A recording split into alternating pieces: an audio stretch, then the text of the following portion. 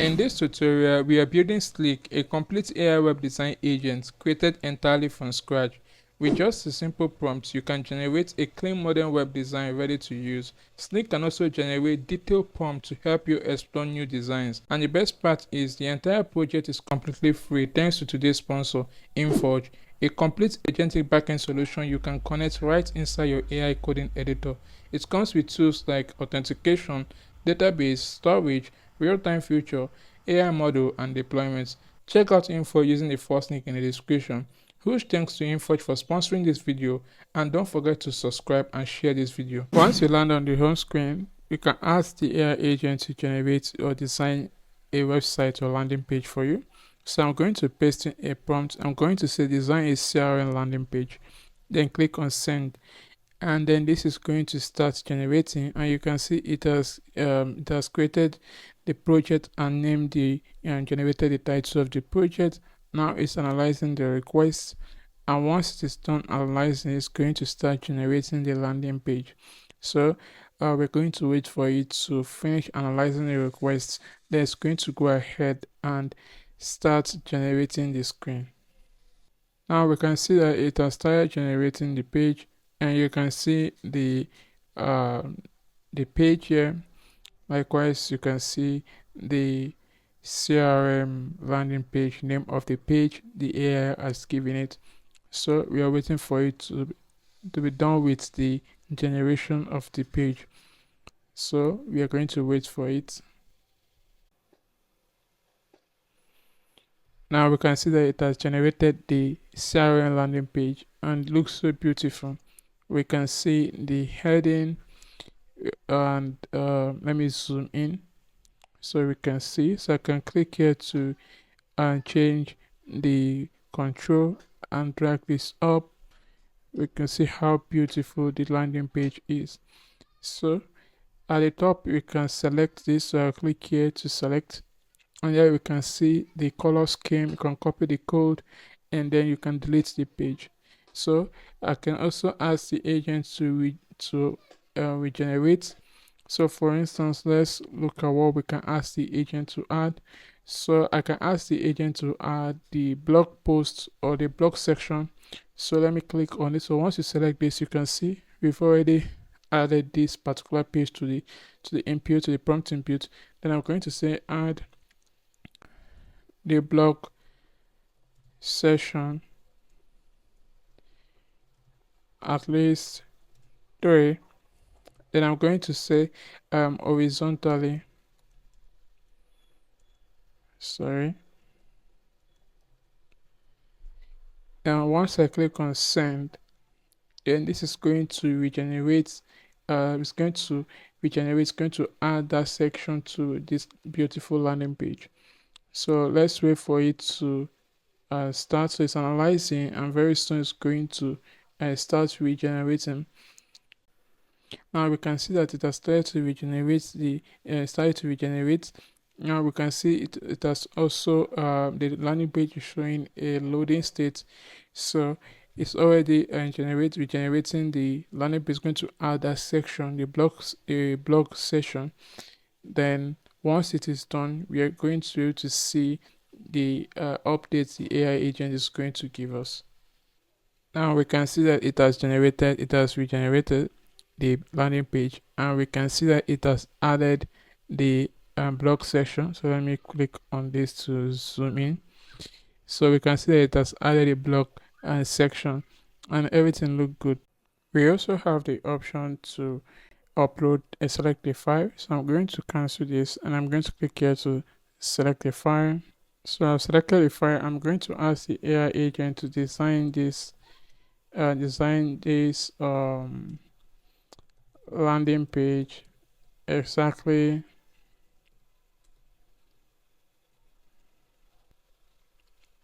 the same as the image.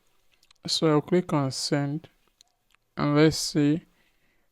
So this is going to start to analyze our request, and then it's going to start generating this landing page that I've uploaded.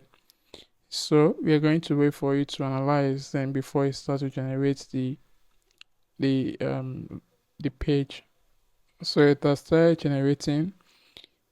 So once it is done, um it's going to give us the output here. So I can hover over it too, and let's wait for it to finish. So it is done. So it has generated the landing page, the image I uploaded. So we can look at how beautiful it is. We can see the card that is added here, the chart, and also the title of the hero section. So this is looking good. And also we can also select any of these pages to tell the AI agent to design more pages. So if I want to design the login screen and dashboard for this landing page, I can click on this. Now I can see the page has been selected, so I can see design the login and sorry the login and dashboard pages for this landing page.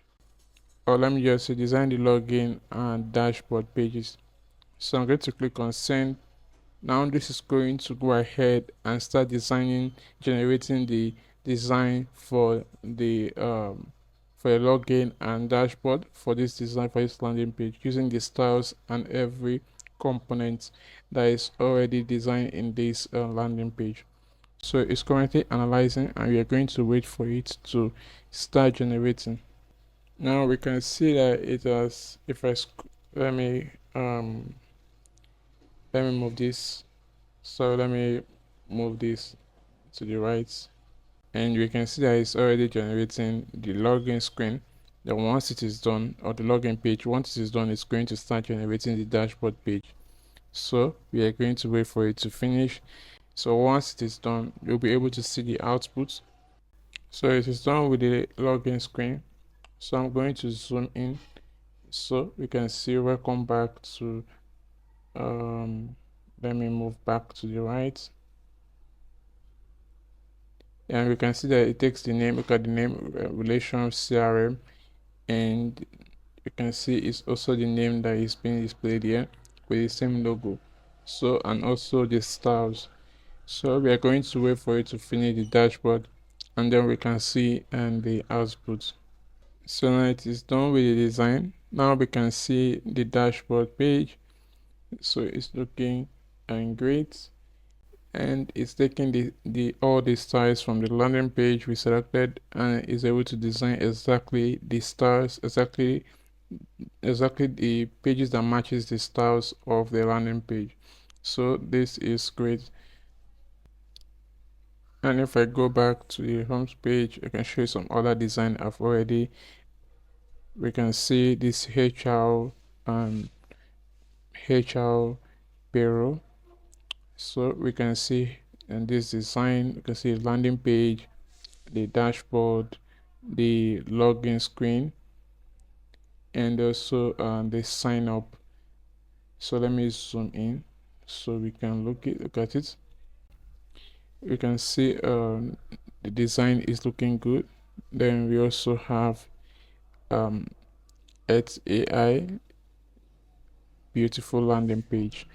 And lastly, you can chat with the AI agent. So I can click here, I can say hello, and click on send. This will reply to me with I am Sleek, and AI web design agent. I can help you. I can say what can you do?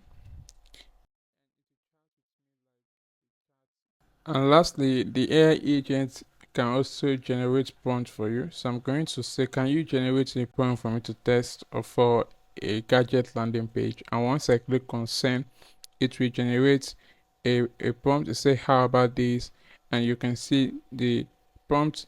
With this you can copy this and paste it, and the AI agent will start generating that design for you. So let's install Next.js. Head over to nextjs.org and let's install Next.js. So I'm going to copy this command. I'm going to go to my code editor. So I'm using anti-gravity. So open my terminal and let me close this. So I'm going to paste in a command, And let me remove this.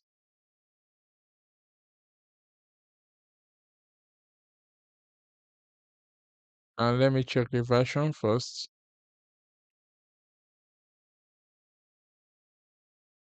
So I'm using 16.1.6. So I'll cancel this and I'm going to install it at latest. And I'm going to click on enter. So this is going to initialize. Then we're going to install Next.js into this and directory. So let me wait for it. So I'll say yes.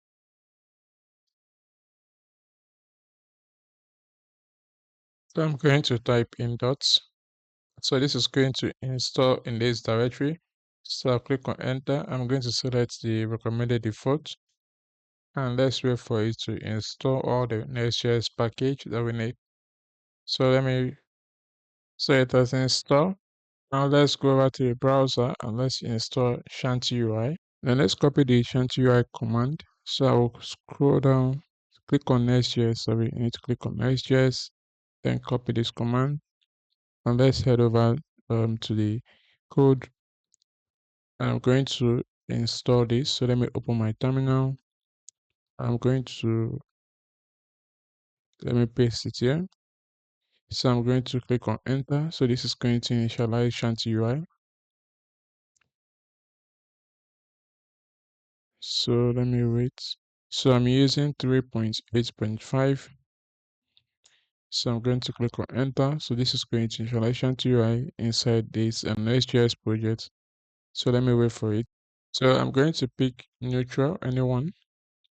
And then let's wait for it to add. So it's going to install all the dependency. Then we're going to add in the components, Shanty-UI components we're going to use in this project. So it has that's add. Now let's add in the Shanty-UI components. I'll say add and then let's wait for it. So let's wait. So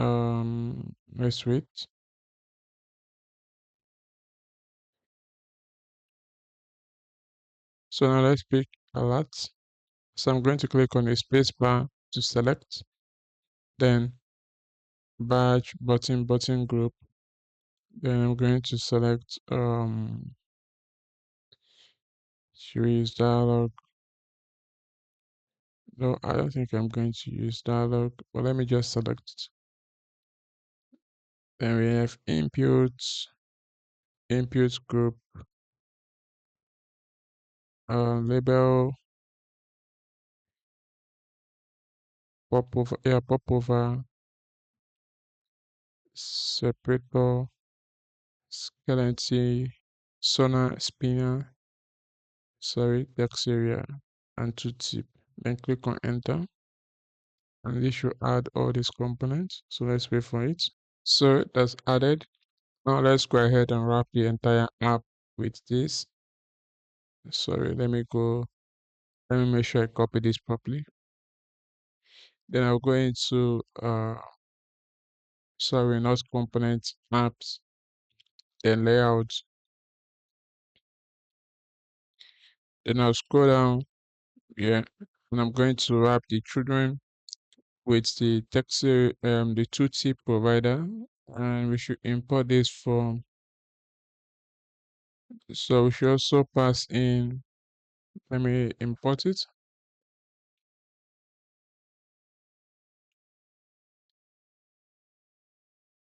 So I've imported it from the UI tooltip. Then we also need to import the roster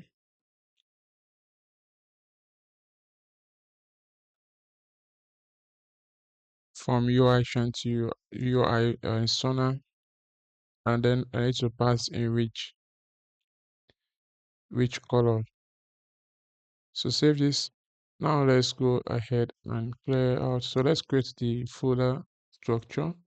So inside the app, I'm going to create a group route. I'll call this route. Sorry.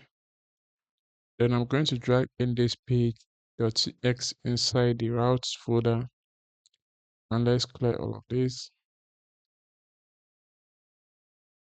Let's just import the Shadcn UI button. I'll just say click me,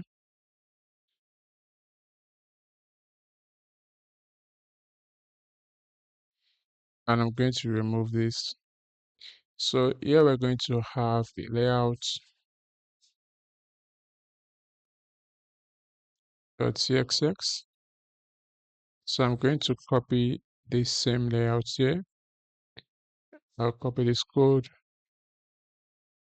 inside layout.txt. I'll paste it, change this to, you can call this home layout or app layout.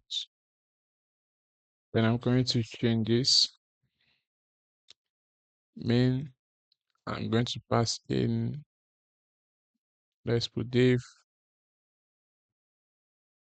and also the children.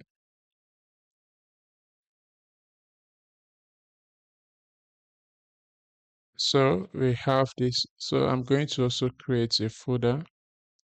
I'll call this project, and then inside the project we're going to create a dynamic ID. For this, I'm going to call this slug ID.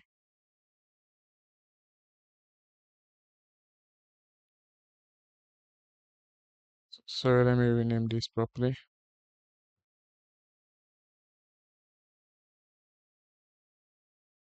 And this will have page.txt.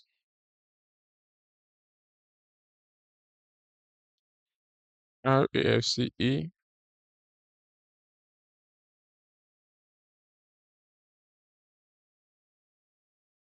So that's it. So inside a page, let's test this out first. Then we can go ahead and work on the header component. So let's just run the server npm run dev.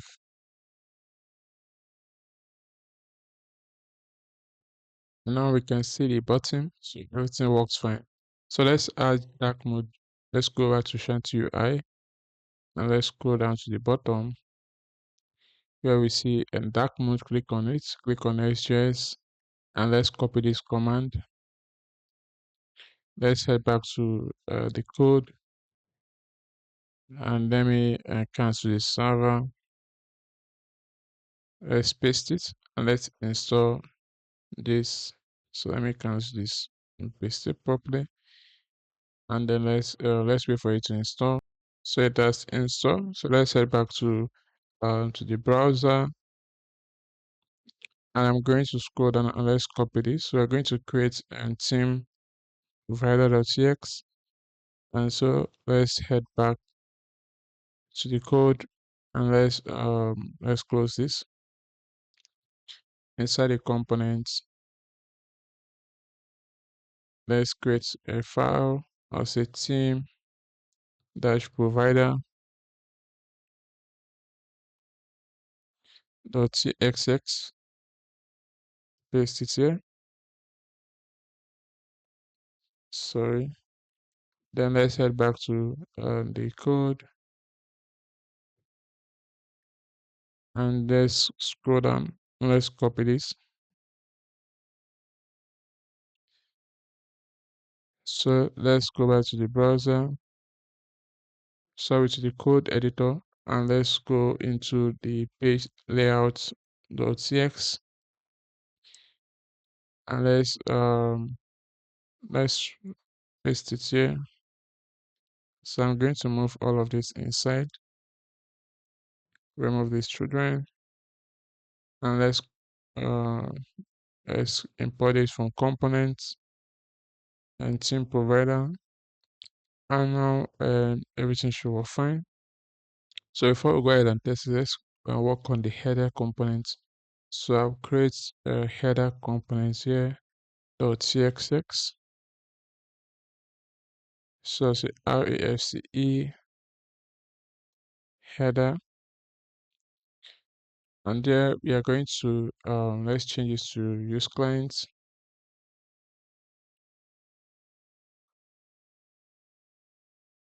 and then we're going to import path name equals to use path name. So let's import use path name from next navigation. And then we're going to also import a theme. Sorry, um, from use theme.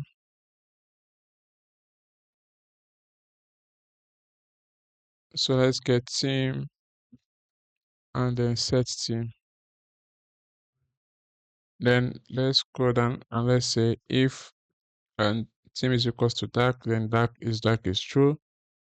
Then I also want to say constant is project page is equals to. So I want to change the class, the styling for the header once we navigate to the single project page.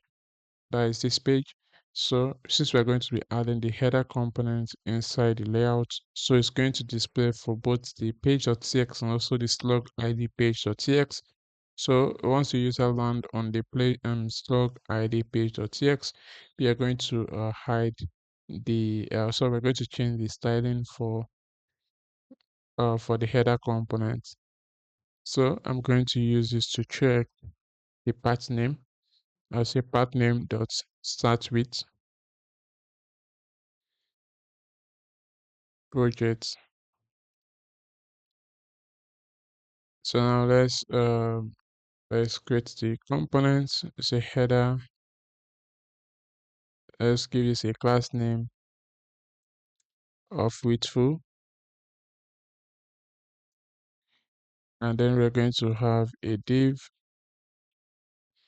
So say class name,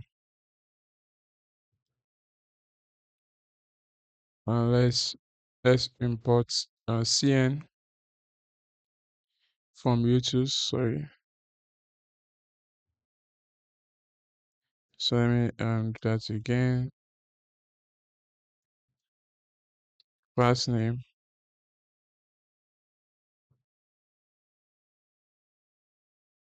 So let me import cn from YouTube. And then I'm going to give this widthful flex padding y 3.5 px8 um item center and justify between.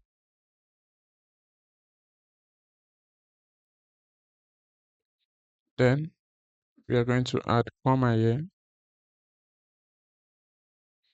if is project page. Then we're going to say absolute top 0, and then we're going to say z 50 padding x, we're going to change it to 2, then padding y is going to be 1,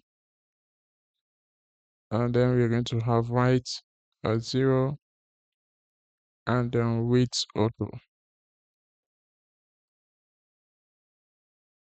So that's it. So yeah, we are going to inside the div, we're going to import logo. So let's create logo. So but we are only going to show the logo in the home page. But once we land on the project page, so if it's project page, we are not going to sorry, if it's not project page, we are going to show the logo component. So let's work on the logo components here. So inside here, I'm going to create the logo .txx.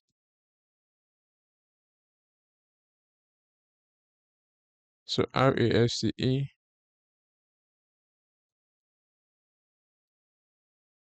So I'm going to paste in a logo. So we can copy it from the GitHub. Then we should come back into the header components and let's import it.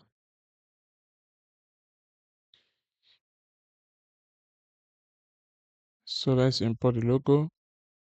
Now the next thing we are going to do, we are going to add the dark mode and light mode button. So let's write a div Let's give this a class name, flex item center, justify end,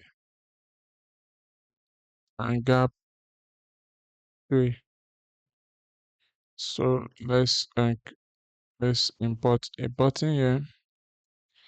So we're going to give this a variant of outline, and then size is going to be icon, and then let's give this a class name, relative, and also rounded full, height 8, width 8. Or we can head over to the documentation and copy this. So instead of doing it like this, let's head over to the documentation and let's copy the example from the documentation. Now we can see the example here, so we can view this code, and it's pretty easy. Like, so I'll just copy everything here. So copy this and let's head over to the code, and let's create the component for the dark mode. So I'll just instead call this toggle,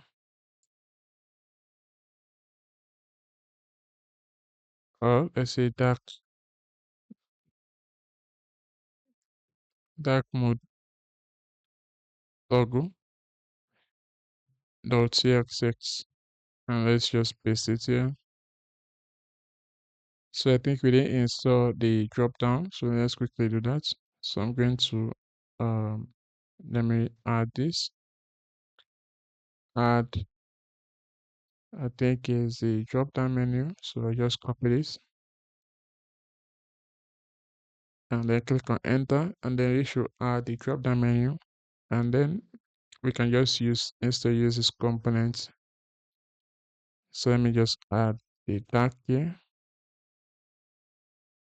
So copy this inside the header component. So I'll just let me replace this here, and I'm going to import the dark mode toggle. So there's no need for this and this. So let me just remove all of this. Let's check if this okay, that's added. So now we can let's quickly add the header and components inside the layout.txt, which is inside the route group. So I'm just going to say header here, and then I'm going to let me pass a class name. I'll just say overflow hidden and save that. Now we can run the server and test this out. npm one dev. So let's check it out.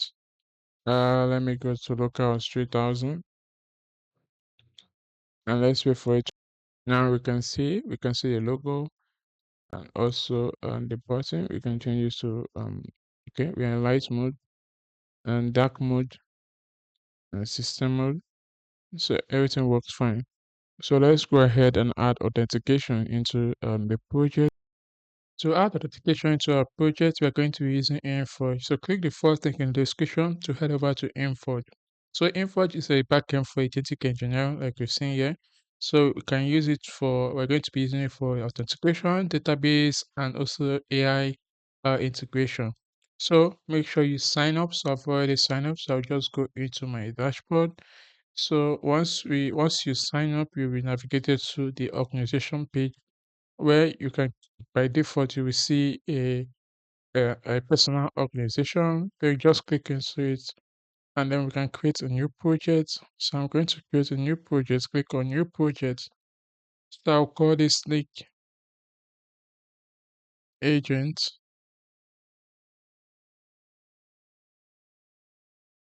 and then click on create project.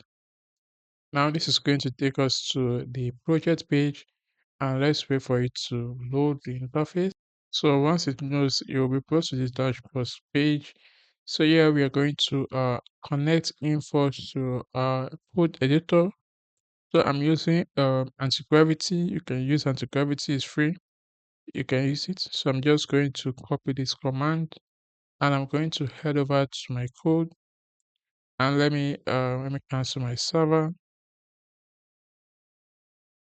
and I'm going to paste it. Then click on enter. Then this is going to add Inforge NCP to our code editor. So let me say yes, and then let's wait for it. So now it has added Inforge. Now let's go back to the code, sorry, to the browser, and then I'm going to click on next. Then copy this command, this prompt, and let's head back to the code. So I'm going to paste this inside. So I'm going to paste it here. So before you paste it, let's make sure our NCP server is showing. So click on NCP server. Let me close this. Then click on manage NCP. So now you can see I'm just going to click here.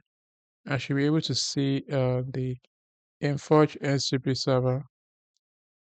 So I'll refresh this. Let me refresh it. So now we can see the tools are showing up. So now I'm going to go back to, let me close this. Now let me paste in the prompt and click on enter.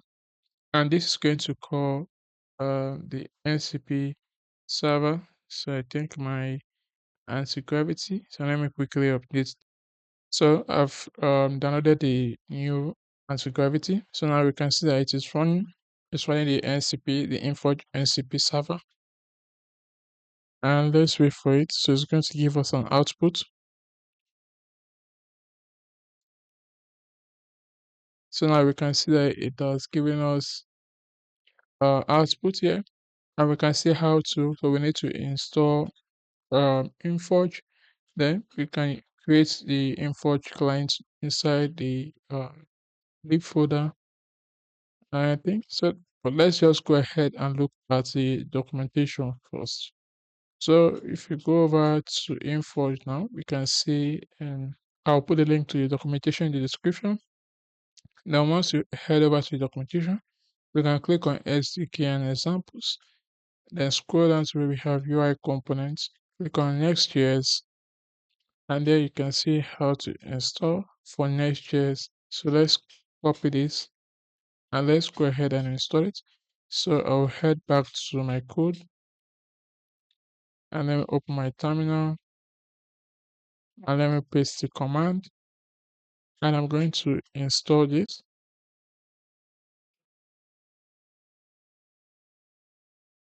So let me wait for this to install. So it has installed. So what I'm going to do, I'm going to create an env. So let's create env.env, and I'm going to paste it this. So let's go ahead and create the Inforge base URL and also the key.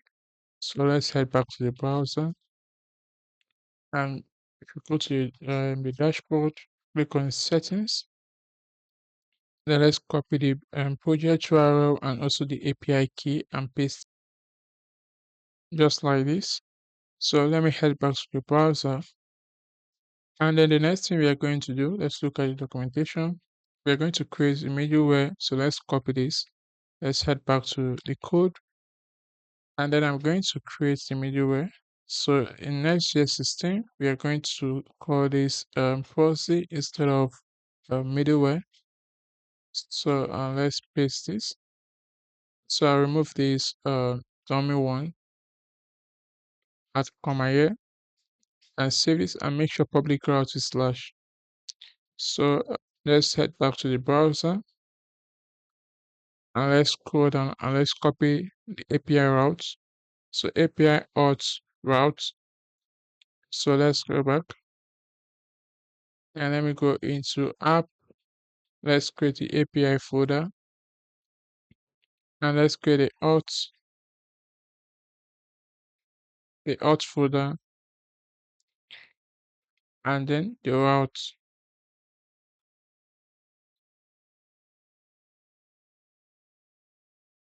.cx, and let's paste this here.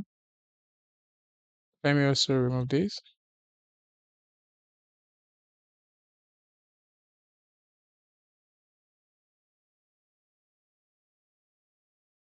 So let's head back to the documentation, and then we can scroll down and let's create the Insforge provider. So head back and let me go. So let me collapse this. Let's go into components and let's create a file. I'll say Insforge provider .cxx, and let's paste it. So we need to create the Insforge, we need to create the client. So let's head back to the documentation again, and then let's scroll down. So I think we can scroll up, or just click on TypeScript SDK and you can copy this. Just copy this. And let me go back to Next.js. So I think that is also, we are going to wrap the provider in our layout, and also we can use the sign in, sign out, sign in button, sign out button, and also the user button. So let's just quickly go back to the code. So I'm going to leave, I'm going to create a forge client.tx. I'll paste this here. So we're going to point to, let's say, process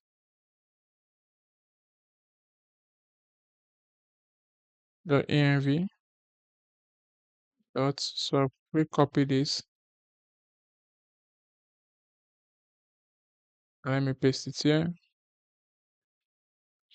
So I'll do the same thing. So I've passed it. So what I'm going to also do, I'm going to also, I think this is fine. I wanted to add the base like this.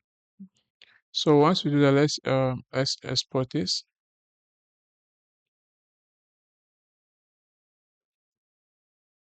So we're going to also create info server.tx,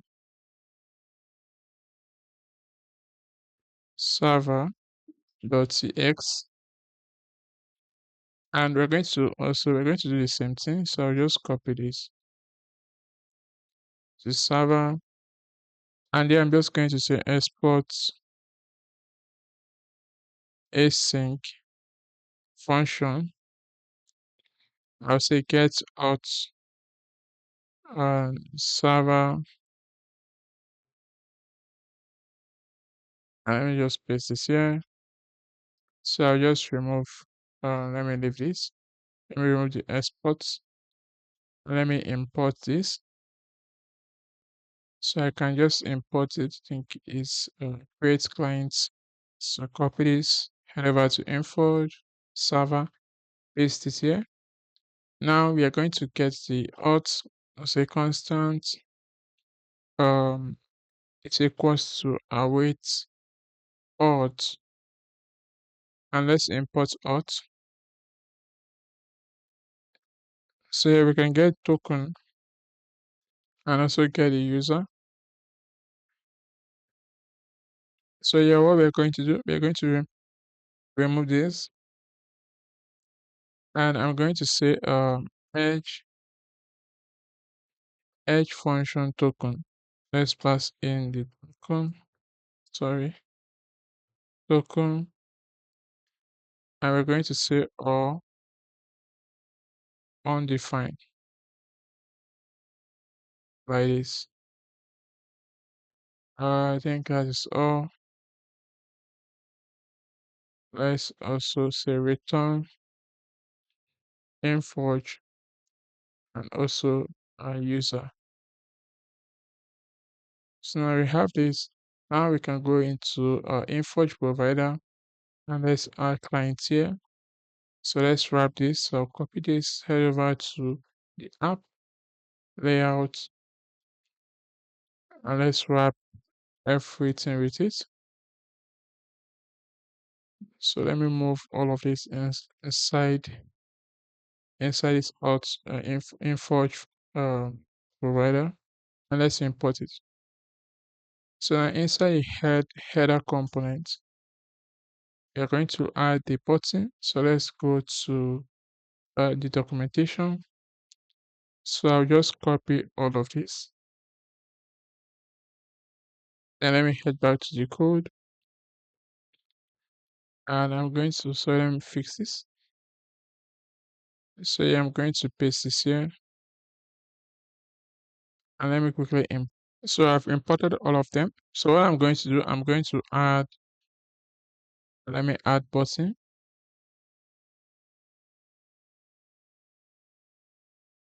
So I can pass in, let me pass in button from Shadcn UI, sorry. And then I'm going to set this to login, and I'm going to change the variant to outline. So I'm going to do the same thing for the sign up button.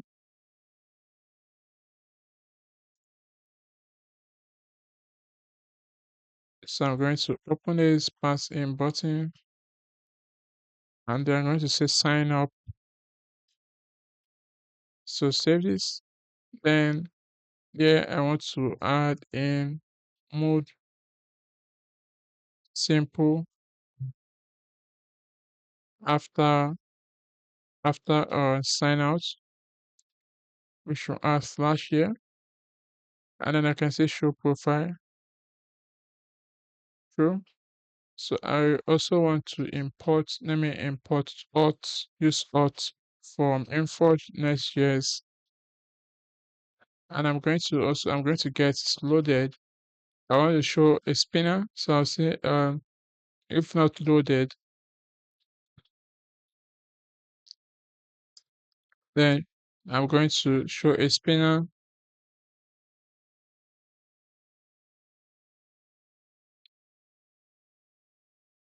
Else, so let's open a fragment and let's move both of this inside.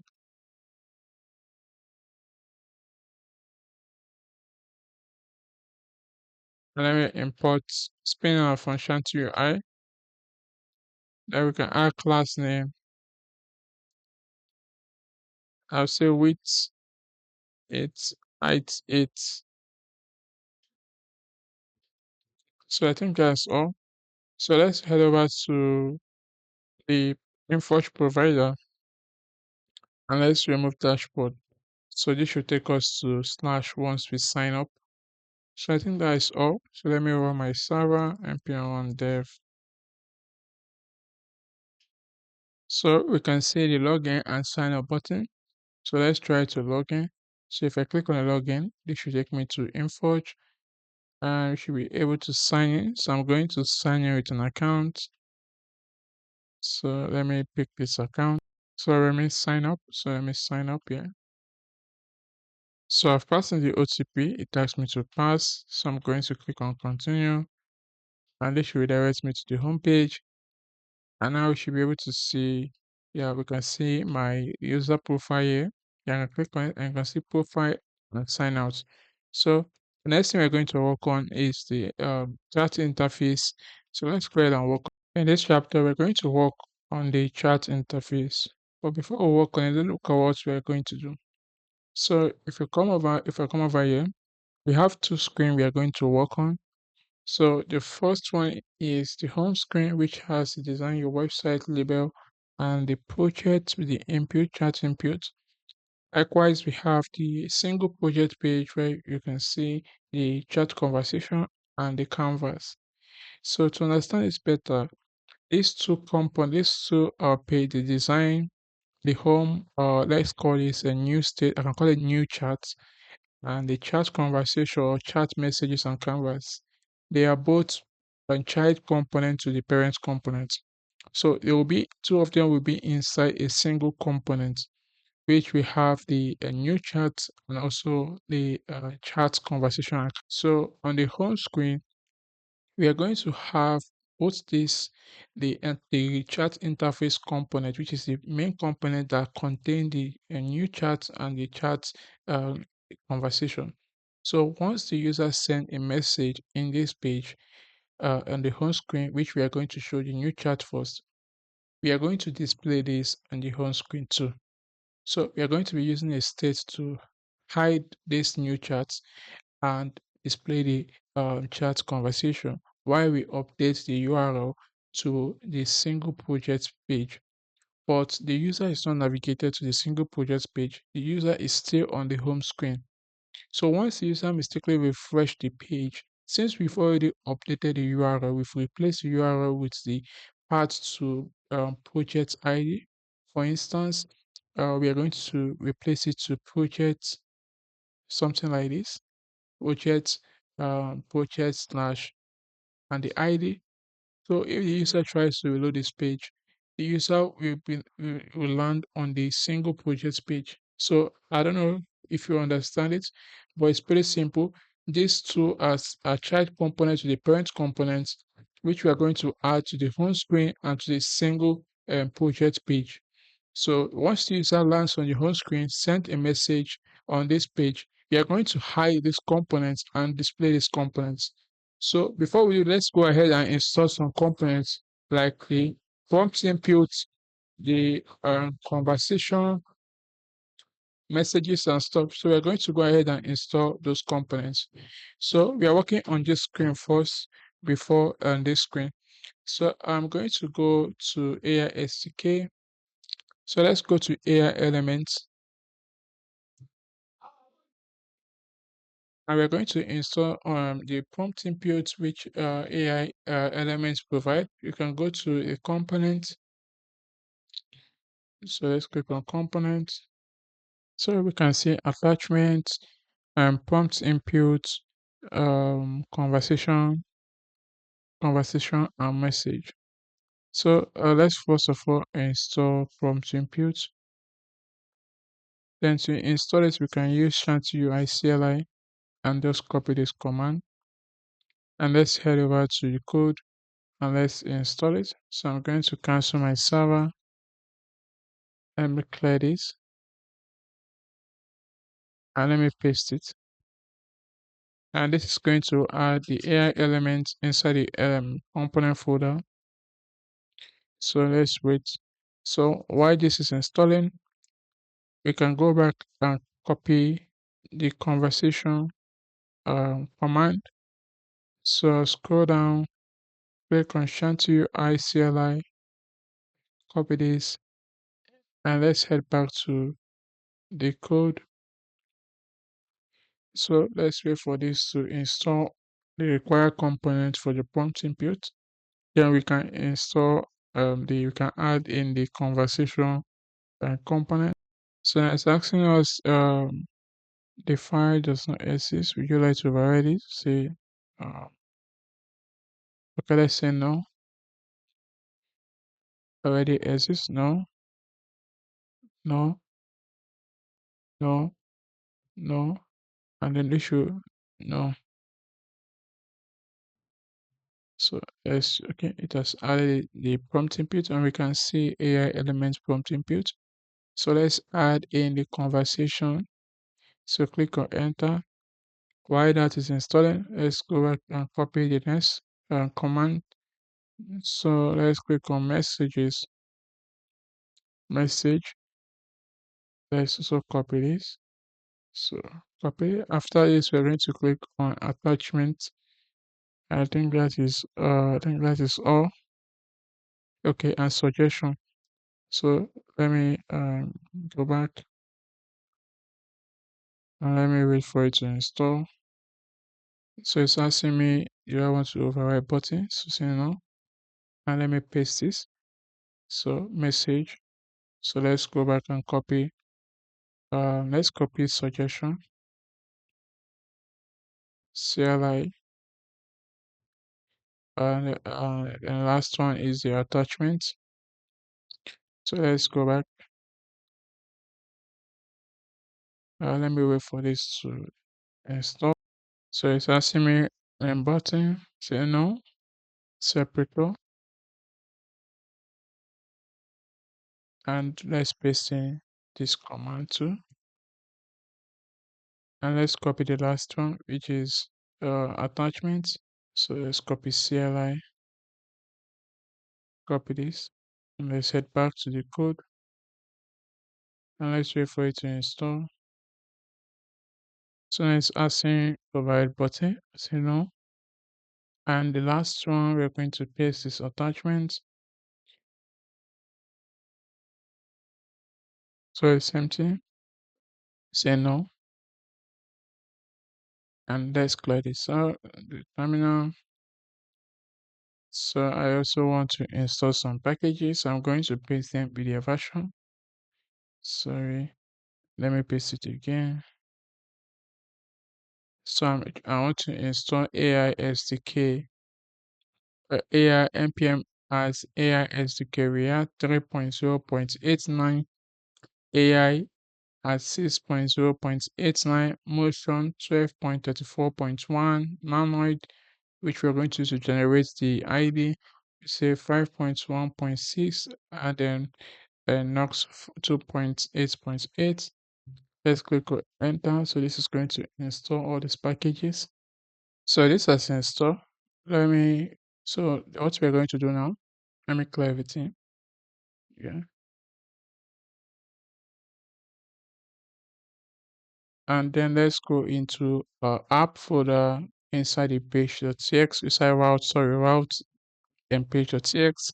And we are going to just create, let's define a div here and the chat component. So I'm going to call this chat interface, which is the parent component.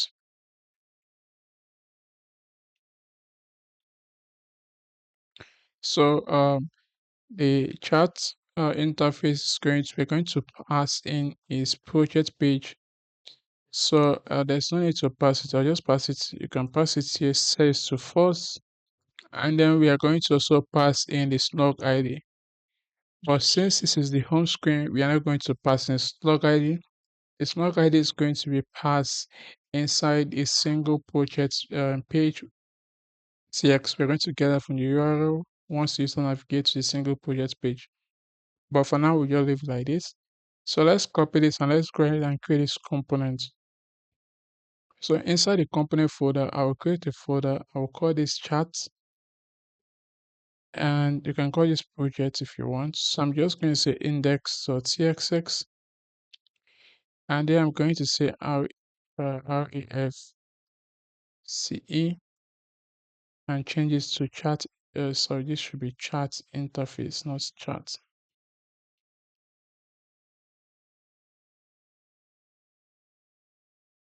So let me go ahead and copy and let's update this. So let me import this component. Let's head back to the chat index.tx. So let's define the prop type here. So I'll say type props type is going to be equals to project page, which is optional, and slug, which is optional. Let me change this to use clients. So we are going to get that here. So pass in the props type,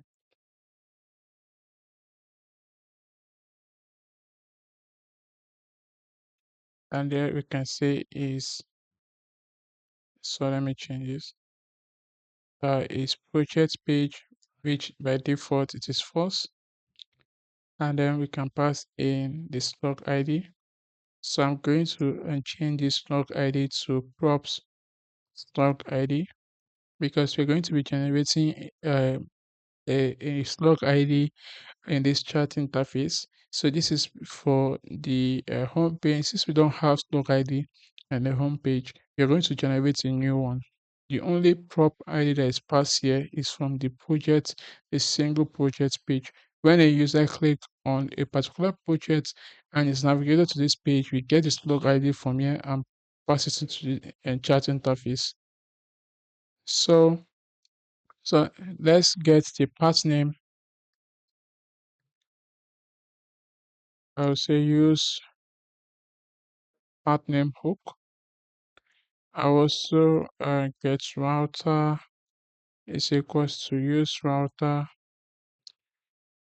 and let me also import this for next navigation. So now we are going to generate the slug ID. So I'll say constant, and I'm going to call this slug ID. And we'll say set slug ID. This is going to be equals to use state, and I'm going to call this like this. So I'm going to pass in the prop slug ID, or we are going to generate a new a new slug ID if this is not available. So why I added this inside the state, so that once the page mount, or once the page will render, this is not going to regenerate a new one. So let's go ahead and create the generate ID. So let's go into lib. Let's go here and let's do it inside utils. So I'll say export function generate slug ID. So let's import manoid and pass in 12 here. So copy this and let's head back to the chart index.txt, and then we can pass it here and let's import it. So we've imported it. Now we can have some states here. So we can say constant. This is going to be input of the user message. This is sent input. This is going to be equals to use states. I'll say it's to string, and then I'm going to also have a started, which is a state, and set as started.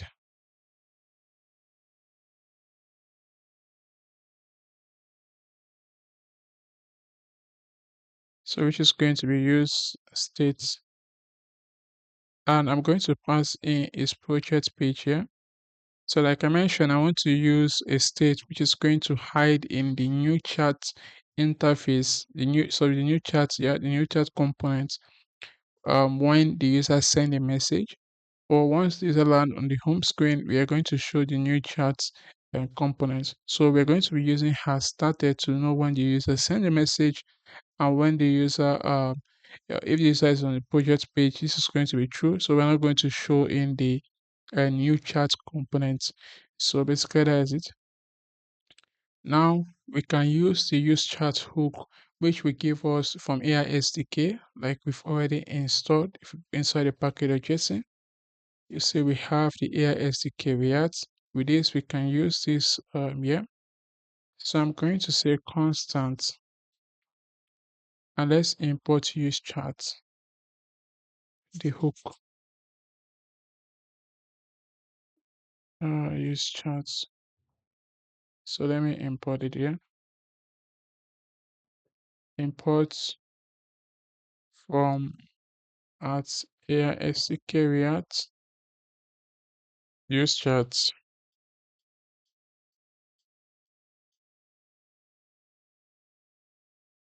So we've imported a use chat hook.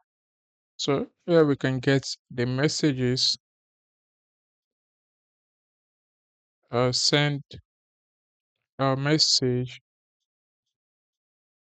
Also we can get set messages. status, sorry, and also error and stop. So let me add comma here. So we're going to open this and let's pass in our transport.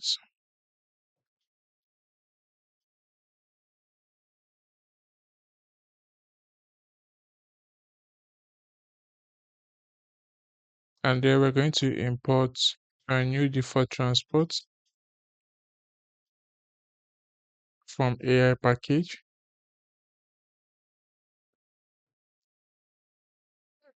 Let me pass in messages here. I'll leave this as empty array like this.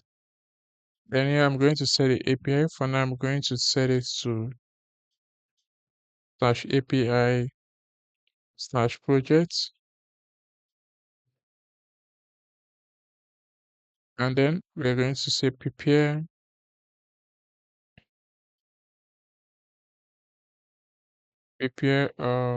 then send message, message requests. And there we can get the messages. Likewise also body, and we're going to pass it. We say return our body.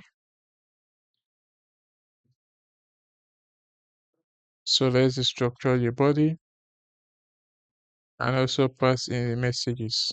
Yeah. So I think we are done with this part. So let's add comma here and say on error.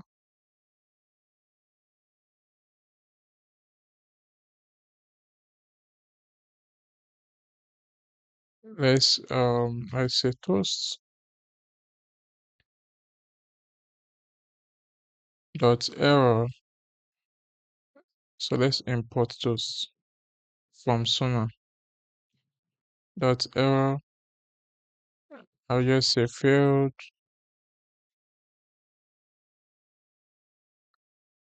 to generate response. So let me just console the log error.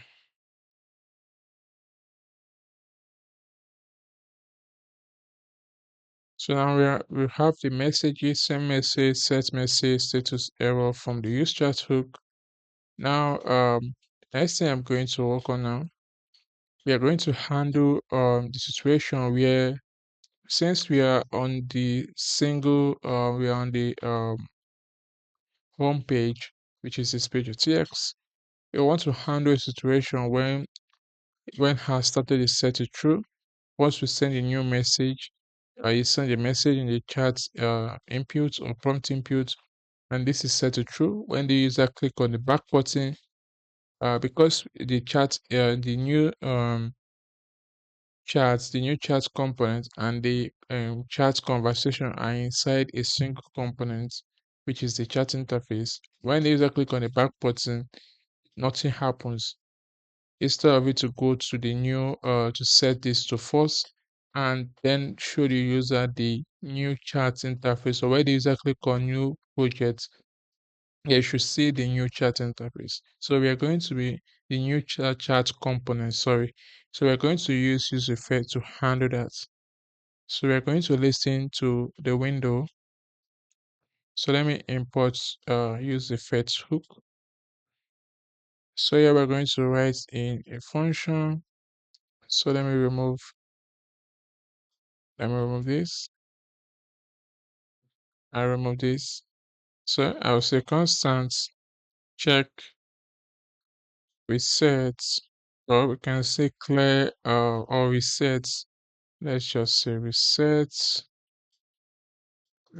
chats, or we can say reset interface.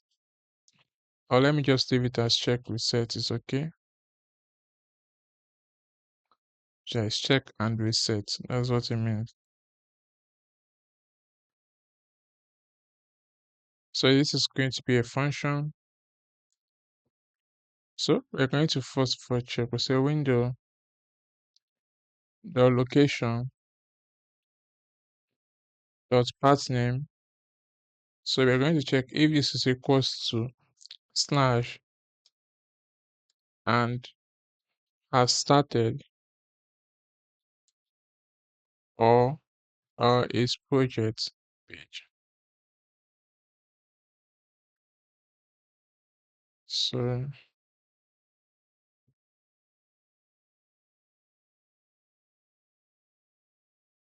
then we're going to set the slug. So we try to change the updates the slug. So when the user send a new message, the slug that was generated won't be passed to the API. So we're going to create a new slug ID. So we're going to generate a new slug ID. Then we're going to set our messages, that is the states messages, to empty array. We are going to also set has started to false.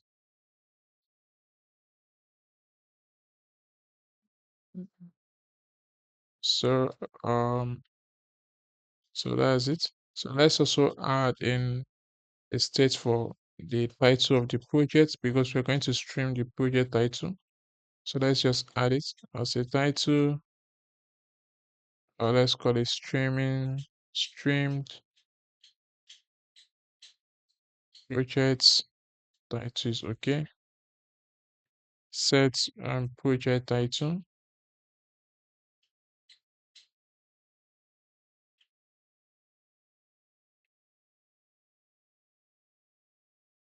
So this is going to be used states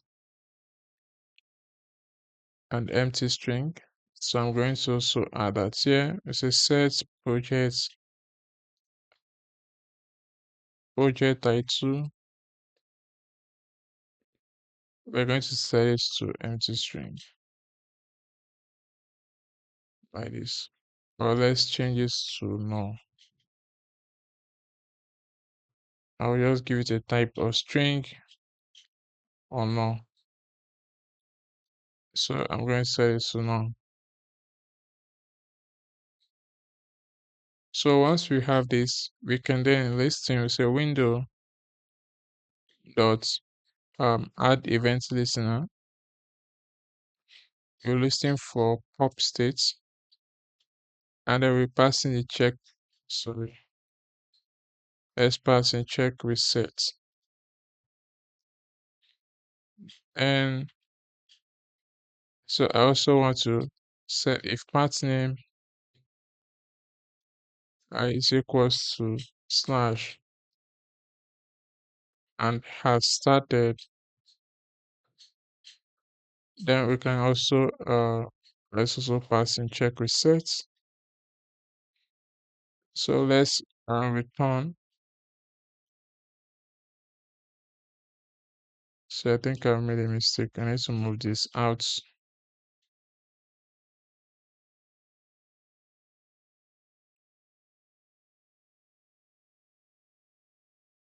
So say return, and let me clear this.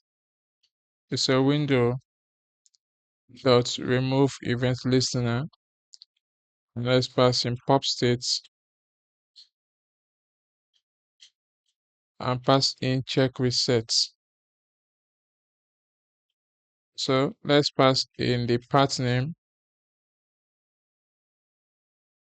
The has started is project page, and also set messages.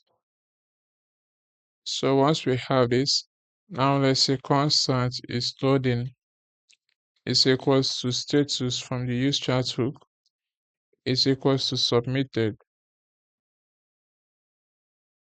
or status is equals to streaming. So this is going to be true. So now let's work on the on submit. So the reason why I'm doing all this is because I'm going to pass them inside the new chat component. So let's add async and let's pass message as prop, and this is going to be of type prompt. So it's going to be prompt input. Remember, we've installed the package, sorry, the components message like this. Then we're going to pass in options. I'll set it to any and default value to empty object. Then we're going to say if message dot text dot trim. Then let's return. Let me pass in toast here. Toast dot error. I'll say please enter a message. So here we're going to then say if not is project page and has not started, then we are going to replace the URL. So to replace the URL, we're going to say window dot history that we can use replace state or we can use push state. Anyone? So I'll use push state.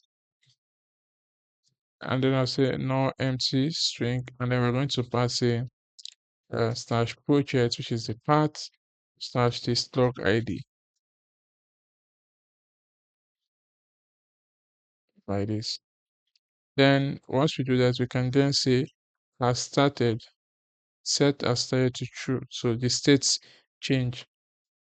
So once we have this, we can say send message, and this is going to be an object. We're going to pass in the text, which is message the text, which is coming from the message prop. And also we can also pass in files, which is message plus files. Then we can also pass in options, and this option will be passed to the body. I'll say dot options, and then let's pass in its log ID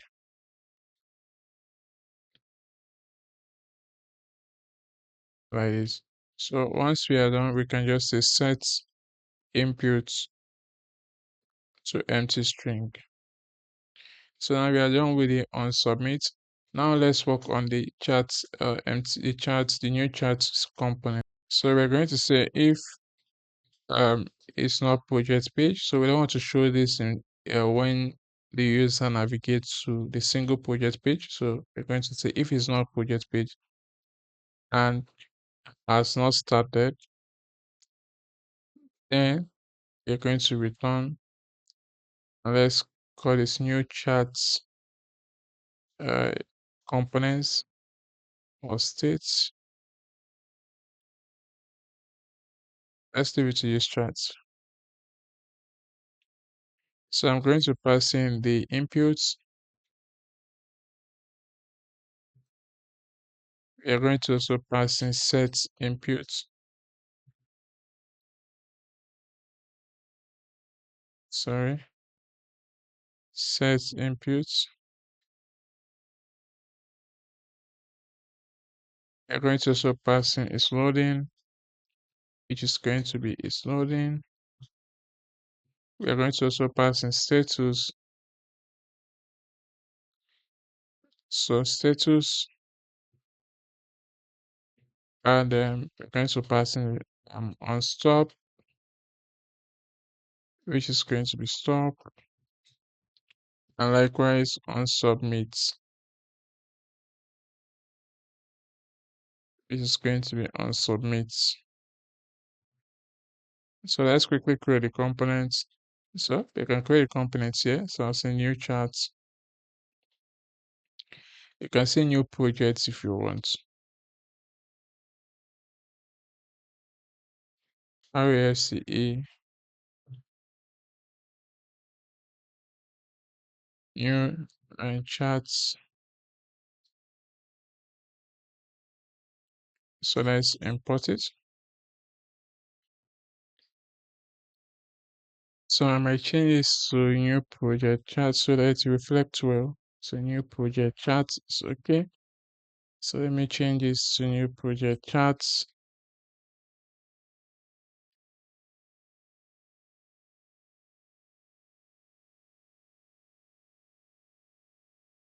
Let's change this to new project chats.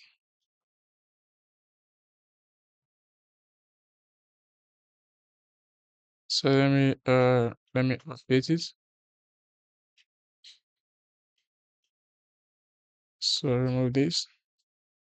And now let's go into the new project chats and let's pass in the prop type. So type props is equals to so we're going to import the type from AI, also imports the prompt input message. So we have the input is loading, set to set input on stop and on submit.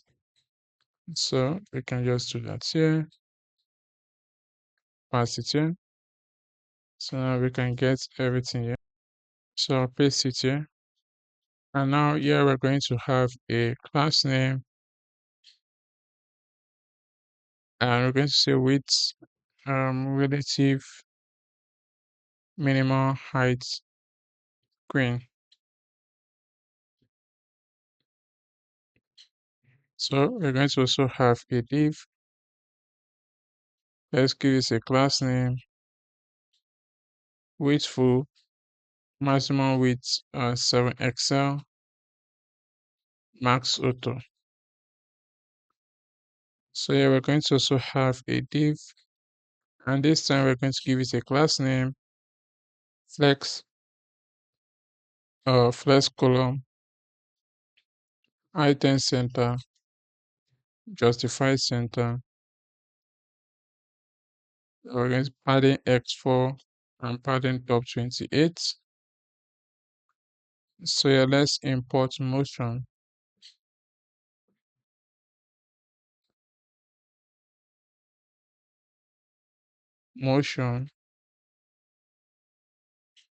from motion reacts. So what we can do here, so let me say motion dot h1 and there I'll say design your websites with AI and let's give it initial opacity 0y20.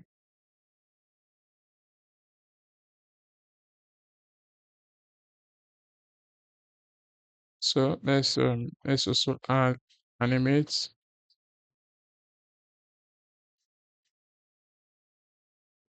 opacity 1 and give this y0. Then transition delay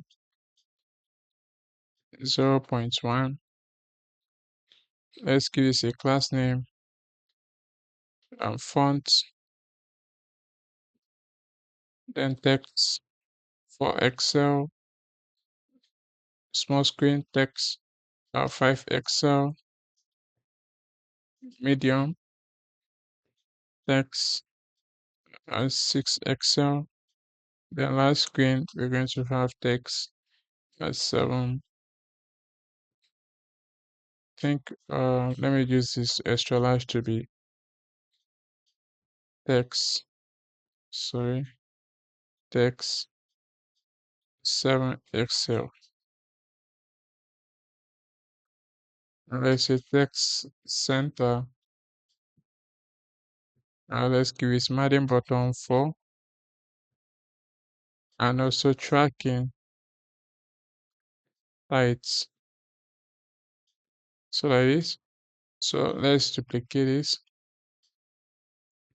So let's change this to paragraph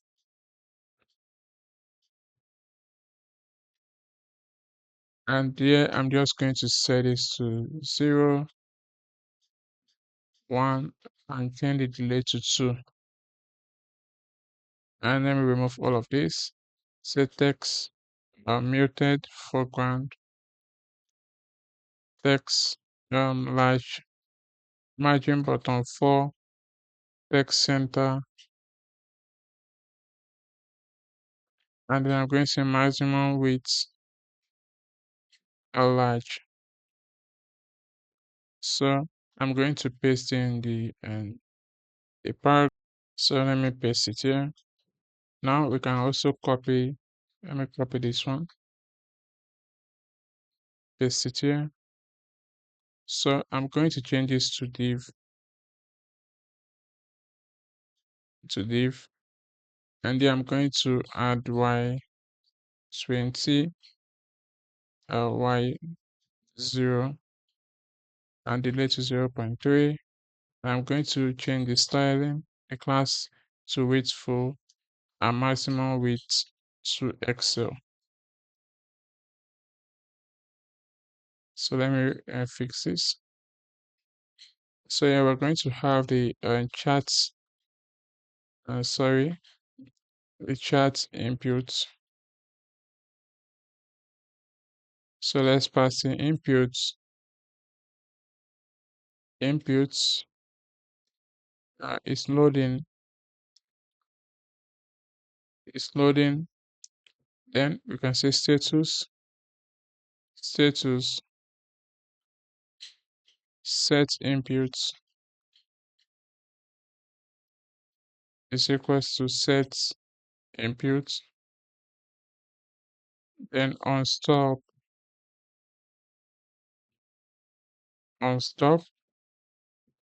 then on submit is equals to on submit. So let's also add in, let's copy this, paste it here, remove the chart input, and then I'm going to say let's change this to 3XL, and then this is delivery. Yeah, so everything is working fine. MT4. Let me also add here margin button 4.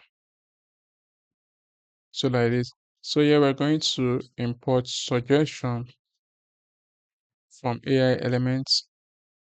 No suggestions, no suggestion. And let's give it a class name.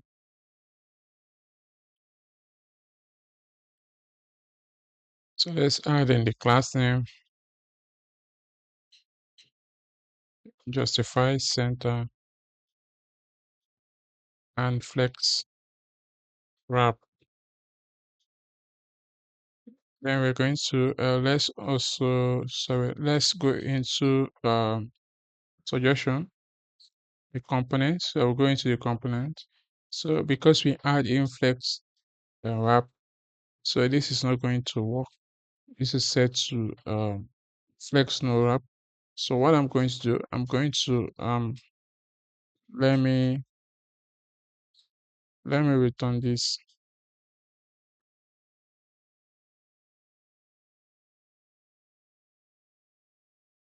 Sorry. So I'm just going to pass in a check here. So I'm going to say is wrap. So if class name include flex wrap, then I'm going to come down here. Sorry, class name. So yeah, I'm going to say if wrap, then sorry, not if wrap. If not wrap, then I'm going to just copy this and put it here. And also I'm going to say width max. So let me remove this.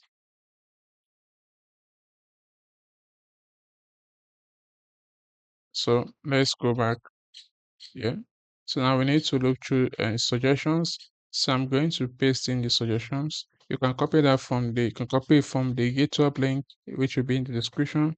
So I'm going to paste in the um, the system, the suggestion. So let me remove, let me leave this. So basically, this is the suggestion I have. So I'll copy this, collapse. So I also have a function here for handle subject click. So I'll scroll back to where we have suggestions and components. So I'll look through the suggestion dot map. So item, and then let's import suggestion, and let's open this. Let's pass item dot label, and then I'll say key item dot label on click. This is going to be equals to handle handle suggestion click, and we're going to pass in item dot value. And it's also passing suggestion, which is going to be item dot value. So that's it. So let's also copy this. Let's also copy this, and let's paste it here. So this is going to, let me just say it's 0. I'll just say it's 5. Yeah, I'm going to say width full with Excel, and let's say our flex. Let's just leave it like this. And MX auto, and this is okay. Let's just add in the flex justify center. So yeah, I'm going to remove this. So basically, this is going to be the project grid or list. So I'll call it grid. For now, I'm just going to comment it out. I'll just say projects. So let's go ahead and then work on the chat inputs. So let's create it. So I'm going to say chat inputs.txx RASCE chats inputs. So let's import chat inputs. So now inside the chat inputs, so I'm going to go back into the new chats. Let me check this. So I didn't pass in options here. I set it to any. Yeah. So let's go back to the chat inputs. So I'm going to paste in the prop type. So of passing. So let me import the status type and also the prompt input message. So let me collapse all of this.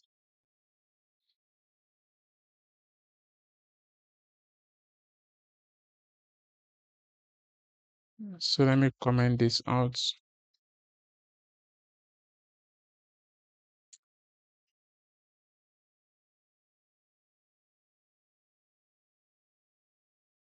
So I'm just going to move this down. So just keep this selected page I have here. We're going to come back to it. So what we're going to do next now, we are going to get um, if the user is signing. So we're going to say use auth from Insforge. Then we're going to say is signed in. Then we are going to have a state to show the auth banner. So we don't want the user to send message if they've not signed in. So we're going to say show set show auth banner. So this is going to be use states. It says to false. like this. So now let's define the state. We're going to give this a class name. Yeah, we're going to say widthful flex flex column gap 2.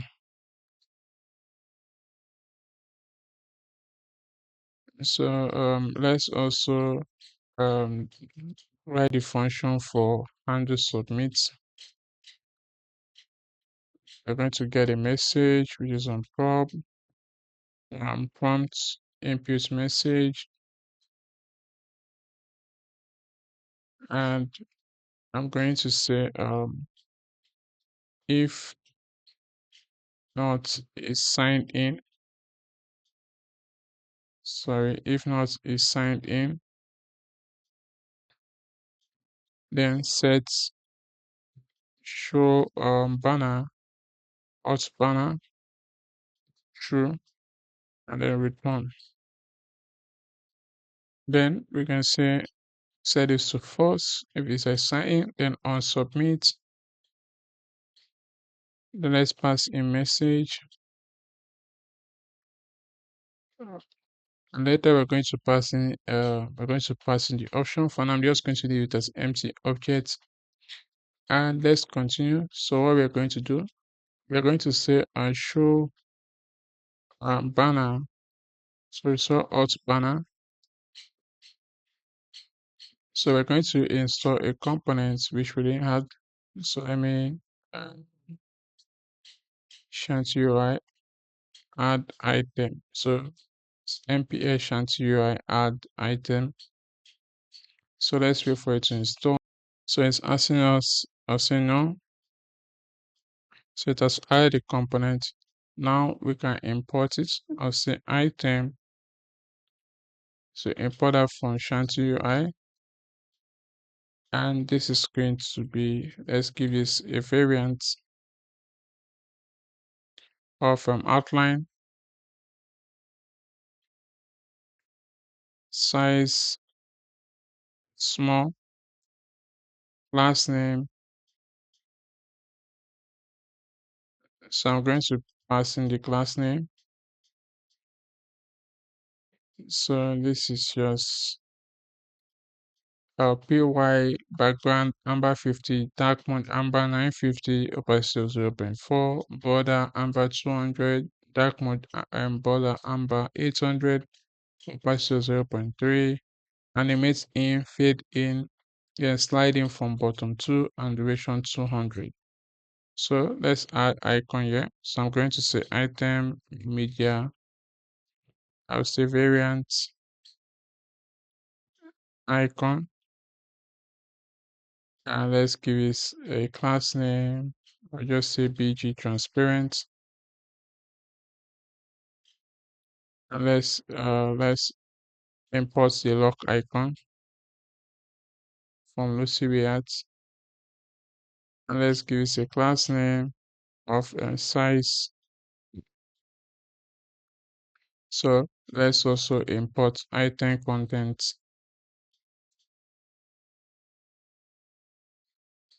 Then let's import item by 2. Let's give it a class name of text small, and then sign in to continue. Then for the item description, I'll just say create a free account to start designing with Sleek. Then lastly, we're going to have the item actions.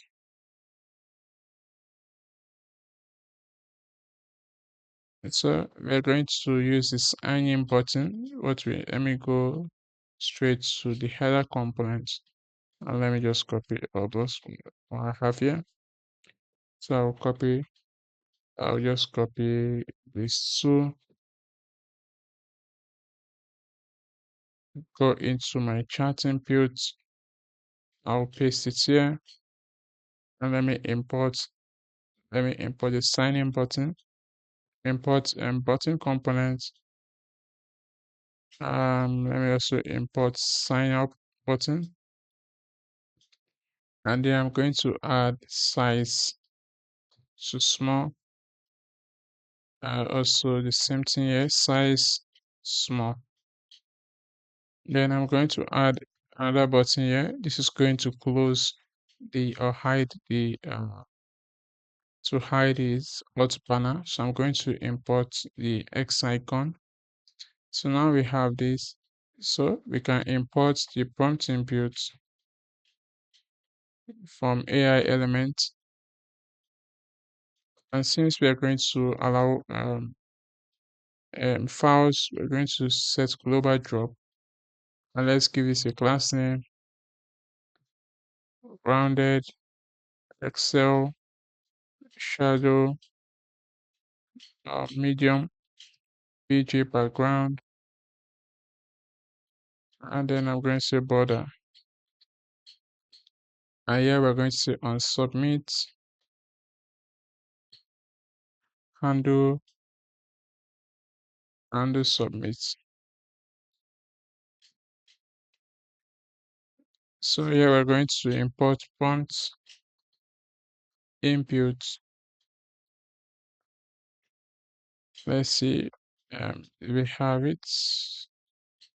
So prompt input body, then prompt, sorry, prompt input text area. So let's give on change event set input event dot on target dot value inputs, then placeholder, say describe your design vision. Let's give it a class name, padding top 5. And then below here, we're going to say prompts, input filter, footer.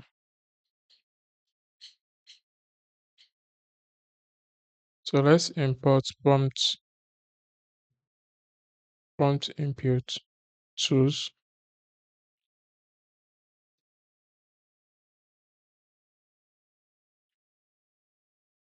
So let's also import prompt input action menu.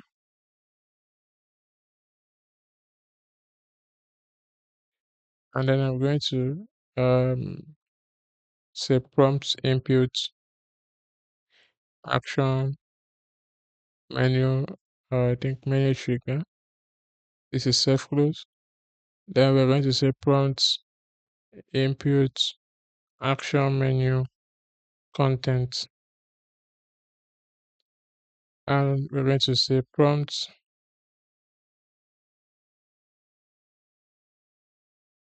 input action menu add. So I think it's action, okay, action add, not action add attachment, like this. So we have the tools here. So here we're going to say if loading, then we're going to show a stop component, or say stop button, and this stop button, sorry, we are going to pass in stop on stop, or we can just pass in stop at this. Then we can say else prompt input submit. Sorry, let's open and close this. Here we need to pass in some props, which pass in the status, status. Then we say disable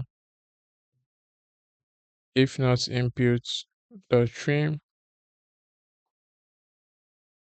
or is loading. Then you can give this a class name, absolute right to bounded full bottom and 1.5. And then let's import the icon, arrow icon. So arrow up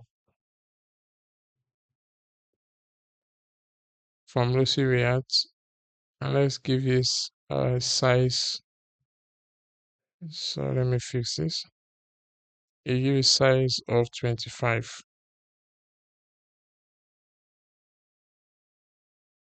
So below here, let's create a stop function. It's a constant stop component. Stop button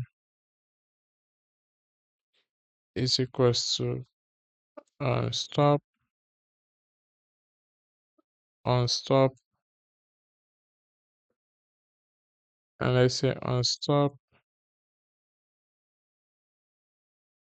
We're going to say type to void.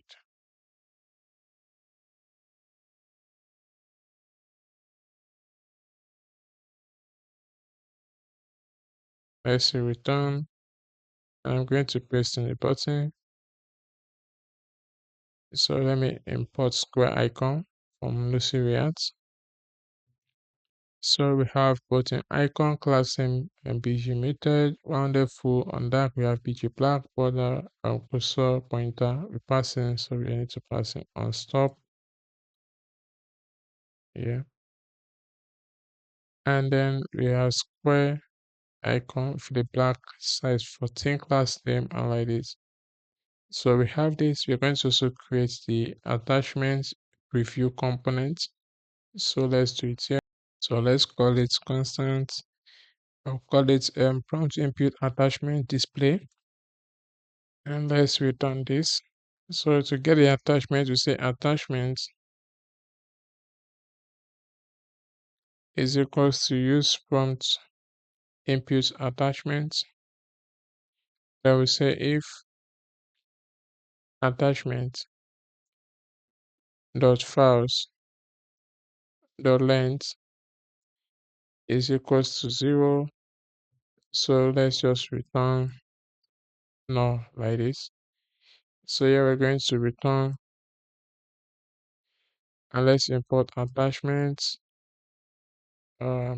s attachment components. Let's give this variant grid, and let's give this a class name. I'll say px4. Let's give this padding width full, sorry, and also let's also give this. So let me move this to px4 padding y padding t 4 justify. So I'm going to set it to justify start,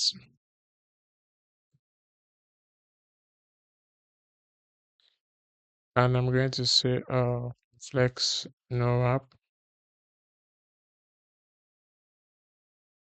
Let's also give this height. Let me give height auto here, and I'll just give this minimum height 20, and let's also add overflow x auto and margin left 0. So let's look through the attachment. So we're going to say attachment dot files dot map attachment, and let's return the attachments components from AI elements. So you're going to pass in data, which is going to be the attachment,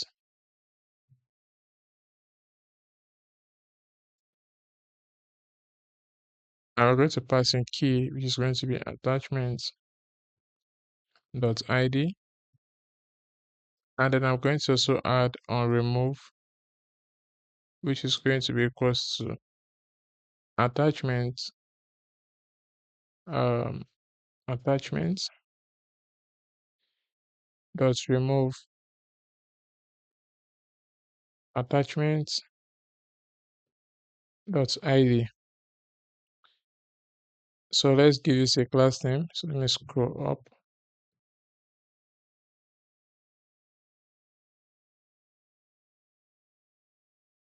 So I'll give this size 15 and shrink 0. And there we're going to say attachments preview. So we can see it here. And also attachments remove. So we have the components. So we can copy this and prompt input attachment display. And I think it should be around there. Let me pass it here. So I think that is all. And so let's go into the new project charts. I think the error has stopped. So we should make sure our server is running. npm run dev. So we can see it now. We can see the new projects and charts into components. So if I try to send a message, let's just test it out. Let's just by clicking any of these or click on this prompt. Now we can see the prompt is inserted. Then we can click this button. Okay, so please enter your message. So something is wrong.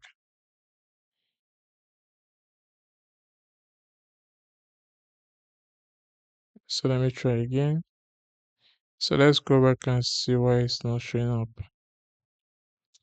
So I'll go, let me close this. And it should be inside the on submit. So if I go to chat input, we are passing the message here. Okay.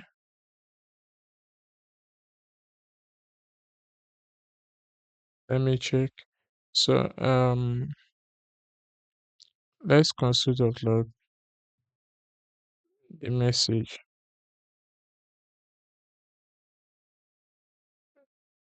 So let me go ahead and try it again. Let me inspect.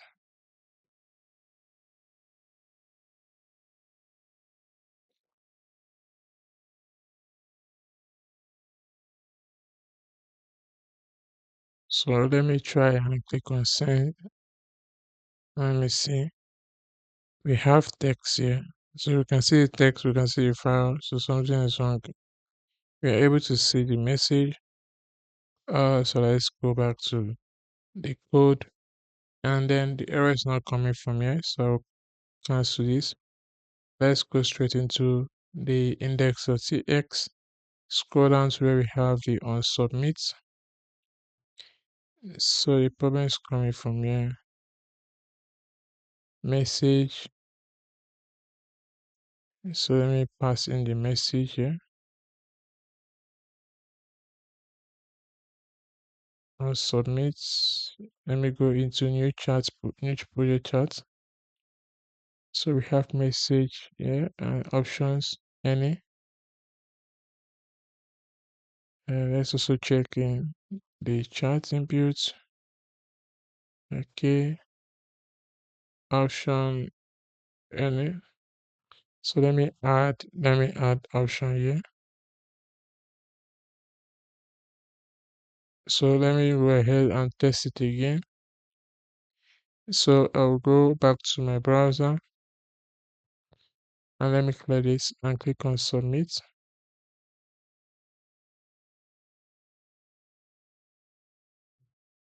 So let me click on send. So we can see the message.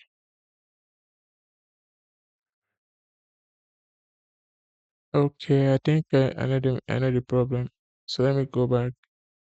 I made a mistake here. This should be not. So that's why this was trying an error. So save this and let's head back to the browser and then let's try and submit. So I'll close this. Let's click on send.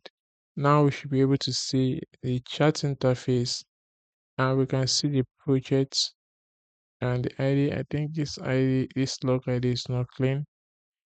So we need to remove underscore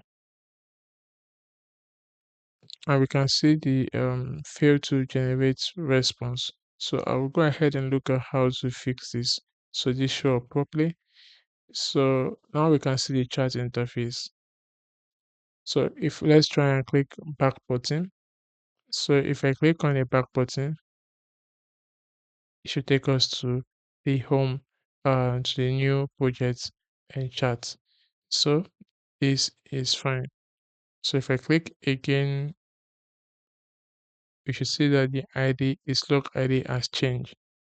So this is great. So let's go ahead and work on the chat conversation, the chat messages, and then later on work on the the canvas. So let's work on the chat conversation or chat messages. So let's go over to the components, chats, then inside the index.txt, and let's work on this div. So I'm going to give this a class name of flex height screen,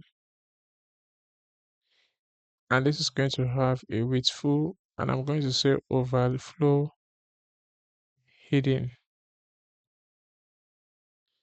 So let me remove this. Let's have a div. Let's give this a class name relative width full, maximum width medium, border right, and then we're going to say border.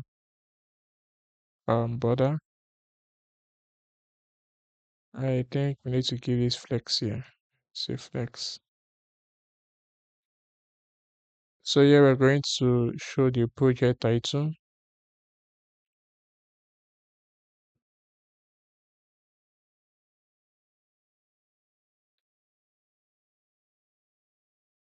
So let's define a div. Let's place a div class name absolute left 0 top. We're going to give top 2 z15 padding bottom 2 bg background, and let's also give this widthful.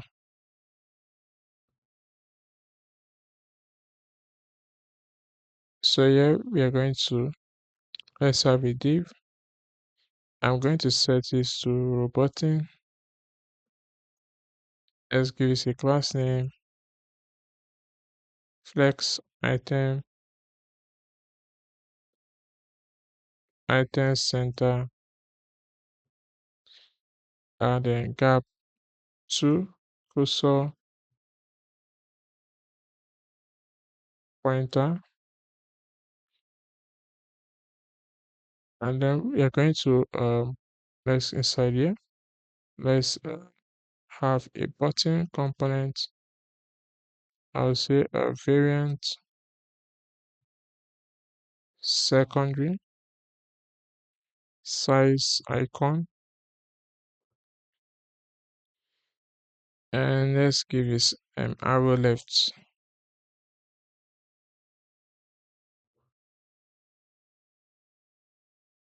icon.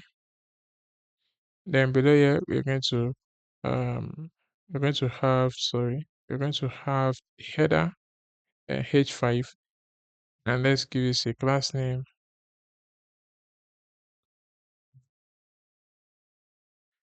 as a font semi bold tracking types, then truncate, and then PR4. PR, well, let's use PL4 like this. Let me change it back to PL. So one space to be by the right.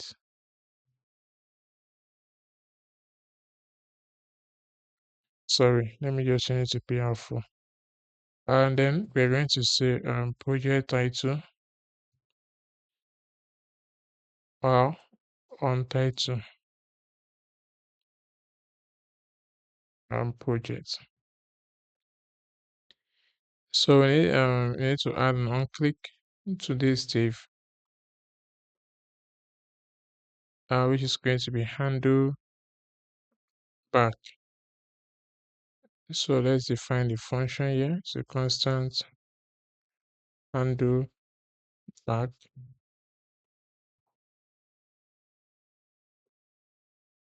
Then we're going to say if not project page. So I'm going to paste it. If not project page, then we're going to we're going to generate similar to what we did here. So we're going to also copy set project title and let's pass it here.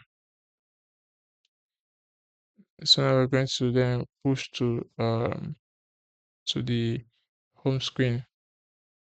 So now we have this. Now we are going to have the chats. Let's say a chat conversation, or let's call it chat messages.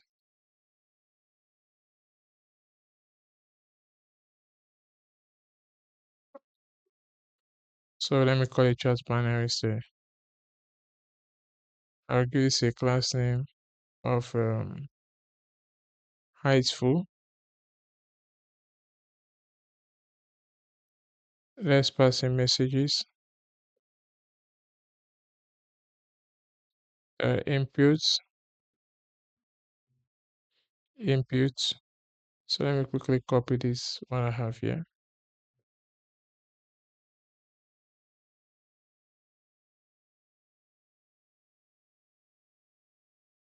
And then we're going to also pass in error. I think that is all. Then below this div, we're going to have a div. I'll give this a class name flex1. So let's just call this canvas like this. So let's create the chat panel.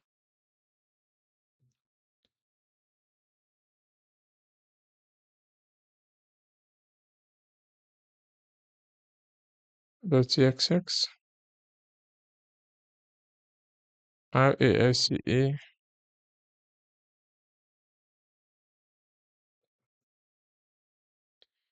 So I'm going to say panel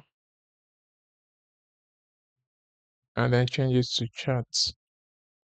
So inside index.tx CSS, let's import the chat panel.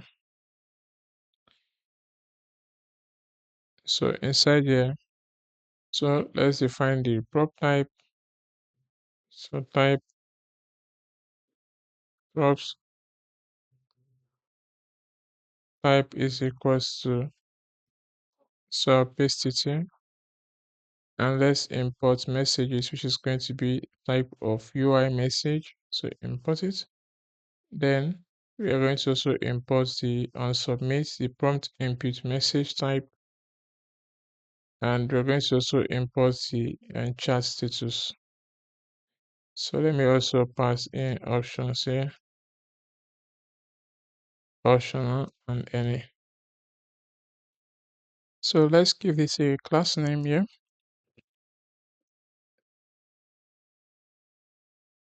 and we're going to say relative flex column. I'll give flex1 overflow, um, overflow hidden.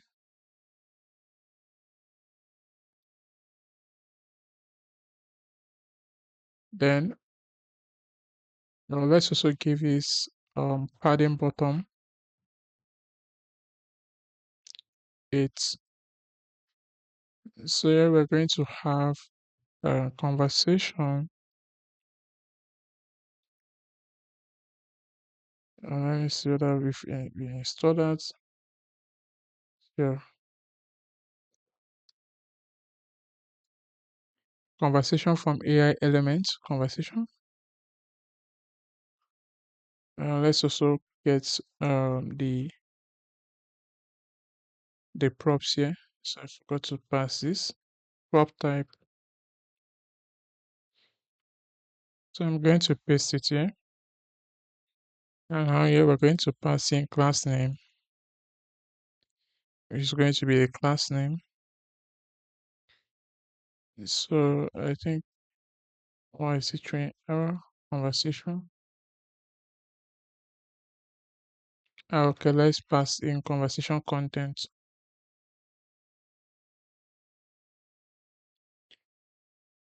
Conversation content like this. Then below here, I'm going to have a div. Let's give this a class name. Padding 4, p3 background, and then border at top. Then we are going to import the chat input.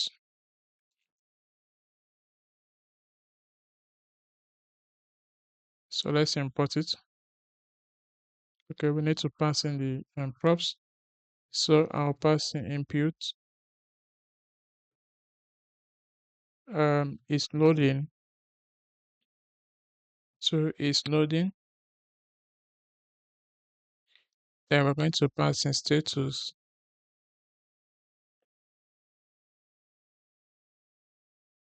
Then we're going to also pass in the set input, which is going to be set input. Likewise, the onStop.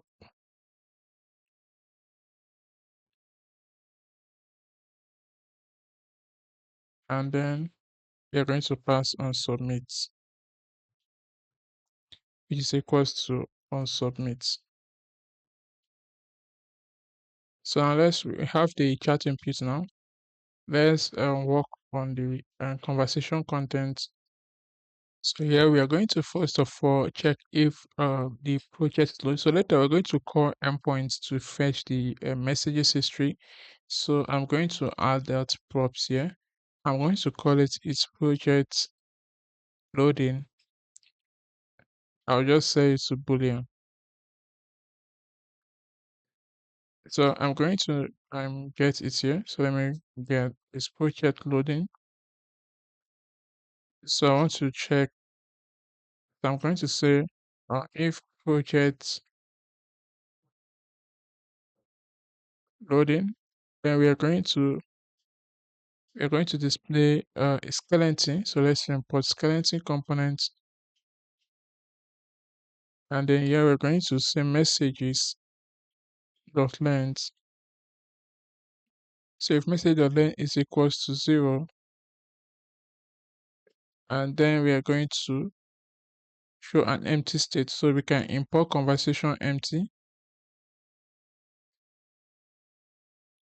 state from AI elements. Now we can look through the messages. We can say messages dot map message message. Let me do message index, and then we're going to return. So let's say return. So let's open a fragment like this. So yeah, we need to get the attachment. So we're going to say attachment, sorry, constant attachment.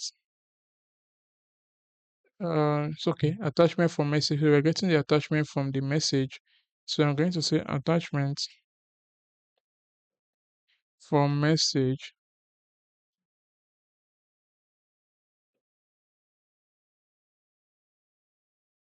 So let me add S here. So attachment for message. So we're going to look through messages. So sorry, message dot path dot filter path. We say path dot type is equals to file. So the reason why we're getting file from type, if we go to UI message from UI message coming from the AI package. So let me go into UI message. We can see that the objects we have. Let me scroll down. We can see we have different type and parts. We have the text. We have reasoning. We have source. We have document. Now we can see file. And you can see that we have the type file. For text, we have type and text. So that is how we're able to get filter inside. Let me go back.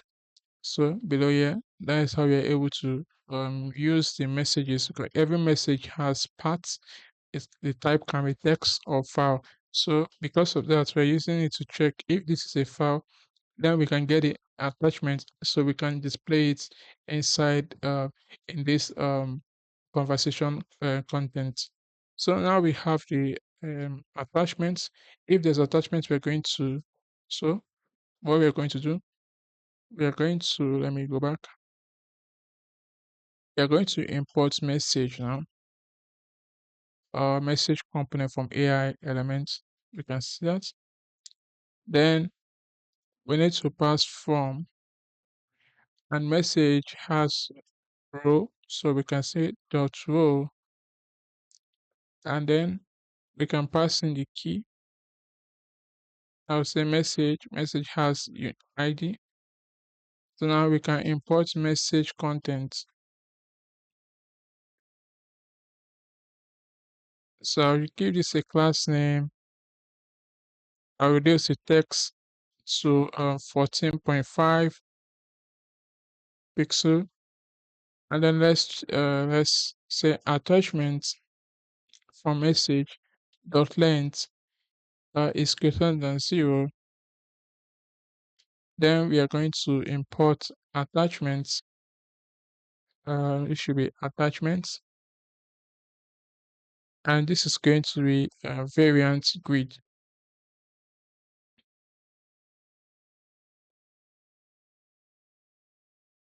So let me close this. Now we are going to, so now we're going to look through the attachments. So we're going to say attachment from message dot map. So we're going to get the path and also index. So remember, this is going to be messages. We can say a message attachments with okay, message with attachments is okay, because this is still a message. If you look at it, we have file UI parts, which is still the message, and that is why we are able to get parts from it. So if I look through this now, I can say constant ID is equals to, we want this to have a unique ID, so I'll say message dot ID. So I'm going to say file. I'm going to pass in the index here. So say constant attachments. Attachment data is equals to, you can say parts and then pass in the ID. Now we can return this. So let me return. So let's import attachment.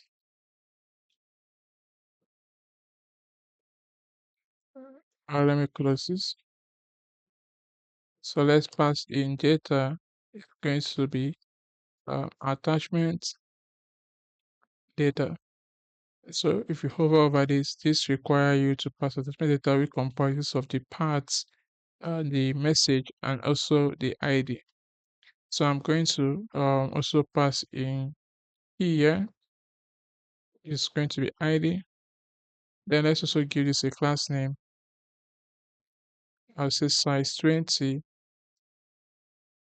and border. Should we give this border? Let me leave it size 20 like this. And then we are going to say attachments,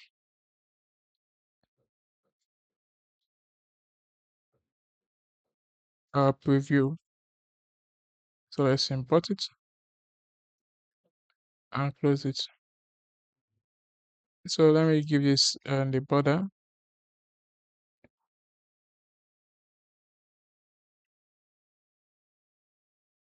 primary like this. So now we have the attachment. So I'll collapse this and below here. So let's look through the messages. Message dot path or map. So we're looking through this message. So I'm going to say message path map, and then we're going to say path and also indexing. So let me return this. So what we are going to do, we are going to use the switch statements. So I'm going to say path dot key. Sorry, not key type. And then we're going to say case text. So if path type is equals to text, then we are going to return. Let's return. Let's say um a div, and then a let's give this a class name. Is okay, and let's give it a key first.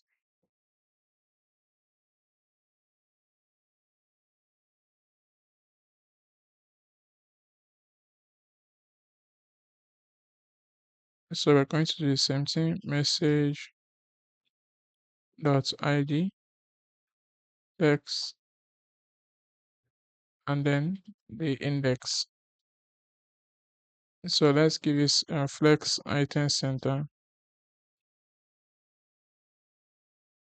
item starts and gap 2. So now let's import message response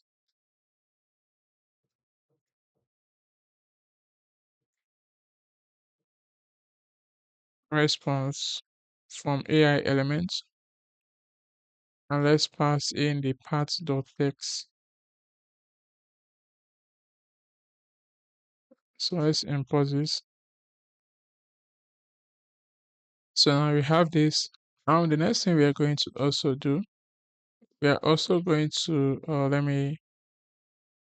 so below here, let's first add default and return null. So we are going to also send custom part type to or custom data to this use chat hook, which is going to come inside the message. So let's go to the documentation to see how to send custom part type. So I'll go back to my code. So if you head over to AI SDK streaming data, send custom data. If you scroll down, you can add the custom type by combining the UI message with your own custom data type. So if I scroll down, we can see how to send from the backend called the create UI message stream. Then inside the execute function, we are going to use the writer to send custom data to the clients. So we're going to define the type. So to define a custom data type, we are going to make sure we have data in front of the name, which is going to just like a prefix. Then we are going to have the name of the data type. Then we can pass in data where we can pass in any information we want. Then if you want to pass this, you pass this only when you don't want to include this data type or this message inside the message history. So we can see how it's been passed here. Then if we scroll down, we can see this. We can see this. Now we can see that in this example, data weather, you see that we have ID. So this ID is important because with this ID, when we send this message to the client side, this is a custom data we send to the client side. We can use this ID to track when we want to update this particular data, like override it. So you can see that we use this to update the existing. You can see once the streaming is done, you can see how this was updated by passing the same ID. So this is very important. So basically, that is how we are going to do this. For the generation, we are going to have our own custom data type, which is going to be data and generation. So let's go back to the code and let's go and implement it. So so now we are going to say case, and this is going to be our own custom data. I'm going to say data or custom type. I'm going to call this generation. So in the backend, we're going to stream this. We're going to send this using the writer to send the data to the clients, and this will be added into the message array. So the generation, we're going to make sure it's added inside the message array. And once we loop through the paths, we'll be able to get this data dash generation type. So now for this, I'm going to say constant. For now, this is going to be data. It's equals to paths. I'll just set paths as any for now. Dot data. So let's return. So I'm going to call this generation card. So let's pass in the key. So the key is going to be message ID dash the index. So we're going to also pass in the status. So it's a status, and then let me just create a component for now. We're going to come back and update it. So let's just quickly create the components here. It's equals to and like this. Now the error. Okay. Okay, sorry, I need to return.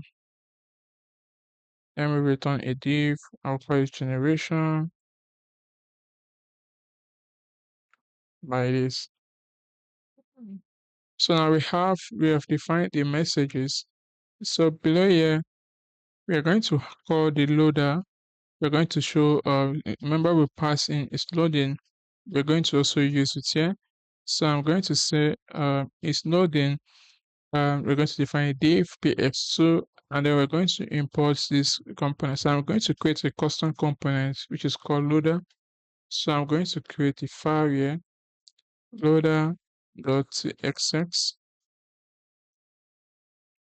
And I'm going to paste it so you can copy it from the GitHub. So I've pasted the component. Now I'm going to let me quickly add this inside the global.css this time. So let me scroll down to the bottom and let me add this here. So this is the keyframe. Now we have the loader component. So let me go back into the chat panel and I can import this. So I've imported it. Now let's also handle for error. So I'll say status is equals to error and error. Then we're going to create a component. So I'll say error alert. And this I'm just going to pass in title. Should we call it chat error? And then we're going to pass in message. So I'm just going to give this a, a custom message here. So I just say something went wrong. So let's create this component below. So I'll do that here. I'll say constant error alert, which takes in title and message. And then we also pass the type. So I'll say type string, message, string. So let's return this.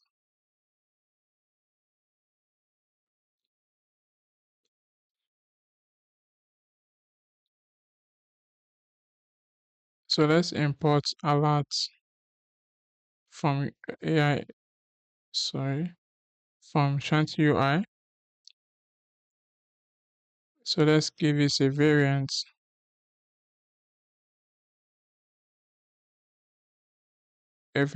of destructive. Then we're going to also give this a class name, wasteful. Let's give it wasteful. So I'm going to, okay, let's just leave it like this. Then let's import icon. We say alert cycle icon. Let's give it a class name, heightful, widthful. Then here I'm going to give a div. I'm going to say alert title. We're going to pass in the title, and then we're going to say alert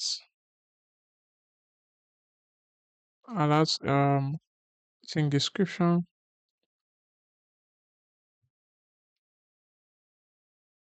So let's pass in message here. So I think that is all. So we have the loading. Let me save this. We have everything complete. So we can go ahead. Let's go back to the index.txt. And I think there's no error. So let me check. Set input is missing here. So let me pass it. Set input.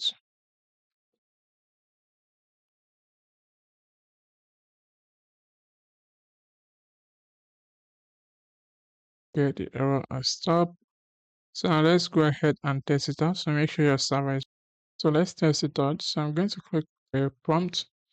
I'm going to click on send, and we should be able to see. We can see the message.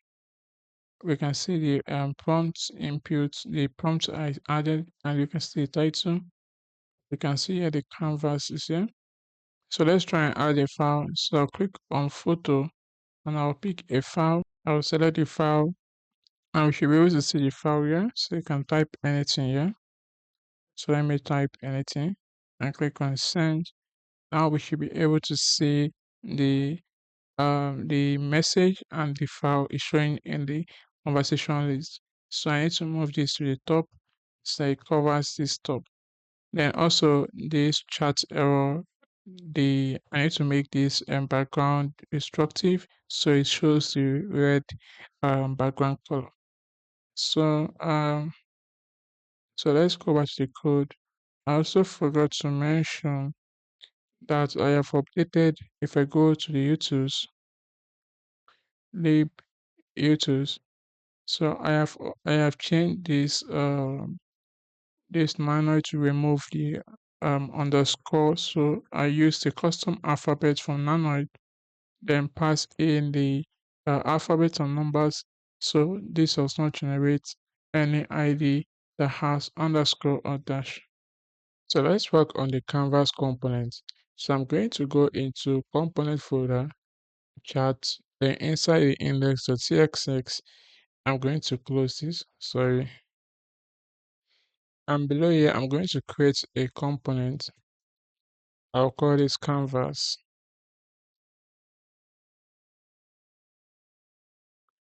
So I'm going to create this component. So inside here, I'm going to create a folder. I'm going to call it canvas, and then I'll do index.cxx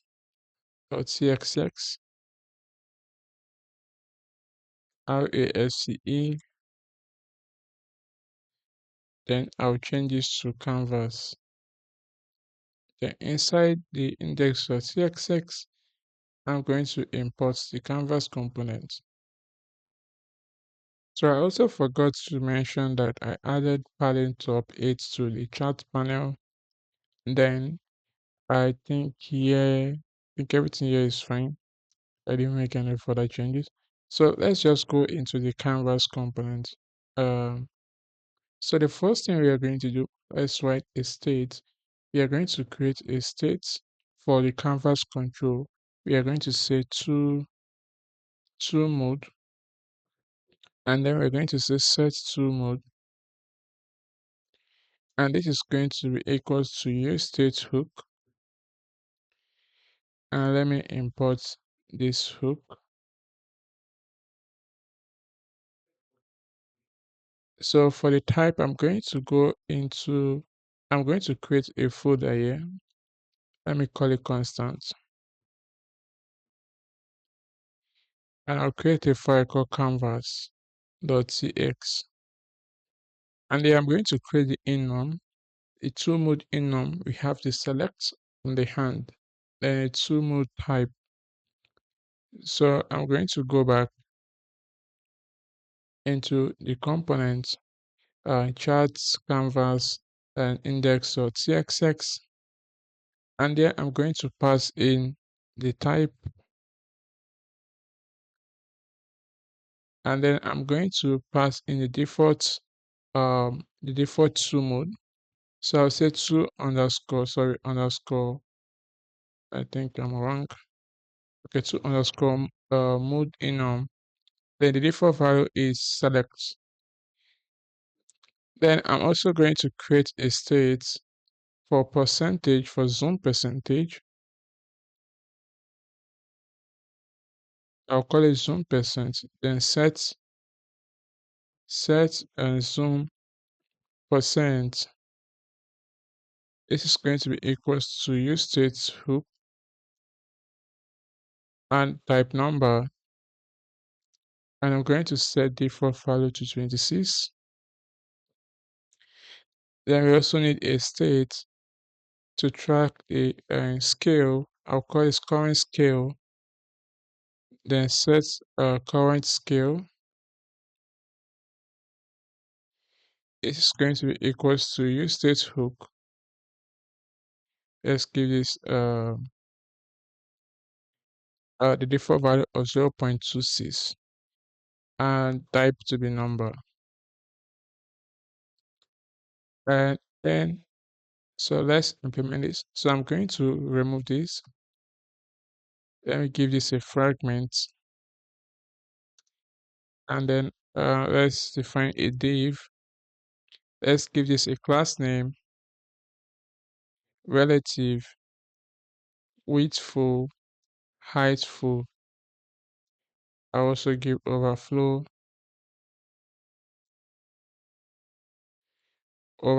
hidden. So now what we are going to do, we are going to install a component. So let's go ahead and install this component. So I'll open my server, my terminal, cancel the server. Then I'm going to install this package. So it's going to be React Zoom Pan Pitch 3.7.0. So let's install it. I think I made a mistake. Let me install it. So I'm going to wait for this to install. So now it has installed. So let's import the components here. So I'm going to import the transform wrapper and transform component. So here I'm going to define the transform wrapper.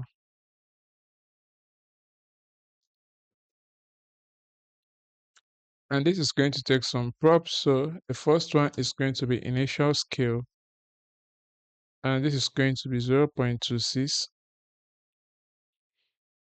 And we're going to also have initial x position or initial position x. I'm going to set it to 40.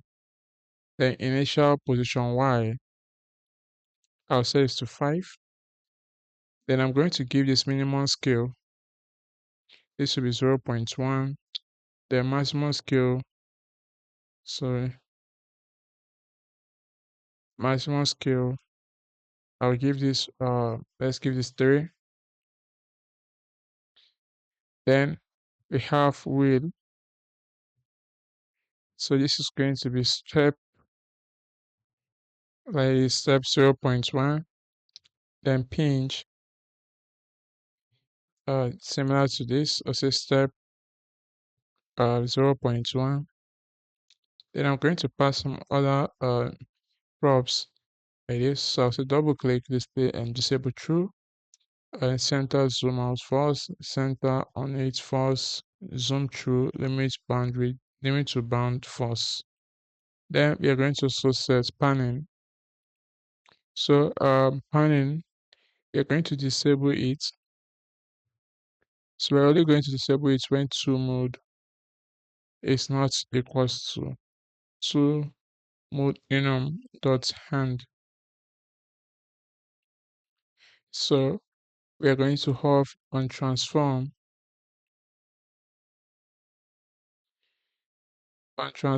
and this is going to be a method. So we're going to get the ref from it. Now we're going to say set zoom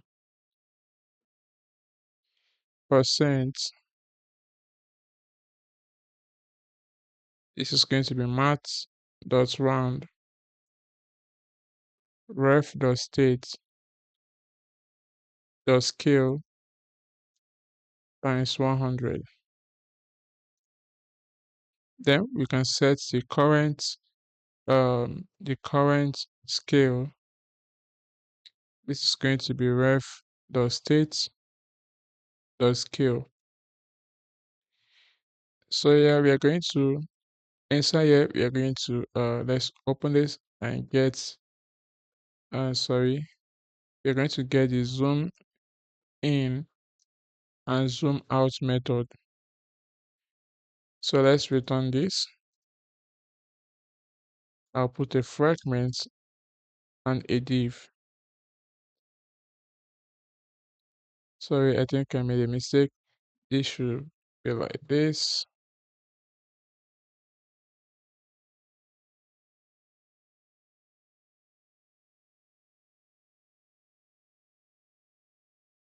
Why this error has stopped.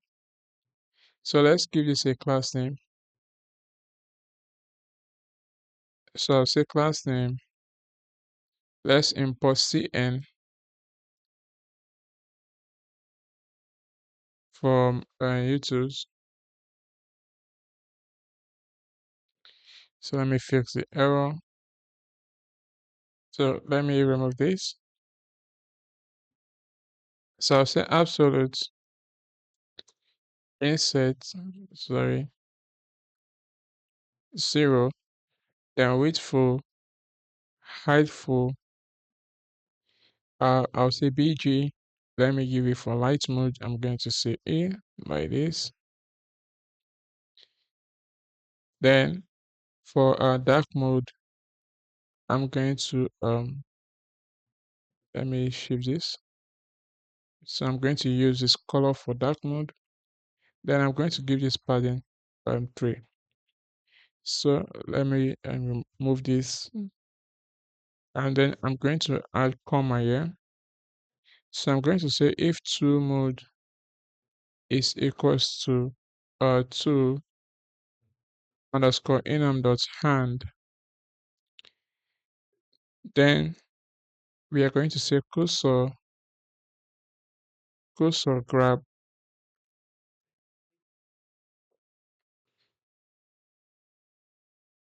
cursor grab.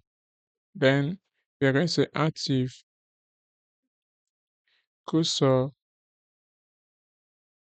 grabbing.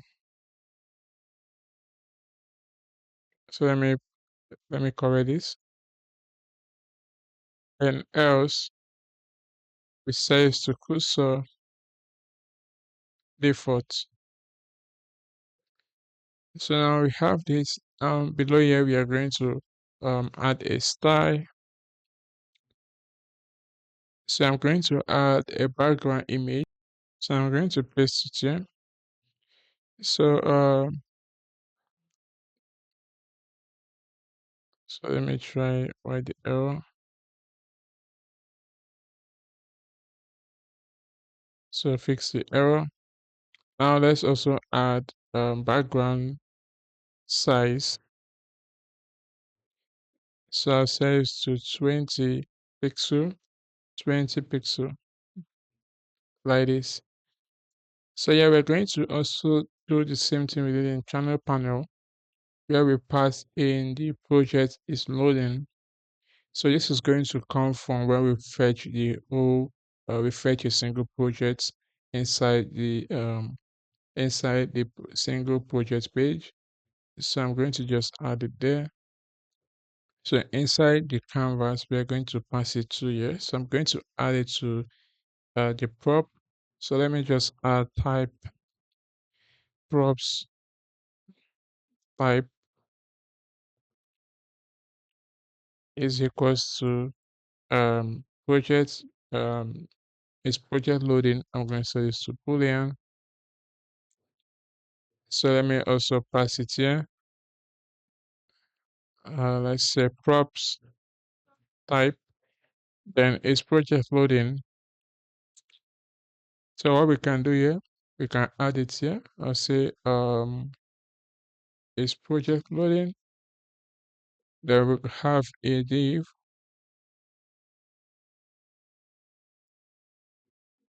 and let's import spinner. Let's give this a class name. I say width 15, height 15, and then I'll reduce the stroke to 1. Then let's also say span. I'll just say preparing workspace. So let's give this a class name. I'm going to give it text as small, font medium. Let's also give this a class name here.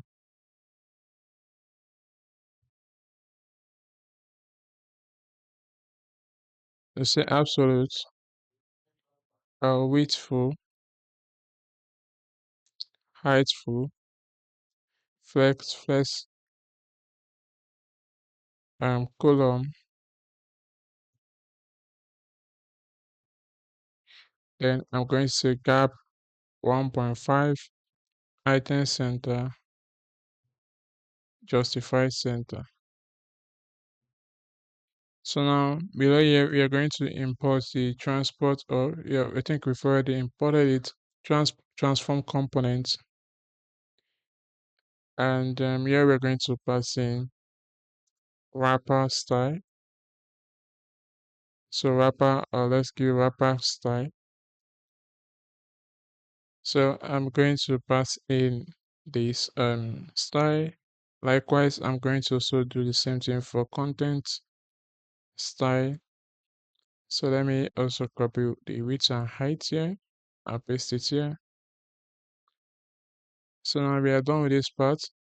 So below here, this is where we are going to show the frame. So for now, I'm just going to say div page frame. So we're going to call it page frame. So in this page, we're going to pass in the pages. So for now, let me just pass in pages as empty array. So let's say empty array of any for now. So here we're going to also pass in the pages. So this is going to be passed. Let me just give it as optional for now. This is going to be passed from the index.txt, and there is where we're going to loop through. We're going to loop through the pages, and we're going to show the page frame. So let me just comment this now. So let's go ahead and work on the canvas control. So this is going to be below here. So I'll say canvas controls.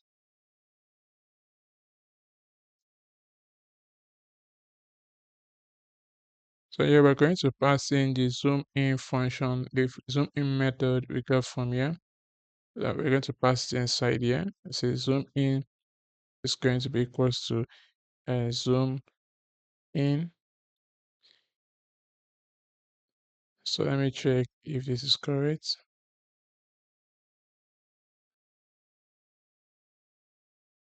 Okay, I need to move this. Okay, so I need to move this inside here. So zoom in. Then we're going to say zoom out, zoom out, zoom percent. We're going to pass in the zoom percent. Then we're going to also pass in two mode. Two mode. And also set to mode. It's going to be equal to set to mode. So let's go ahead and create the canvas control. So I'll do that here. I'll say canvas controls.txx. So RAFCA. So let me change this to this, and let's go into index and let's import it. So let's go into the canvas control and define the props type. So say type props type is equals to, so I made a mistake here. So we are going to also pass it here.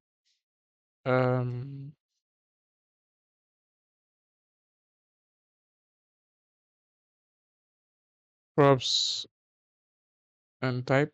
So I'm going to quickly paste it here, the options. So let me import the two mode type.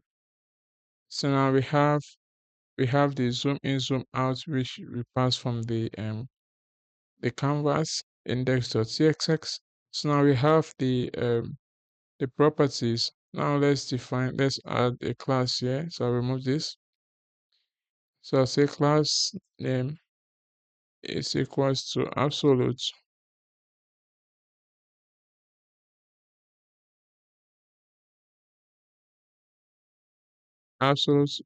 bottom minus 10.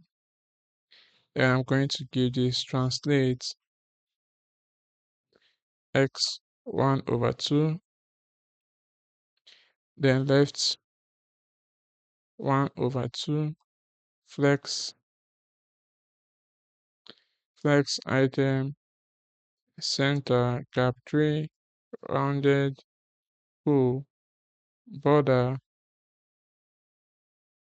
I'll give bg card, then padding y 1.5, then padding x 4. Then we're going to give the shadow a medium and text a foreground. So inside here, we're going to have a div. Let's give this a class name, flex item center, gap 1, then button. So here we're going to pass in the mouse pointer icon. So icon.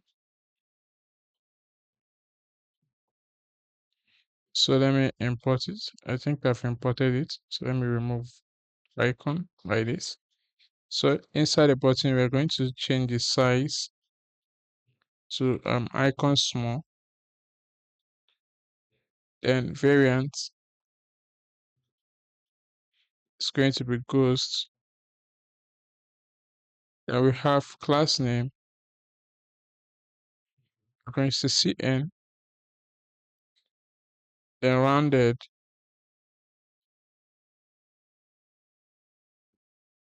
full. So let's import cn.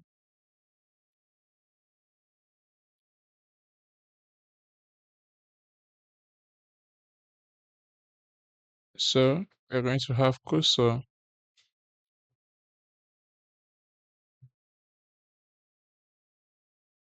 pointer text inherit.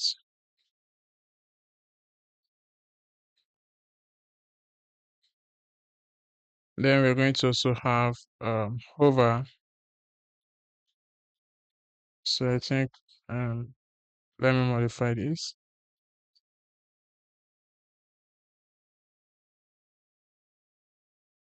We're going to have over, sorry, bg secondary. So let's add comma here. Now we're going to say to mode is equals to to mode in dot select. Then we're going to say bg secondary.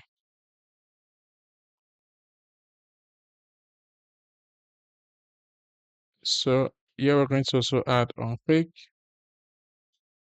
We're going to say set to mode to mode underscore mode in dot select. So let's copy the same button and we can paste it down here. So instead of select, we're going to change this to hand.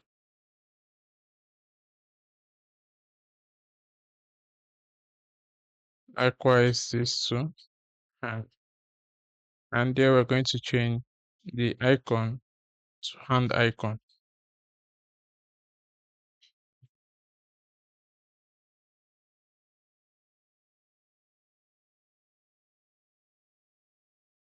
So let's import it. Then now below here, we are going to have a separator. So let's import it. So this is separator function to UI.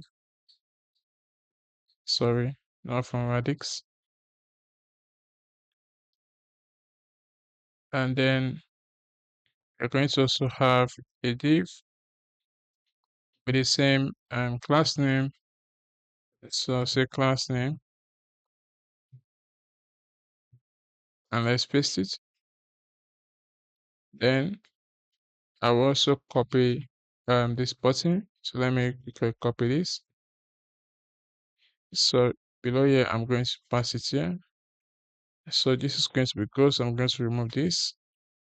And here instead of set to mode, so I'm going to say zoom out.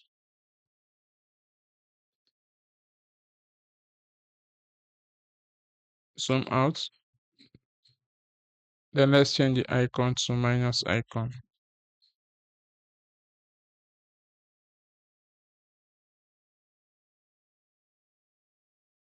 So here we're going to have a div, and then we're going to pass in the zoom percent.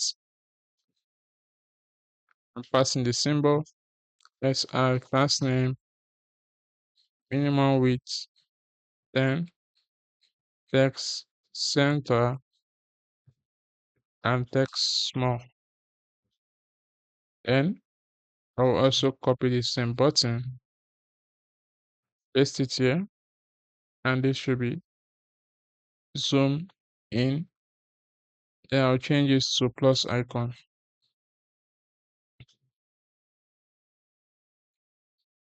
Then save it. So I think we are done with the controls. So let's go into index.txt and there's no error. So let's test it out, then we can go ahead and work on the page frame components. So let's make sure the server is running. So I think my server is not running. So say npm run dev. So now I'm going to select the prompt. and I'm going to click on send. And now we can see the canvas. So this is not positioning well. So let's go ahead and fix it. But overall, we can move our mouse. We can see the page frame. So I'm zooming in. We can see the page frame. So I think the canvas is looking good. So let's go back to the code and fix the controls. So let me go back. So let me go back inside the canvas control. So I think absolute left 1 over 2. Okay, this is wrong. So it should be left 1 over 2. So let's go back to the browser. And now we should be able to see that it is positioning well. So we can use the hand to move. And once we click on this, this is not functioning because we added panning to disable. So let's see, we can zoom in, we can zoom out, zoom in, drag this. So everything is working fine. So let's go ahead and work on the page frame components. So let's work on the page frame. So what we are going to do, I'm going to paste in a test page object. So basically it's just simple like this. So I already have it here. So basically we have the ID name, the root style, and HTML content. So this is how we are going to save it in the database, how we are going to fetch it from the database. So for now, I'm just going to have this test page. So what I'm going to do here, I'm going to remove this page here. Then I'm going to just say constant page is equals to um let's pass the test underscore page, or we can just pass we can use the um let's use the page test page below here. So I wanted to loop it, maybe later on we can loop it. So let's just pass in page frame, and here we're going to pass in the page. So I'm going to say test underscore page. So this is going to be this example I have here is going to be in the GitHub. So you can copy this example. So I'm just going to pass the remaining thing. I'm going to also pass in scale, which is going to be the current scale. I'm also going to pass in the to mode, which is going to be to mode. Then I also want to pass in the initial position,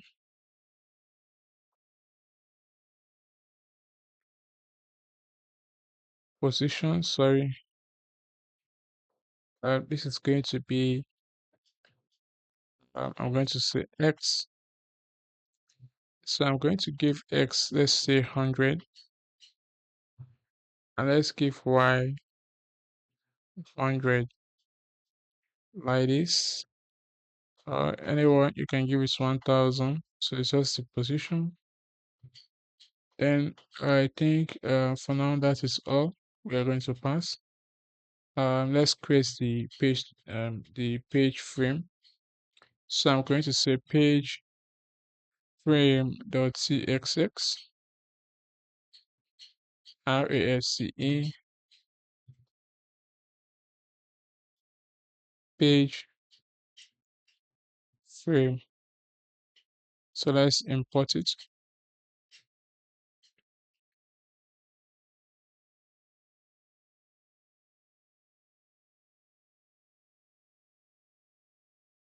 So let's go into the page frame and pass in the props. So here I'm going to say type props type is equals to page. And for now, I'm just going to give it as any. Then we are going. Then I'm going to pass in the initial position and the two moves. So let me import this.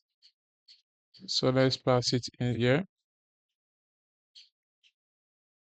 I'm going to pass in the props type. Now we can get the page. We can get the initial, let's say initial position. So by default, it's going to be x0 and y0. Then scale, we're going to set default to 1. Let's get the tool mode. So now we're going to get the class. First, let's get the iframe ref. It's going to be equal to use ref from React, and this is going to be type of HTML iframe element. So let's set this to null.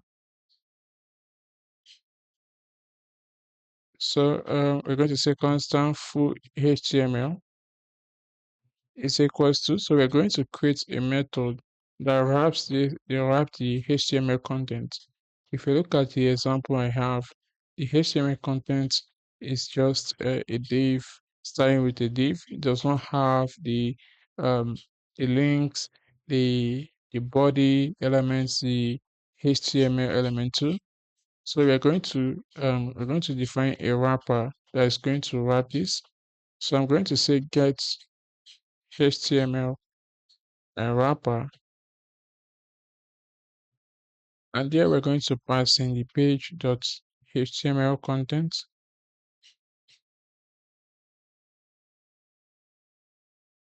We're also going to pass in the page.name. We're going to pass in page.rootstyle and also page.id. This is exactly what I have inside the index, the ID name, root style, and the HTML content. So let's go ahead and create this this function. So I'm going to do that inside a lib folder. So yeah, should we call this canvas? So let's just create the file. So I'll call it sorry, inside the lib folder. I'll call it page wrapper.txt.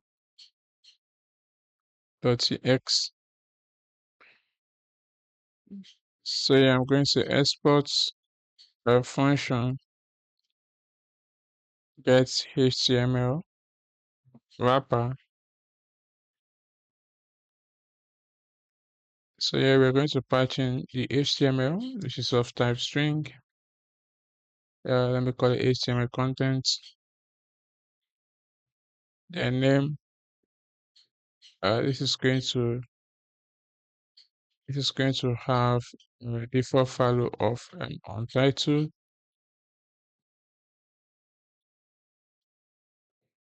So let me pass comma here.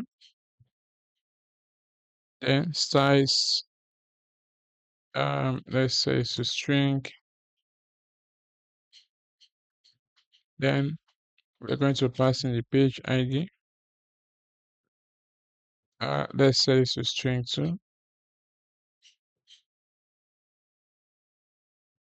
So yeah, we're going to say constant root. Oh, sorry, let's not need. Let's just change this to root style. So now let's return. So I'm going to pass in the HTML. So just copy from the GitHub. So I'm going to paste it. So basically this is it. We are passing in the doc type HTML, the name of the HTML, the meta tag, the links to different Google fonts, then we CSS CDN, then code iconify design. Then this is a simple HTML, sorry, a style like a root. So we are passing the root style here. So now I'm going to also provide a font. This font we pass here and some base and variable. Here we can see HTML body and root. Then we are passing in the root. the div, and this here is just to make the content of the iframe, which is HTML. So the iframe takes the width, the height of the content in the iframe. So sanitize HTML, this is supposed to we're supposed to pass in the HTML content. So the reason why I need to add and filter some things like height, the height screen from the AI response, so that it does not cause an infinity height. So we want to avoid this to happen. So I'm going to pass in um is a particular script to help replace anywhere the uh, the AI pass in height screen, so making it to take an infinity height which we don't want. So let me paste it. So now I've pasted it. Now you can see in sanitize HTML, we can see the HTML content replace this with heights. We're trying to replace the height screen and minimum height screen height from the root div. Then also remove it from all section, so they go normal. So you can remove this if you don't want. No, we can leave it and test it out. So let's go ahead and pass in the font variable and also the base variable. So I'm going to do that inside a file. I'm going to call this prompt, and this is where we're going to paste in the actual prompt. So I'm going to also add in the font variable here because we're going to pass it to the prompt too. So it's best to put it in the same file. So let me paste. So let me paste it here. So this is the font variable and some base fonts that can tell the AI that we already have. So let's go into page wrapper and let's import the font variable. So I've imported it now. So let's go straight to the page frame. So inside chat canvas page frame, and let's import the and get HTML wrapper. So so the next thing we are going to also do here, let me do it here. We are going to also pass in a state for the size of the iframe. So I'm going to paste that here. And also let me import this here, use state. So and also hover. So when we hover over the iframe, we're able to see like a frame, like border or ring and slide over the frame. So now we have this. Now like I've mentioned in the inside the get HTML wrapper, we are using the script uh, to to make the height of the iframe to fit in to match the content height. So we are using this to send. You can see here we are sending this to the parent. So what we are going to do, we are going to handle this. So like we are sending like an event. So I'm going to come over here and I'm going to use effects. So yeah, I'm going to say constant handle. So let me import this, use effects. Then I'm going to say constant handle message is equals to event, which is of type message event. Then we're going to say if event dot data dot type is equals to, I think inside the get frame, what do we send? So inside the page wrapper, we are saying you can see frame height. So we're going to copy this. So we're going to say if it's equals to frame height, the event data type is equals to frame height, and also we're also sending the page ID. So I'm going to say dot page id is equals to page.id. Then we can set the size. So say previous,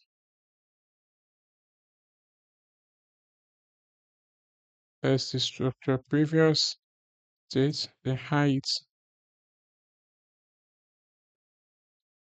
is going to be event the data the height.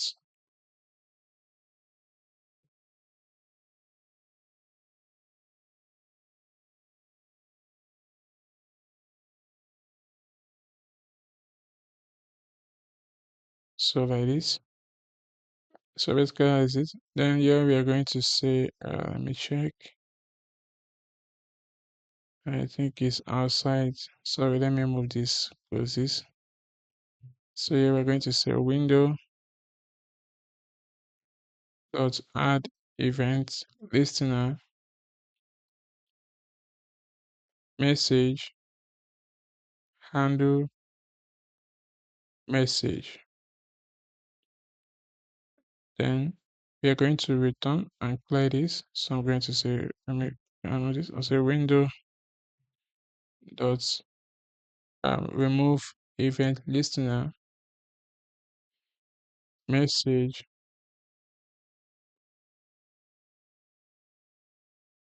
and then the handle message. So here let's just pass in page.id. Now we are able to handle this. So now let's work on the components. So you are going to import a package. So let me open my terminal, cancel my server. So let's install this package. So we have RND 10.5.2. So let's install it. So let me wait for this to install. So now it has installed. Now let's import the package here. So we're going to import RND from React RND. So yeah, let's use it. Say RND. So we're going to pass in some props. We are going to pass in default. So the default is going to be X. I'm going to say initial position dot X, then Y initial position dot Y. Then we're going to pass in the width. This is going to be size dot width, and also height is going to be size dot height. So now let's pass in the size. We're going to say width size dot width, and then height is going to be size dot height. Minimum width, we're going to use minimum width 320. Minimum height, I'll just say 400. Scale, we're going to pass in the scale.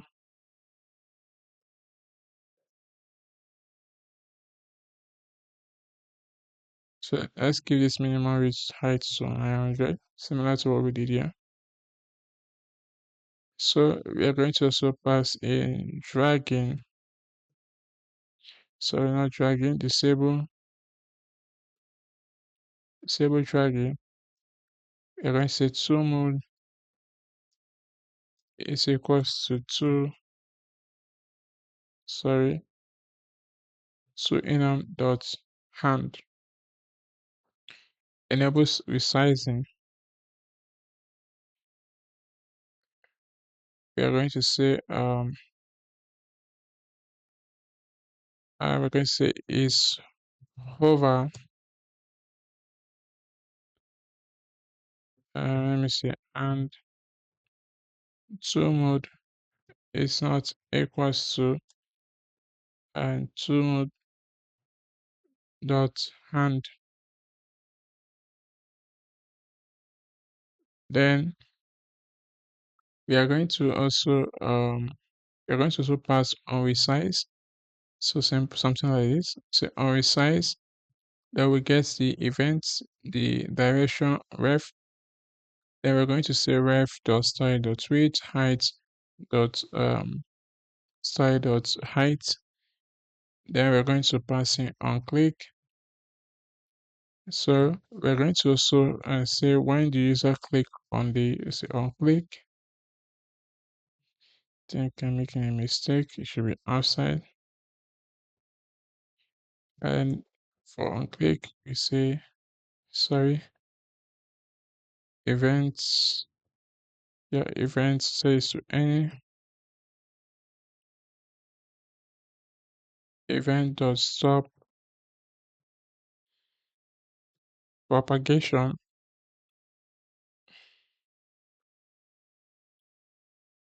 So say if to mode is equals to sorry to mode enum dot select. We are going to handle the select here or the selection.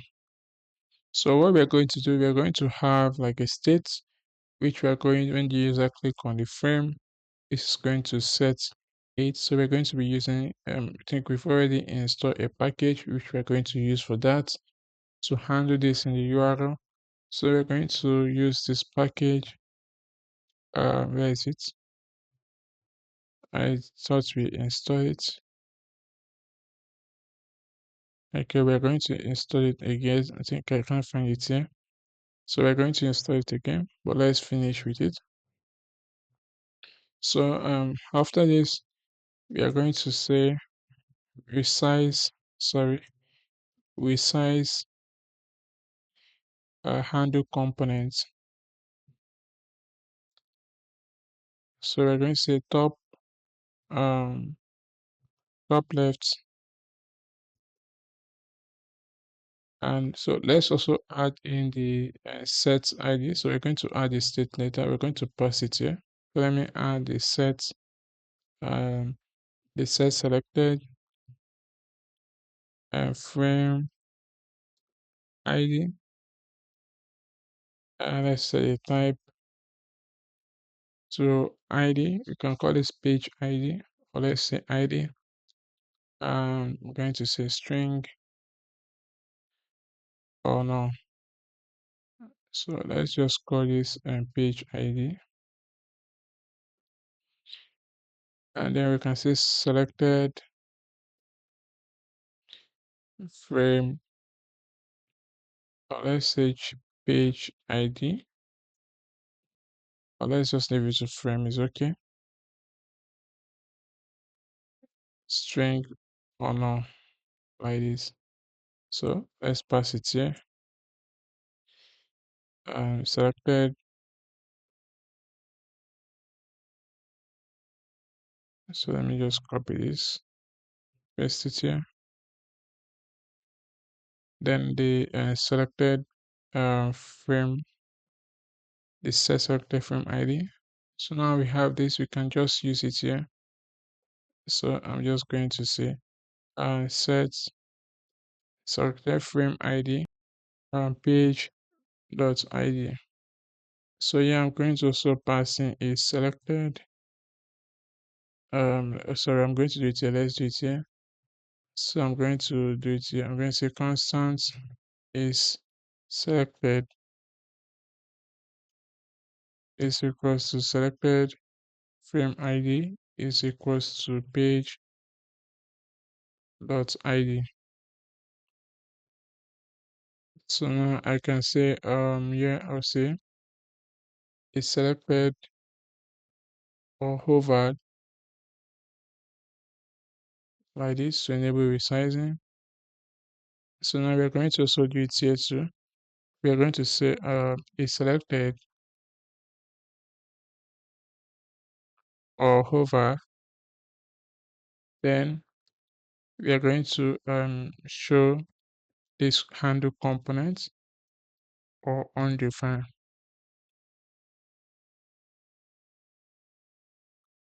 So let's just duplicate this for now. Let me add comma here. So let's add the handle component here. So I'm just going to pass it here. So it's basically class name is a 30 height 4 with 4 background white bg2 and border blue 500 shadow small. So let's also duplicate this. So let's rename this to top right. Let's set it to bottom left, bottom right, like this. So now we are done with this. So let's give this a class name. So let me import cn.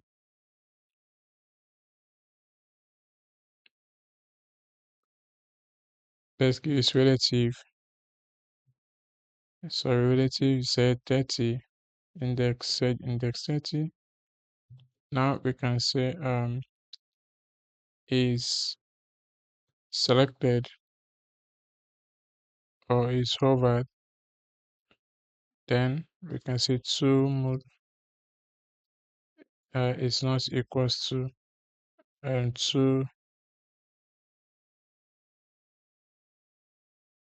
two mode inner. Sorry.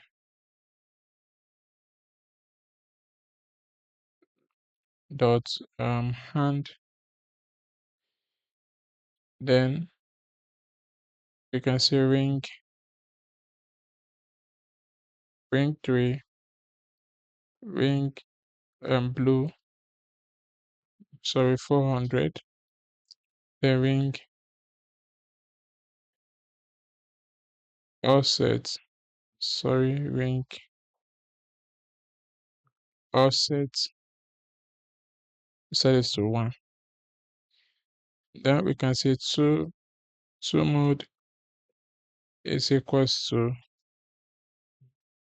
sorry, two mode in the hand. Let's say cursor grab. Then we can say active. Sorry, let me cover this.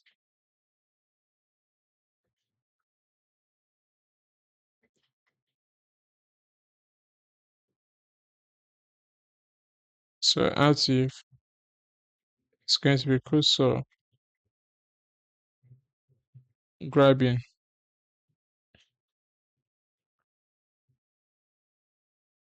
Um, sorry, let me fix this. Then else we can say cursor move. So let's add style overflow.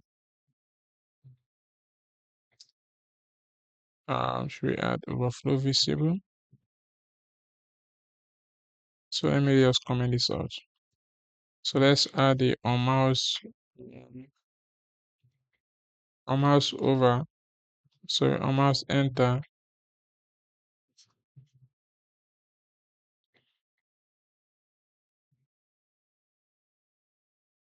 And let's set is hover to true.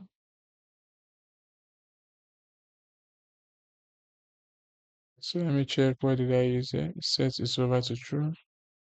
Let's duplicate it and let's say leave. Let's say it's to false.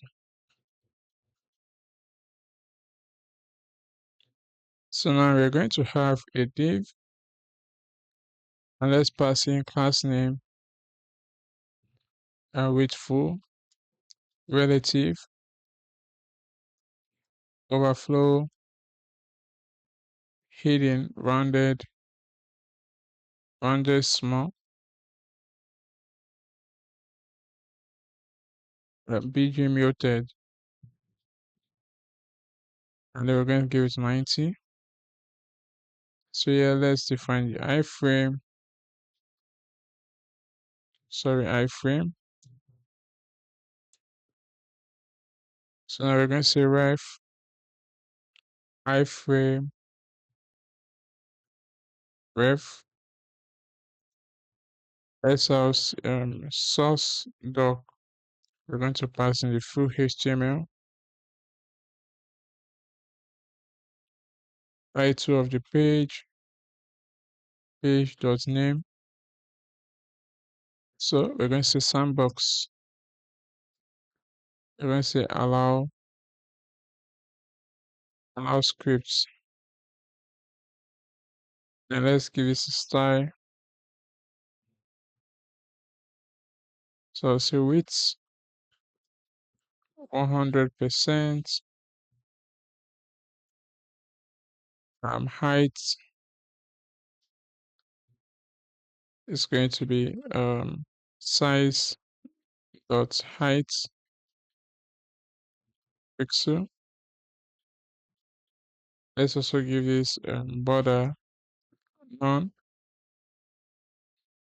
and display. Let's leave display. Let's add a display block,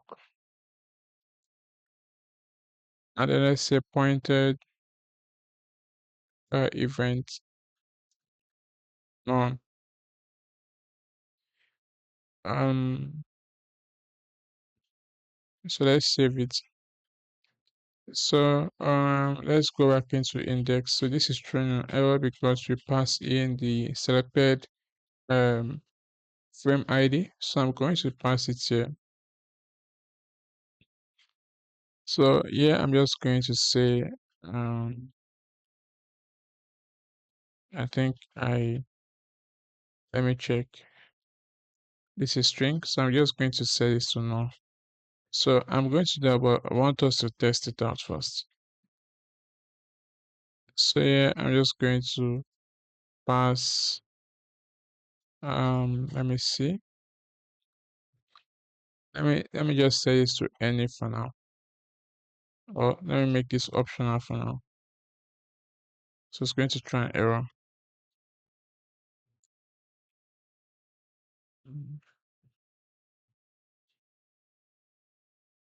Let me see if I can do it like this. An error should stop here. So let's try it out. So let me run my server. So once we are done, we're going to go ahead and handle this properly. So let me wait for the server to load. So let's check it now. So I'm going to click on a prompt, click on run. So let me log in again. So I've logged in. So let me click on send.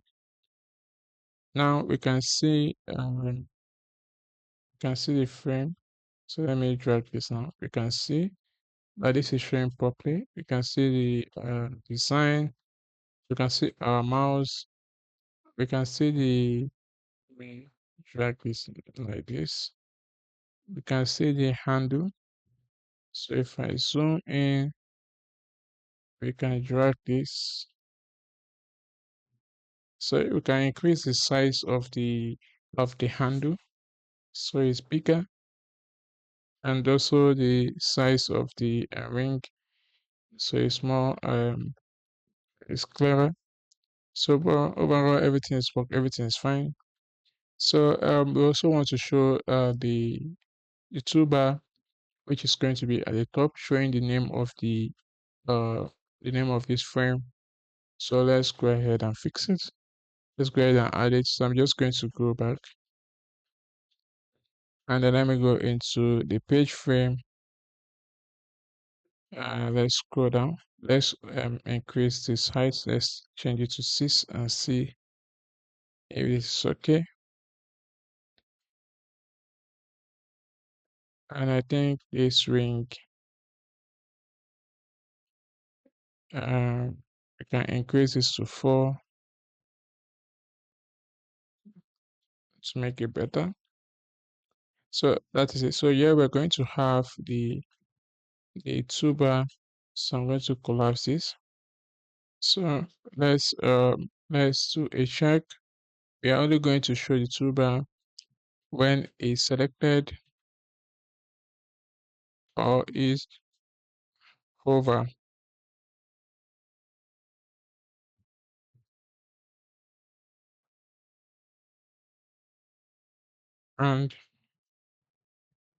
And tool mode is not equals to two, sorry, two inner dot hand, then and let's open this. Let's have a div. Let's give it a class name of absolute. I'll say top 13, left 0, Z index 50. Let's also say flex item center.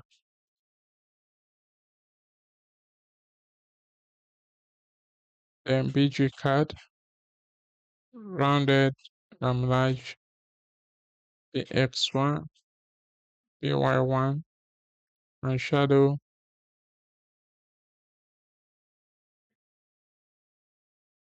medium. So yeah, I'm just going to give this style. Sorry.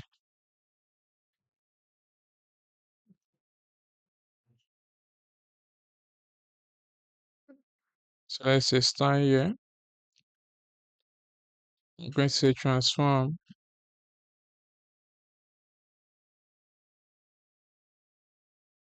scale. We're going to say let's give this, let's open like this, 1 divided by scale, 1 over, sorry, not divide, scale. Then we are going to pass in transform. So let me do that below. Transform origin. So this is going to be bottom left. So now here we're going to have let's have h5 here. So this is going to be the page name dot name. So I'm going to also give this a class name.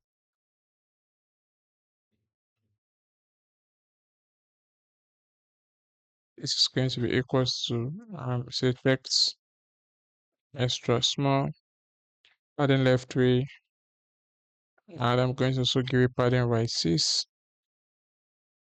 Then font medium, truncate, and maximum width, say 150 pixel like this. So yeah, we're going to import a separator.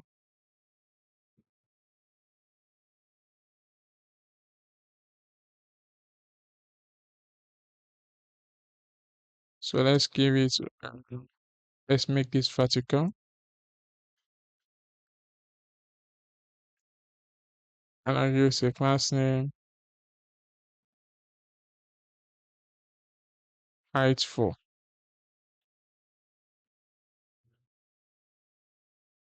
So let's have a div, give it a class name of flex item center, and padding x2, gap 1. So now I want to show the color scheme. So if I go into index.txts, remember I passed in the root style, which is going to be generated by the AI agent. So we are going to show the scheme, the color schema here. So in a popover, so I'm just going to import popover. So we've installed added popover, so we should get it from component UI popover. So now I'm going to add it's open. So let me create a state above here. So let's do it here. I'll duplicate this. I'll just call this show color schema and then set show color schema like this. So I can use it below here. So let me scroll down, let me pass it here. Then I'll say on sorry, is it oh yeah, on open change, and I'll put set and show color schema. So now let's import popover trigger. I'll set this to as child, and let's import button.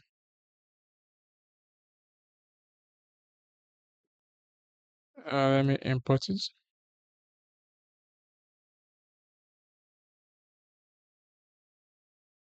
So I'm going to pass size icon variants posts, and then we're going to pass in class name padding1. Then I'm going to hover. So let me set this to like this and BGM accents. And let's also increase the size.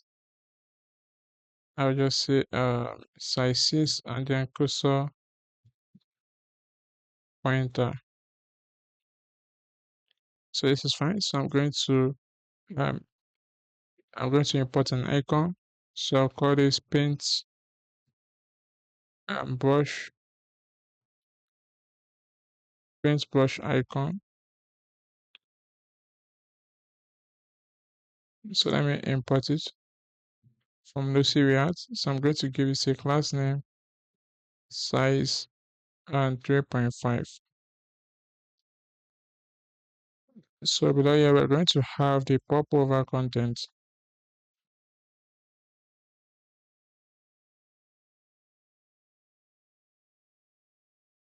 Let's say align,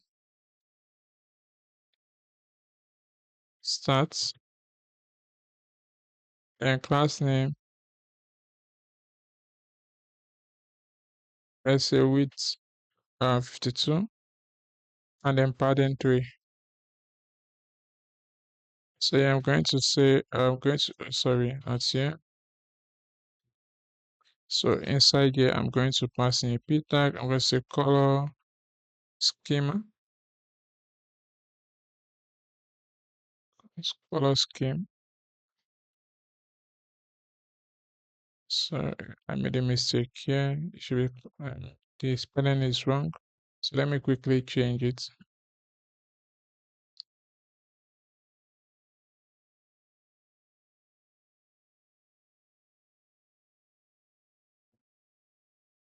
So here we're going to let's just give this a class name. I'll say text extra small font semi-bold, margin bottom 2, margin bottom 2. Then we're going to say text muted foreground. Outside to uppercase like this. So below here we are going to have a div. So let's give this a class name. I'll say flex column, then cap 2. So here we're going to show the styles instead, like the way we have it here. Let me go into index. So we're going to only pick, sorry, we're only going to pick the background, foreground, I think, accents, border, and secondary. So what I'm going to do, I'm going to define a a particular what should I call it, script. So I'm going to use this to like extract the background, the secondary from the root style. So I'm going to paste it here. You can copy it from the GitHub. So basically, this is how it's going to be. We are going to use memo. We're going to say if page dot root style. We're going to, if it's not here, we're going to return empty array. Then we have the token, the key, the background color, foreground, primary, secondary, card muted. I think we don't need card, but it's okay. Muted. We can mute card, or we can leave it. Then mute border. Then we map through the token. Then use regular expression to match them, so we can get the color token. So now with this, I can uh, import the use memo. Then I can use this, and let's go down. So we're going to map through this because this is going to return an array. So I'm going to set color token dot map, sorry, label and value. I'll just set this to any,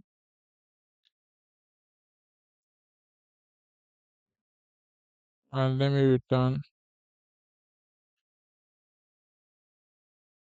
So I think I made a mistake here. Okay, so let me fix this. And now I'm going to just say div.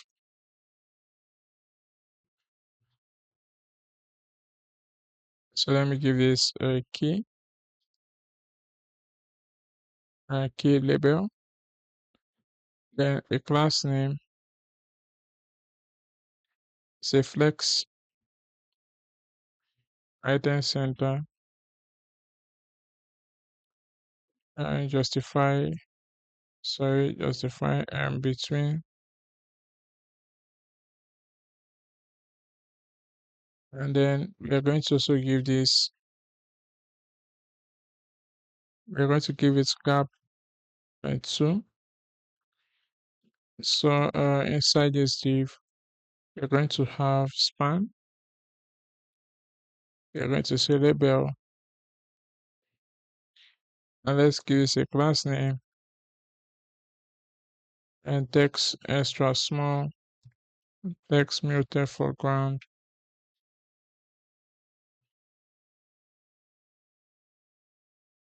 Then I think that is all. So below here, I'm going to just pass in this div. So we have div class name flex item center gap 1.5. Then we can see the div like showing the background color. You can see value. Then also expand to show the value name. So the value. So that is it. So let's check this out. So my server is running. So we can't see anything here. So we are currently on the project page. That's the reason we can see this. So let me just quickly add it in the project page. So I'll just go straight into app routes page. I'll just copy this inside the slug ID. I'm going to just paste it here, and then I'm going to import this. Then I'm going to pass this to true. Uh, then I'm going to also get the let's get the slug ID. So I'm going to just change this to exports. Oh, there's no need. Let me just say async here, and then I can get the params. Let's set the type. Say params. Just promise.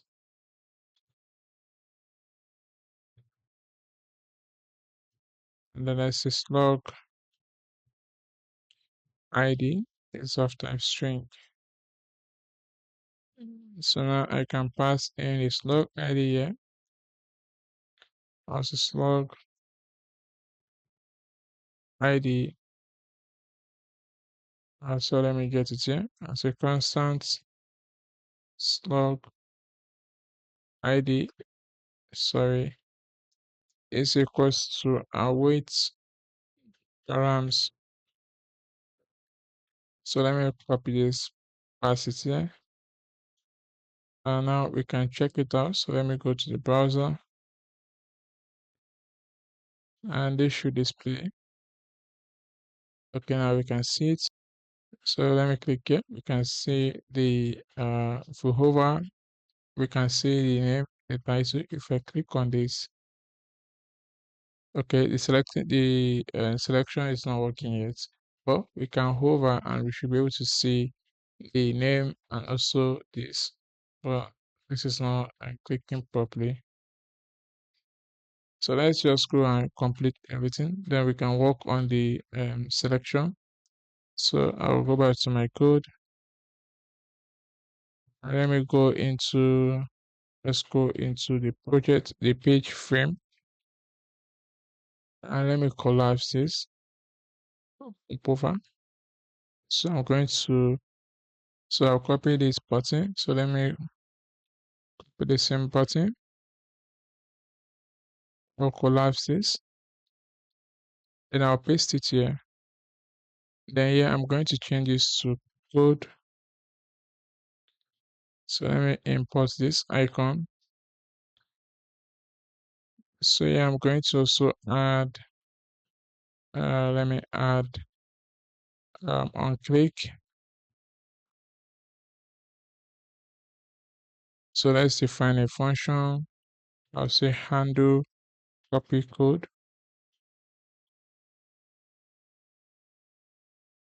So let me copy code here. So let me come over here. I'll say constant copy code, handle copy code. Then we're going to say navigator the clipboard dot write and text. We're going to pass in the full HTML. So now we're going to also import the toast.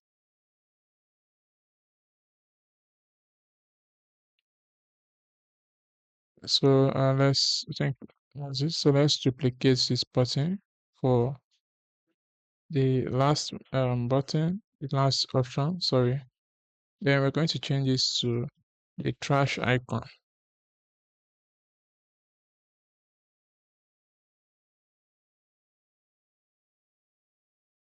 So yeah, we're going to pass in the on delete page. So we also need to pass it in the prop. So I'll say on delete page. And I'm going to pass in the page dot id.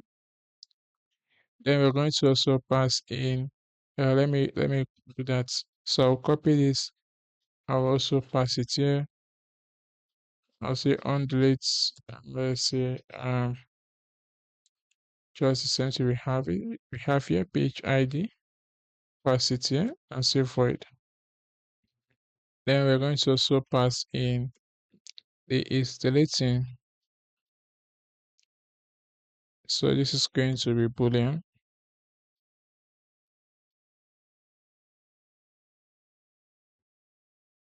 So now I can get this here and say it's deleting, or yeah, it's deleting. Then I'm going to also pass in on delete page. So I'm going to also come down here and let's also, sorry, let's say it's deleting. We're going to show a spinner.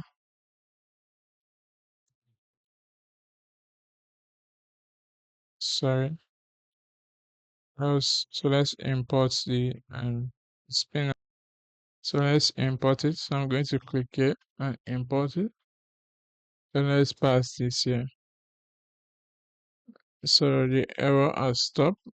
So let's go into index.txt and let me scroll down to page frame. So this is also going to give us error. So I'll just duplicate this. Or let me just do it here. I'll say is deleting. I'll say it's to first. And then I'll say I think what I did here. I said let me scroll up. Okay, on delete page. So I'll copy this. I'll pass it here. I'll also do the same. So the error should stop. Now my server is running. So let's go to the browser. And now if I hover, the we can see the pins. I think this is not properly showing. This is not okay. I can click it now. Okay, now we can see the color scheme. And there you can click here to copy the code and there to and delete. So let's go and work on the selection. So user can select this and this will highlight and this will be selected. So let me go back to my code and let me try and install the Nox package. So I'm going to say, so let me install it here. So I'll cancel this npm install Nox. So I'm going to wait for this to install. So now it has installed. Let me close this. Now what we are going to do, so I'm going to clear everything here. And inside the, we don't have a hook. So let me create hooks folder. And I'm going to say use canvas. We can call it use canvas.txt. Or we can say, let's leave it as use canvas. And there we're going to say export constant use canvas is equals to. So let's import the package here. We're going to say use query. Let me say for Nox. So use query and states. So I'll say constant selected frame ID sets. So let's change this to page ID instead of frame ID. Set selected. So I will also update that page ID. So this is going to be um use query states, and I'll say page underscore ID. I'll say default value. No, there is a PS value value or no. So let's return selected page ID and set selected page ID. Now with this we can use it. So let's go into component and update inside canvas page frame. So I'm just going to I'll scroll down. Let me quickly change this to page ID. So I've done it. So I'll save this and let's go into index.css inside the canvas. Now I'll just change this to again to page and also page. So now above here I'm going to import the hook. So let me do that here. I'm going to say constant equals to and use canvas.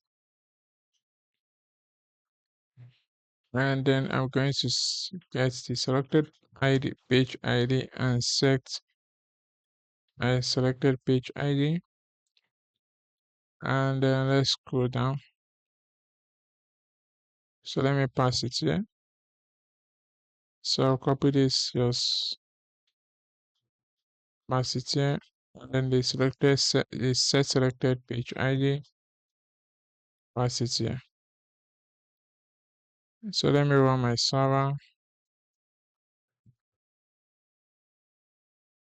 So the server is running. Let's go to the browser. Let me reload. So it's showing an error. So I forgot to wrap the layout with the provider. So let's go into the code. Let's go into the layout. So go into app and layout, and let's import the package. So I'll just import it here. So import a Nox adapter. So let's wrap this entire place. Let me wrap it here. So I'll just move this like this, and let's go again. So let's go to the browser and let me reload. So now it has show up. So if I select this now, we can see the ID is highlighted in the URL, and we're going to use this to pass it to, we're going to get this ID, filter the page, find the page that matches the ID, then display the name in this place. So when a user wants to update or regenerate this design, the ID will be passed together with the message when the user send the message. So basically now we can see that it's clickable. All of them is clickable, and once we click out here, okay, we can handle that. So we should also be able to click outside, and this will deselect this. So let's go and fix that. So I'll go back to my code, and let me go straight into the I think inside the indexes, index.txt. Remember, we also add it here.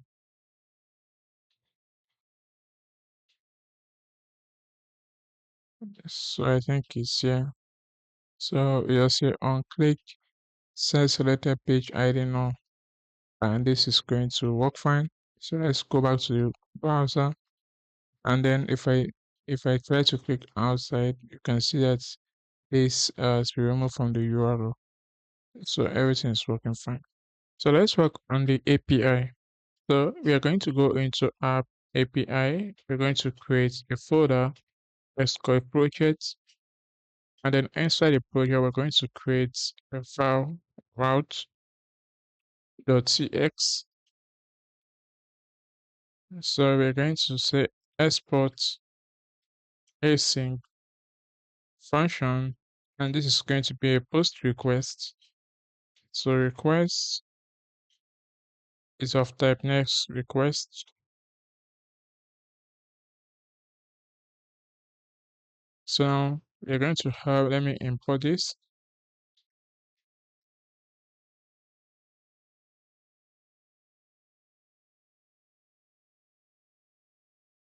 So now let's go ahead and create the project. So before that, let me get the body. So we're going to get the messages which we passed inside the components chart index.txx.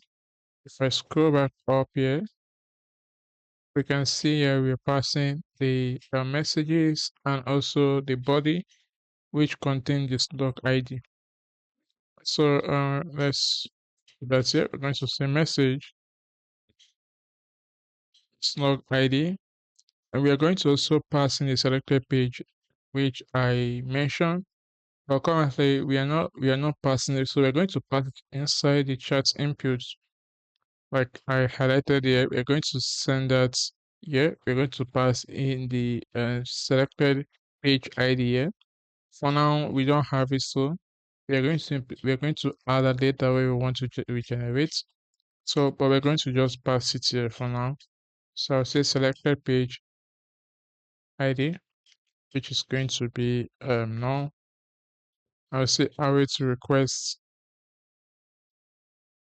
dot JSON. So I'm going to set this as type messages, and we're going to use the UI message from AI SDK. So let me import UI message. So let's also say slug ID. This is going to be string.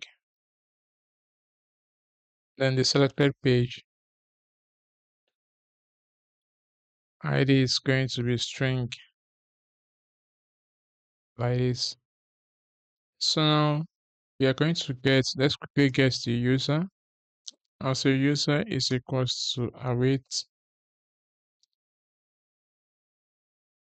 So we have this inside here, the link folder. We're going to get the Insforge server. So I'll copy this. So I'll paste it here. And let me import this. So now we can get the user. We can also get Insforge here. So with this, we're going to say if not user the ID, then we are going to return um next let's say next response, sorry, .json.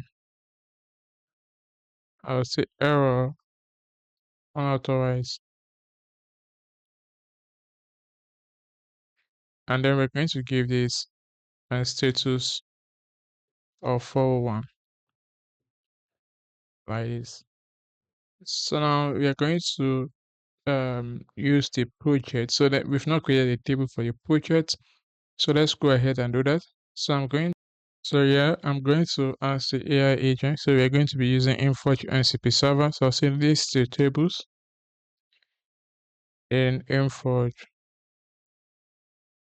So this is going to run the NCP server for Insforge to get the tables. Currently we don't have any tables, so I just want to tell it to fetch it, so then we can ask it to create the table. So let's wait for it to generate. So I think something is wrong. So let me retry. Okay, now you can see it's listing the tables. Now you should say we don't have any tables. Okay, you can see we have. Okay, you can see that it says there's no tables. And I'm saying, would you like me to help you create your first table if you project user or message? So we are going to say create the project table, sorry, which has ID, um, ID title, slug ID, created at, updated at, and user ID as the foreign key.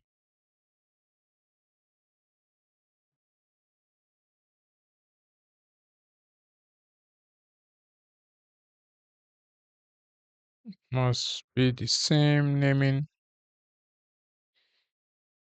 I have given you. So let's see. So we have the ID title slug ID created as, updated as, and the user ID as the foreign key. So once we create the project table, we are going to also create the messages and also the page table. So let's wait for it to run.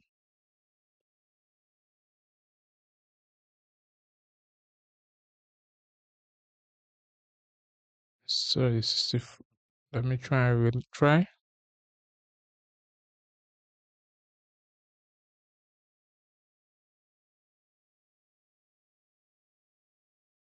So we're waiting for it.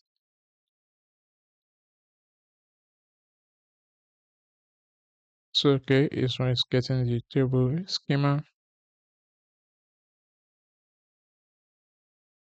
Now we can see that it has created a table. So project table has been successfully created with a start naming ID. So let's go to the browser and confirm this. So let me head back to Insforge, then go to my tables. And now we can see the project. We can see ID, titles, log ID, created date, updated ads, and UUI and the user ID. So let's go over to the code and let's go ahead and create the messages table. So I'll say okay. I'll say good. Now let's create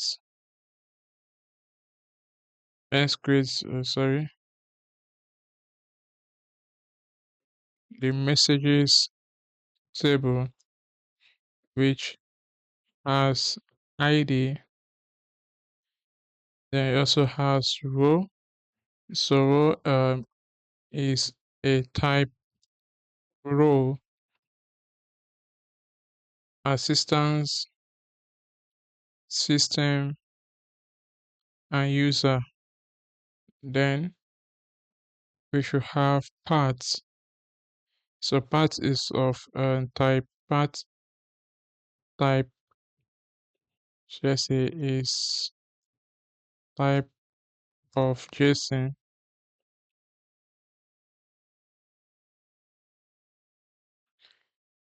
Then I think that is all. We have created ads, updated ads.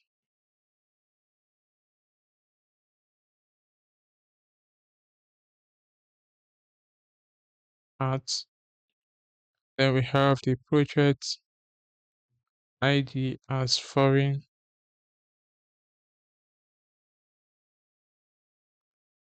key. So I will confirm this message ID row is is a type of row, is type of JSON. Then we have created ads, updated project ID as foreign key. So let's click on enter and let's see. So it's going to create the messages table. Yeah, after the messages, we're going to create the page table. And in our example inside the canvas, the example data I pasted here, we're going to have ID name, root styles, HTML content. So let's wait for this to run. So let me retry. I think this is having issue. So let's see. So it has created the table and type row enum, and then let's go ahead and see. So I'm going to go to the browser and let's reload this. So we can see the messages. Let me see. We have ID row parts, created ads, updated ads, and also the project ID. So you can click here to edit it if you want. So I think everything is fine, and we can see the foreign key here. So let's go ahead and create the last table, which is the parts table. Sorry, the page table. I'll say good. Now let's create the pages table. So which has ID, name, root style, HTML content, created ads, updated ads, and we have the project ID as foreign key. So let me confirm that I have everything complete. So we have the name, root styles, HTML content, and that's all. So let me click on enter. So this is going to go ahead and create the pages table. So let's wait. So now it's running the SQL. So it has created the table. Great. So let's go and confirm this. So I'll go to the browser and now we can see the pages table here.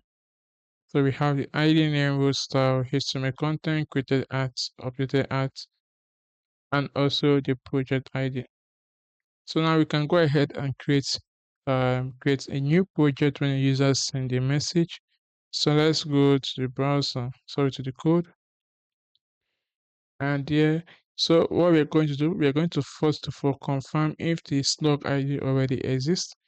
I think I should have asked the AI to make the slug ID unique. So let me go and edit it. And I think so I can okay. I think it's unique. You can see that it is unique. So this is great. So let's go back to the code and let's continue. So yeah, below here, I'm going to say then we're going to open a parenthesis and say await Inforge dot database dot from. So we're going to point from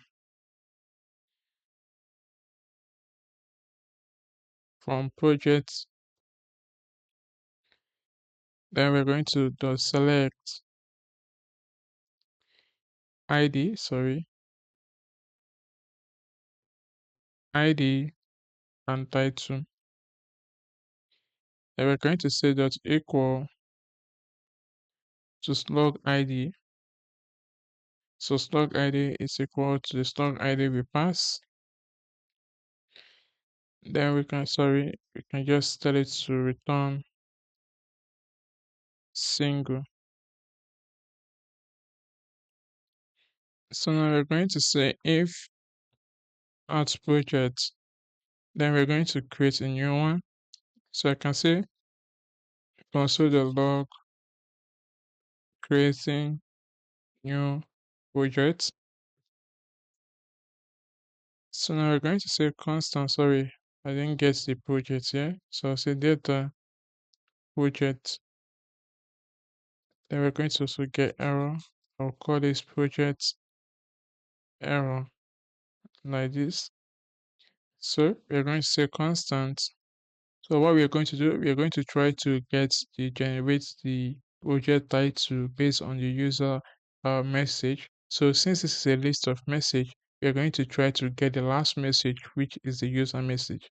So we're going to say last message is equals to messages dot sorry messages dot length -1. Now we can say constant. So we're going to say should we call it single message? Okay, I'll just say user message, or you can say text, or let me call it message text is equals to last message dot path, and we're going to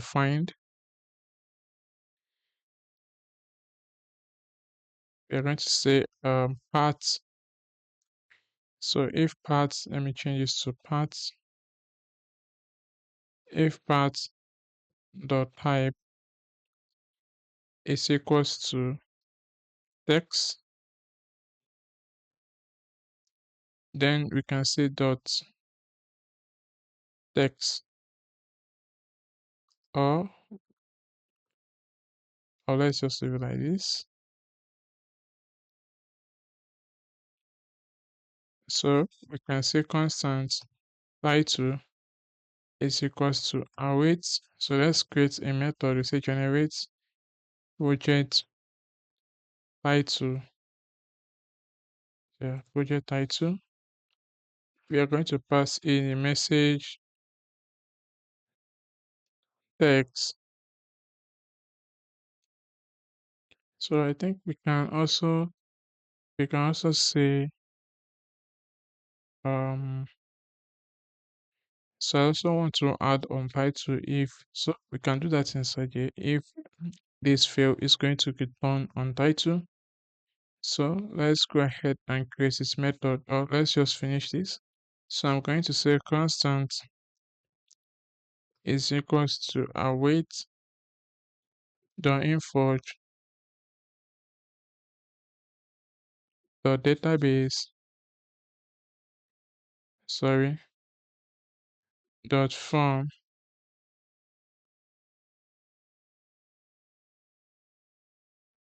dot form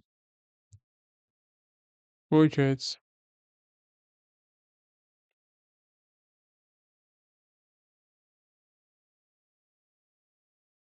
Then we are going to say insert, sorry, dot insert.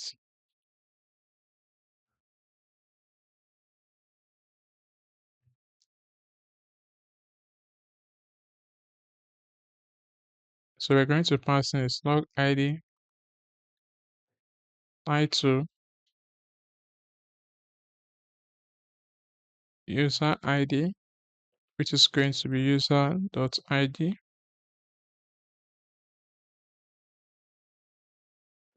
Then once we do that, we're going to say dot select dot single like this. So below here we're going to say if create, sorry, we're going to say data new projects. And here we're going to say error. So you're going to say if error, we're going to throw, let's throw the error from this title. Let me check if we can get message dot. Okay, let me see new error. And we can say failed to create projects.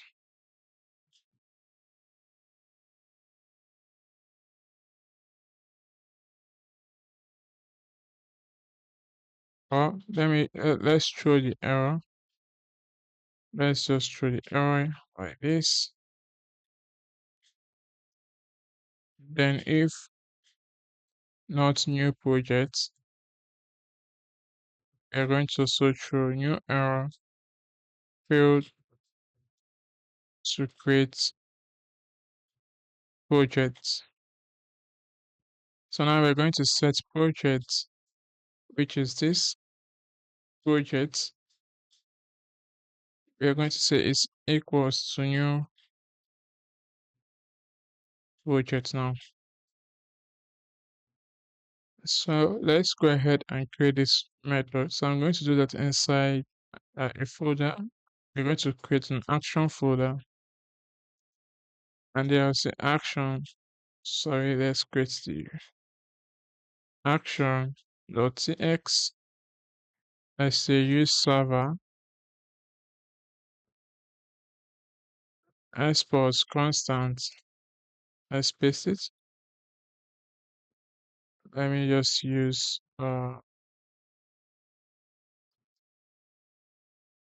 let's just return like this. So we're going to set this to async. Now we are going to use, let me add try catch first. So we're going to be using Insforge for the AI. So I'm going to go to the documentation. So let's go back to Insforge. And if you come over, scroll down, you can see model gateway. So click on this. Now we can see all the models provided by Insforge. So we're going to let's enable the Gemini 2.5 Flash. Then let's also enable the Gemini 3 Flash and also 2.5 Pro. Then for Anthropic, I'm going to enable I think Sonic 4.5. So yeah, we're going to enable this. So I'm going to use that. I don't think I'm going to use this. So that is all.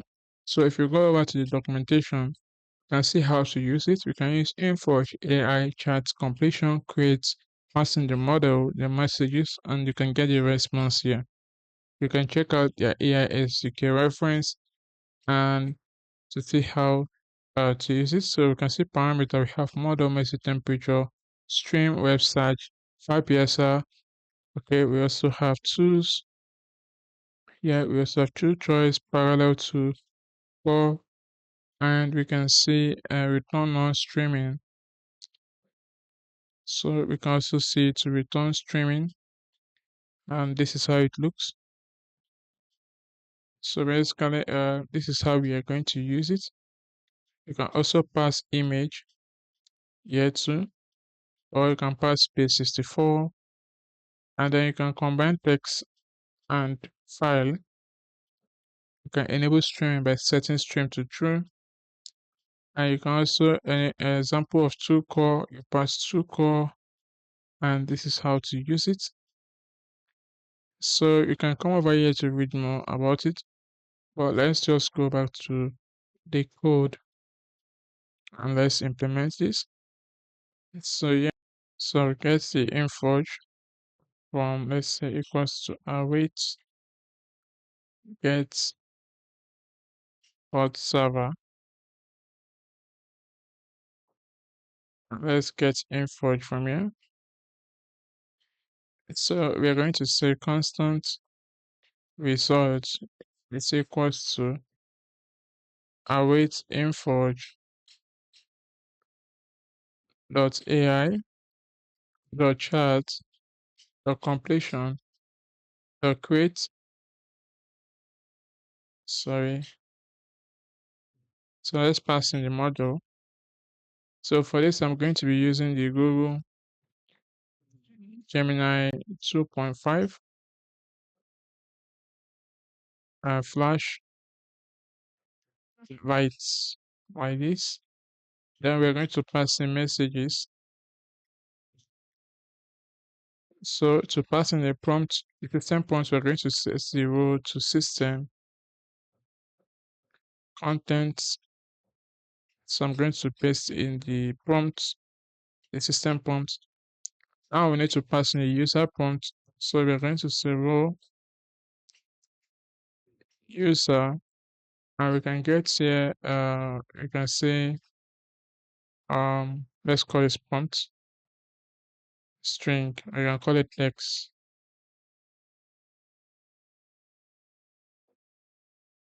So, so let me call this message instead. So I'm going to say content message. So now we're going to say constant text is equals to results dot choices. We get index 0 dot message dot content. Now let's return text. So I'm going to frame this, or we're going to say on title project. So if there's any error, we can return, let's return on title project like this. So let me also console the log error, project title error. So now we have this. Now let's go back to the API and let's import it.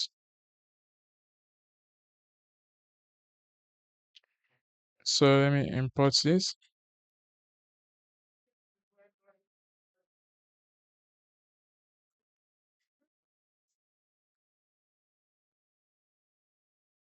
So now here we are going.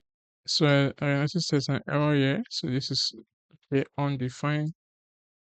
So let me just add string here.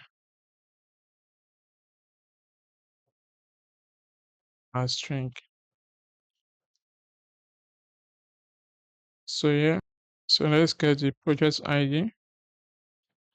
And then we're going to say constant and we're going to also get the pages. So I'm going to say await Inforge dot database and dot from pages, sorry, dot select. We are going to select id, id name, and root style and HTML content. This is going to be equals to project ID. So let's pass in the project ID. And we're going to say dot order by creating at ascending order. So we're going to say ascending to true. Then we're going to limit this to 2,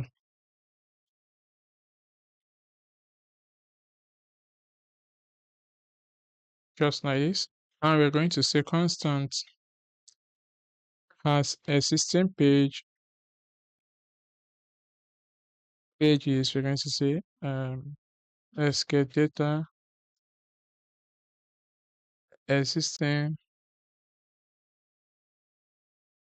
pages. So let's do that here. Existing pages. Sorry, existing pages dot length. So now we have this. Now the next thing we are going to do is to save the user message. That's the last message user sent to the DB. So we're going to say constant and last message is equals to messages dot length -1. Then we can say await Inforge dot database dot from messages dot insert project ID. We're going to pass in the row which is of row user and the path which is last message. Sorry, last message dot path. So now I'm going to collapse this. And now the next thing we are going to do is to convert the messages from the client side, which is the type of UI message. We're going to convert it to the model messages, like the way we have here. Inside the action, we are passing row and content. You can see we're passing row, the AI model require us to pass row and content. So we're going to convert our UI messages into row and content. So let's go ahead and do that. So I'll scroll down here and I'm going to say constant model messages is going to be equals to convert model messages. And I'm going to pass in messages. I'm going to pass only 10. So I'll say slice 10 like this. So let's copy this and go ahead and create it. So I'll go into action.txt. I'll say export constant. Let's paste this. Async messages of type UI messages.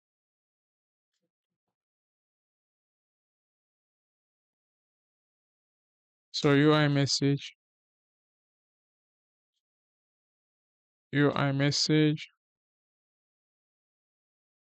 and let's return this. Now we're going to say constant model messages is equals to messages dot map message, which is of type UI message. Now we're going to say constant content path. I'm going to set this to empty array. So now we're going to say for loop constant path of message dot path. And we're going to say if path dot type is equals to text and type of path dot text is equals to string. Then we're going to also check if path dot text dot trim, and we're going to say content path dot put type text and then path text like this. Sorry, let me get the text here. So it should be path dot text. Now we're going to also do the same thing for image. We're going to say else if path dot type is equals to file, then we're going to say constant, or let's say sorry, if path dot media type starts with image and path dot URL, then we can say content path dot put type as image, and let's pass image as path dot URL. So now we have the content. Now we're going to say constant content is equals to content path dot length equals to 1 and content path dot index of 0 dot type dot type is equals to text. Then we are just going to return content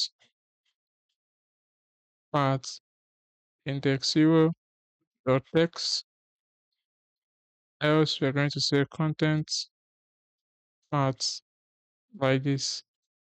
So I'm going to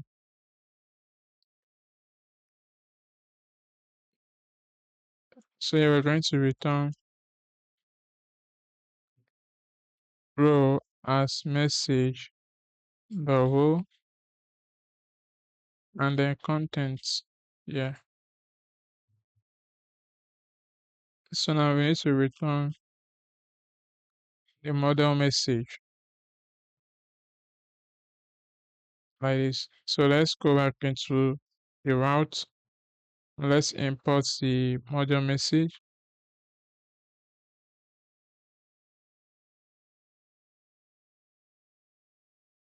So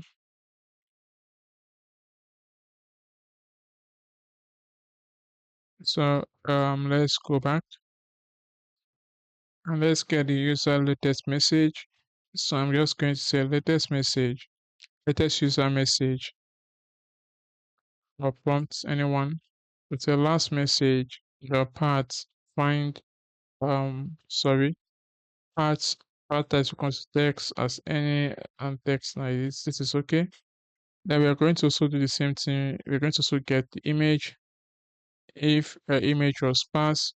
So we're going to say last message dot path, and we're going to say dot filter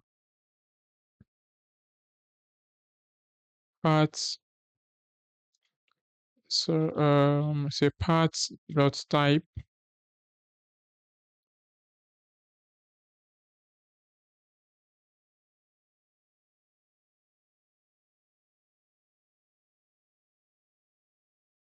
say path dot type is equals to file and path dot medium type will start with image. Then we're going to map exchange to P, and let's return an object type image and the image path.url.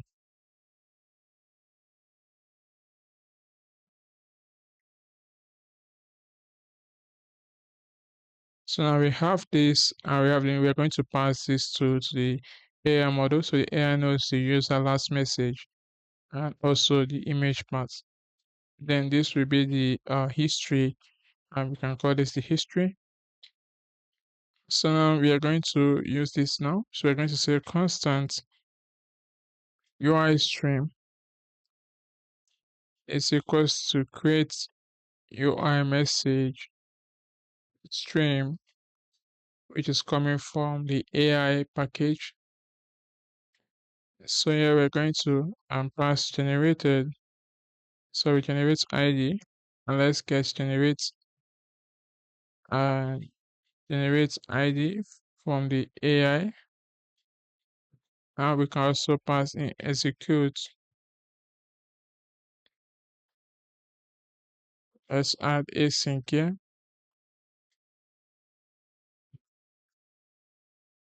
like this. And we can get the writer, which we are going to use to write the event, send the event to the client side. Let's also use the selected project ID. So we are going to use this to find the page, so not project, page ID. So we're going to use this to find the page. So I'll say constant data, the selected page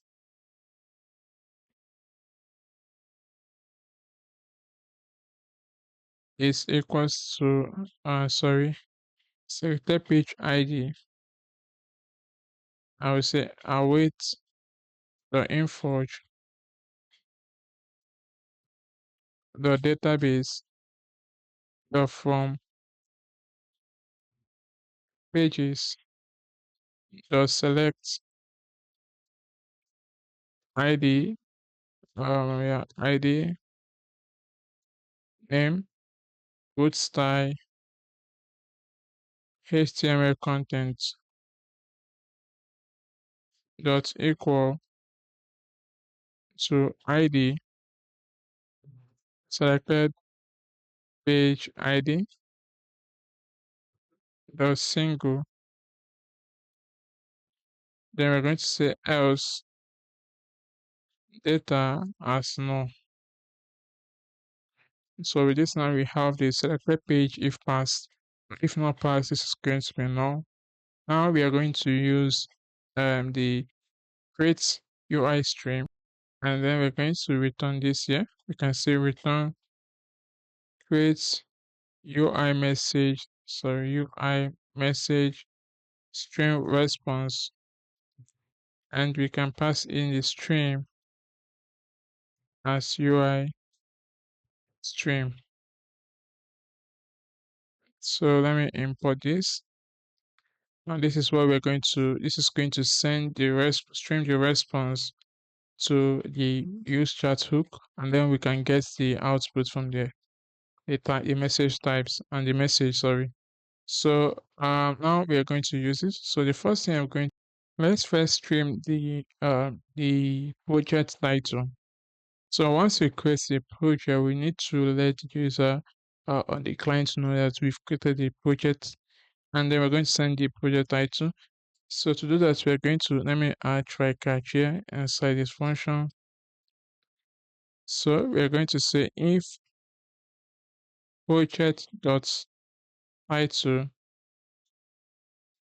So we are going to use the writer to say writer dot write, and we're going to use this to send the event. So let's go and check this in the documentation for AI as the AI element. Now we can see we have the record.write type. We pass in the type. We pass in the data message. Sorry, the data, and then trans. We can also pass this. So this does not add the message in the history. And likewise, this also passing the ID if you want. So exactly what we're going to do. So let's go back to the code. So I'm going to say write, and then this is going to be an object. Now we can pass in the for this I don't think I need to pass ID because I'm going to set this to the transcend to true. So I'm going to pass in type here. I'm going to say data dash project I2 like this. Then we can pass in data. So data is going to be I2 project or title. Then here I can say uh let's pass in this. Sorry, this is going to be an object. And then we're going to pass in this and set this to true. I think so. Let me confirm. So I'm making a mistake. It should be inside like this. Okay, now you can see that the error has stopped. So if we try to send and call this endpoints now, this is going to send this to the client side, and then we're going to update the state we created inside the index .tx, sorry, inside the chat index.txx. If we scroll back up, we can see we had state here, so we're going to pass it here, and then this is going to show up. It's going to show up here. So let's test it out. So to send this, let's go back into the route. Let's see if this works. So what we are going to do, let me also add the catch here. So let me just say console. Let's also the console of log if there's any error, just pass in error. While here we can just return internal server error. So I'll say error. Now we can save this and let's go into the close this inside the index, the chart index.txx. Now to get the title, we are going to use the on data, and this is going to give us the data part. And then let's open this. So now we're going to say constant part is equals to data part. I'll say this as any. So now we can say constant data is equals to part dot data, and I'll say pass here. So now we can use the switch statement. I'll say path dot type. So I think it should be okay. We can say data path type and data. So let me just remove this. So we get the data here. So this is going to be path dot type. Now we can say case. Sorry, case is going to be data project title. And I'm going to say break. So I'll say if data dot title, then we can set project title as data dot title here. So let me just also add in defaults.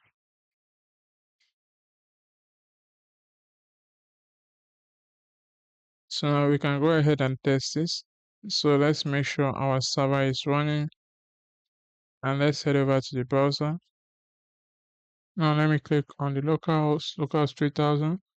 So let me just select a system, any of these prompts, and I'm going to click on send.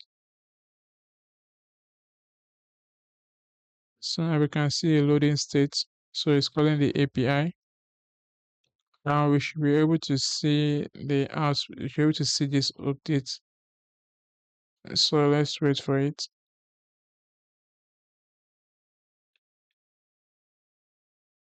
So now we can see the title has changed to our flow. So the AI generated this title, the project title. And if we go into our Inforge, go into table, and then let's wait. We should see, let's wait for this. Let me reload. So now we can see the ID title, slug ID that was passed, and the created as on the user ID. So this is for Gemini. So now we're seeing how to use the custom. You're able to see how to use the create UI message stream to send custom data to the client side. Now let's go ahead and start working on the generation. So I'm going to go back to my code, and then let me go back to the route.txt.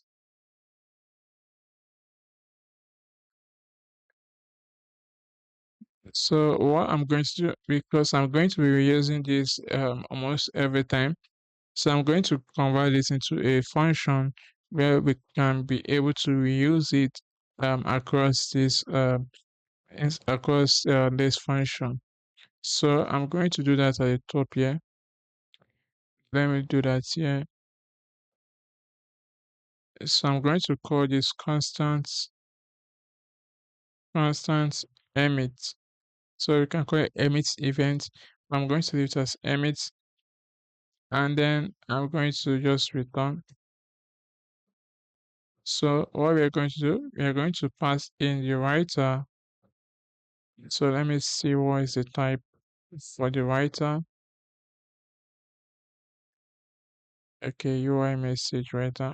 For now, I'm just going to set this to, let me set it to any. Then we're going to pass in the type, which is type string. Then the data, which is objects. I'm just going to set this to empty. And then options, we can pass in options. So the options could be ID, the ID. We're also going to pass in the transient, and we're going to set this to Boolean. So let's say writer dot write, and we're going to pass in ID. We say options dot ID. Type is going to be data, and then we're going to pass in the type. So we're going to pass in data, and then for this we're going to just say options dot this. So now we can use this method now. So this is going to make it more cleaner. So I'll come back here, and I'm going to just use this method, pass in the writer, then pass in project title, because we already attached data to it. And then for the data, I'm going to just say title. So yeah, title is project dot title. That's for data. Then the options, we can have this here. And if you want, you can put in the ID. I'll just say, let's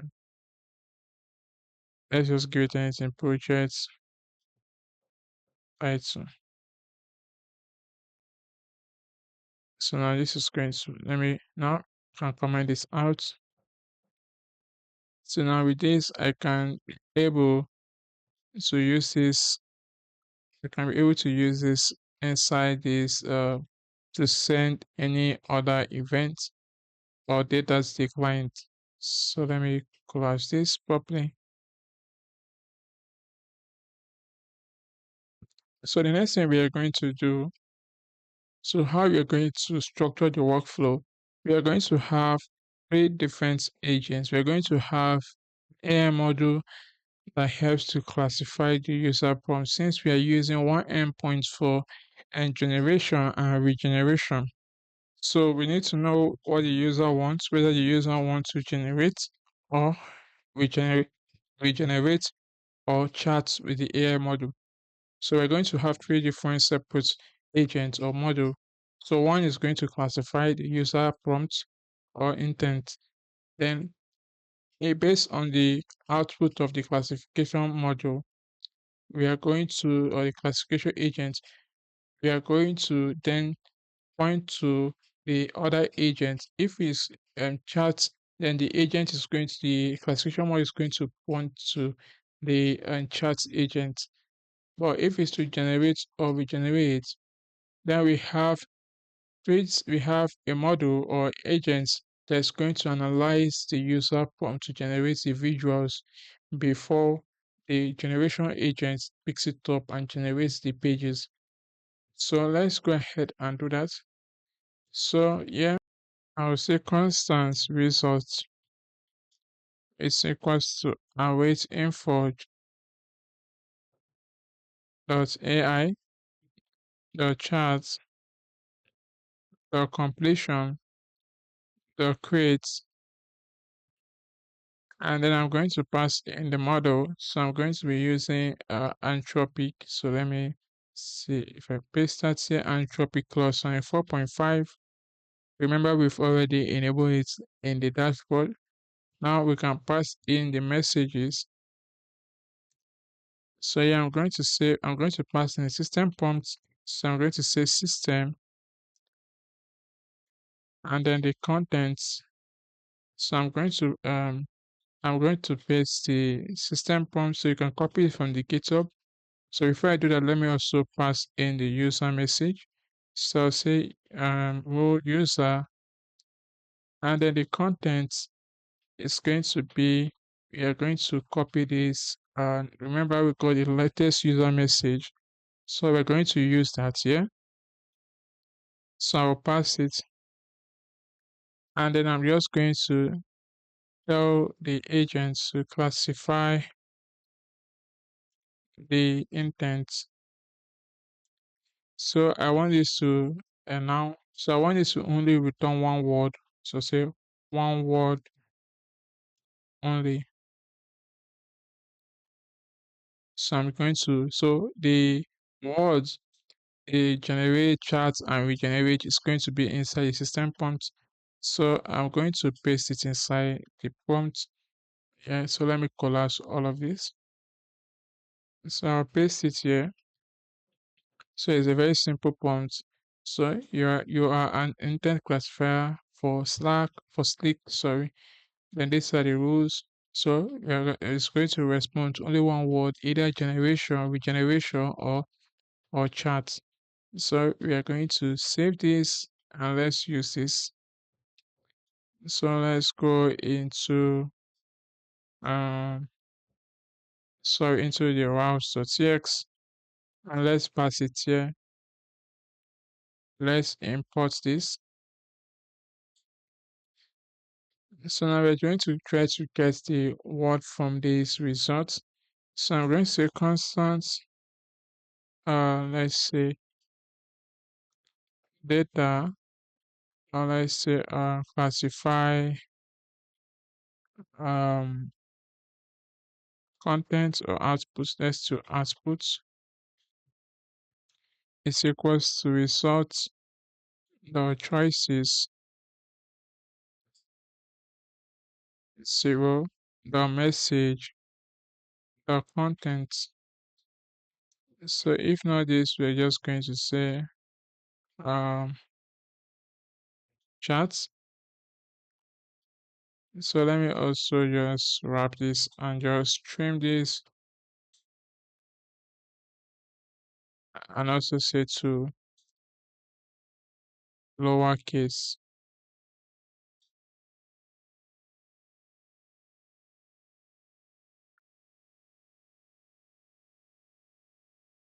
I don't know if I'm right with this.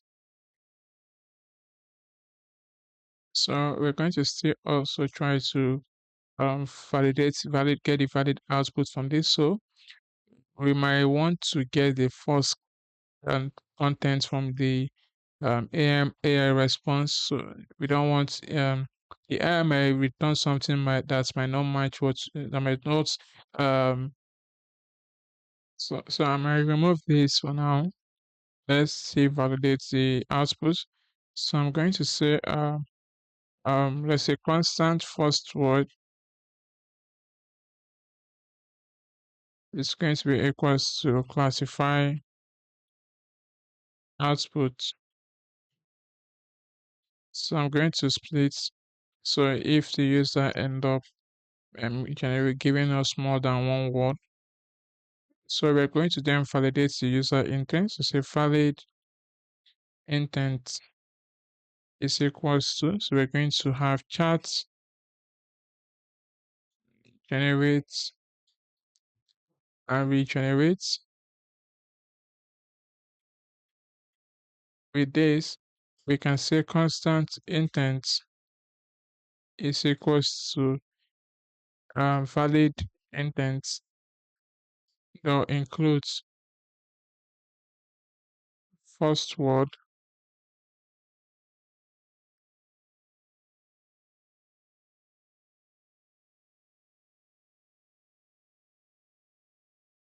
So first word. So if this is true, we can say first word first word as any, else we're going to just say it should just fall to the default, which is chat.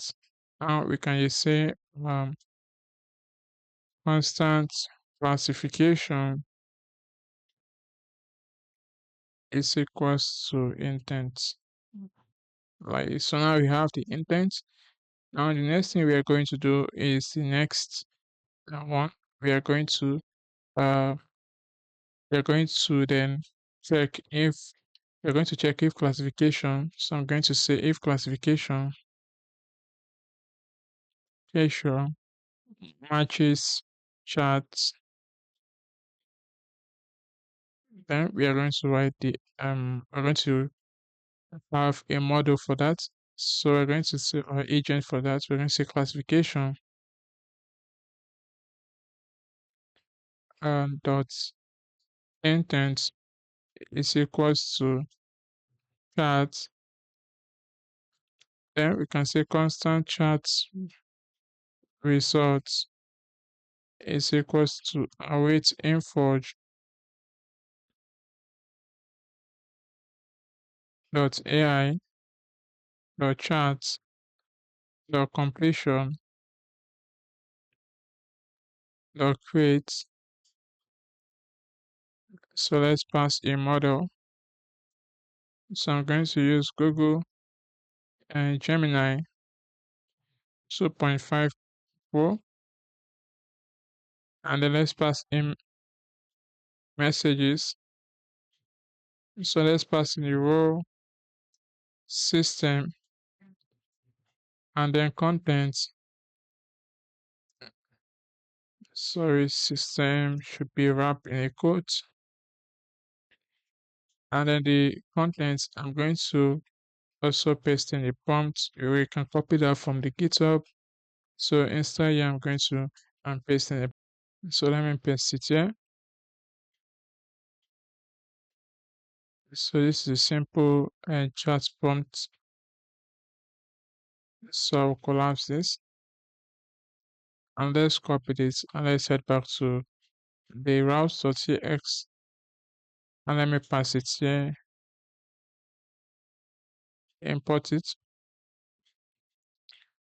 So now we are going to also, now we can pass in the model messages here. So we are going to enable stream. We set it to true. And also web search, I'll say enable, I'll set this to false. So now, and so to send the chat response or chat result to the client side. So since we are trying to send a text, we're going to use the default way. We're not going to use the custom emit we define, because we have this function. We created this function for our custom emit uh emit event. So we're going to use the one that come with the AI SDK. So I'm going to say, first of all, we need to generate a new chat ID. So I'll say chat ID. I'm going to use generate ID function coming from AI. Then I'm going to say let's chat text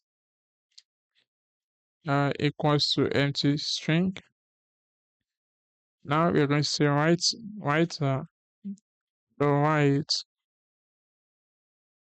So type, and we can see the default type from the AI SDK.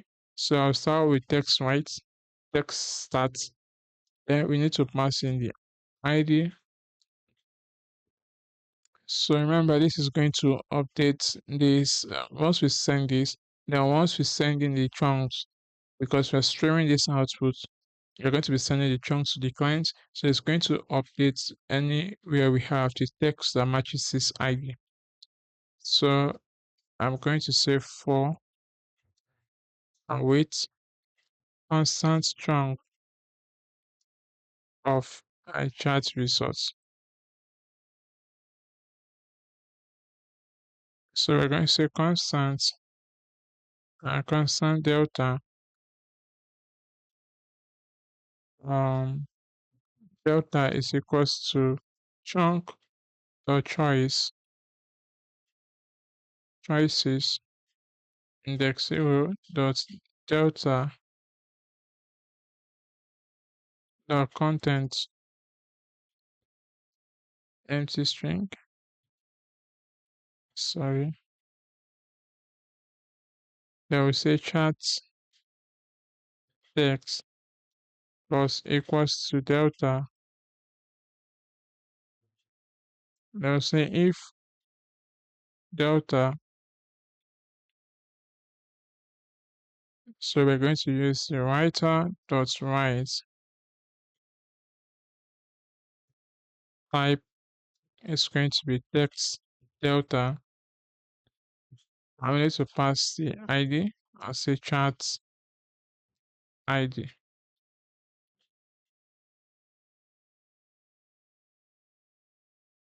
Okay, we need to also pass in the delta. So I'll pass in delta here. So once that is done, below here we can say writer dot write, and then let's end it. So type text end, and let's pass in the ID, which is the chat ID, and the error should stop. So we also want to handle aborts when the user stop the AI from us trying to stop the generation from the client side, like we had a stop button here. So if you say we are getting the stop button from, so we can see we have the stop function here being passed to the chat input. So the chat input.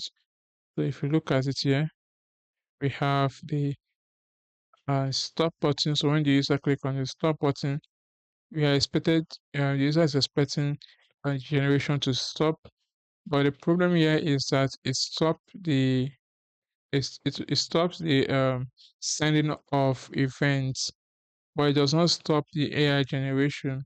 So what we are going to do, we're going to get the signal, and then if signal.aborted is true, then we are going to manually inside this execute function. So what I'm going to do, I'm going to create a class here, a simple class here. So it's just like this. So abort error extend error constructor super request aborted and set the name to abort error. So we're going to always track for this abort error inside the try catch. So with that, I'm going to come before the stream. I'm going to create a method. I'll say check abort. So we can get the signal from a request. I'll say constant signal equals to request. So now I will come back here. Now say if signal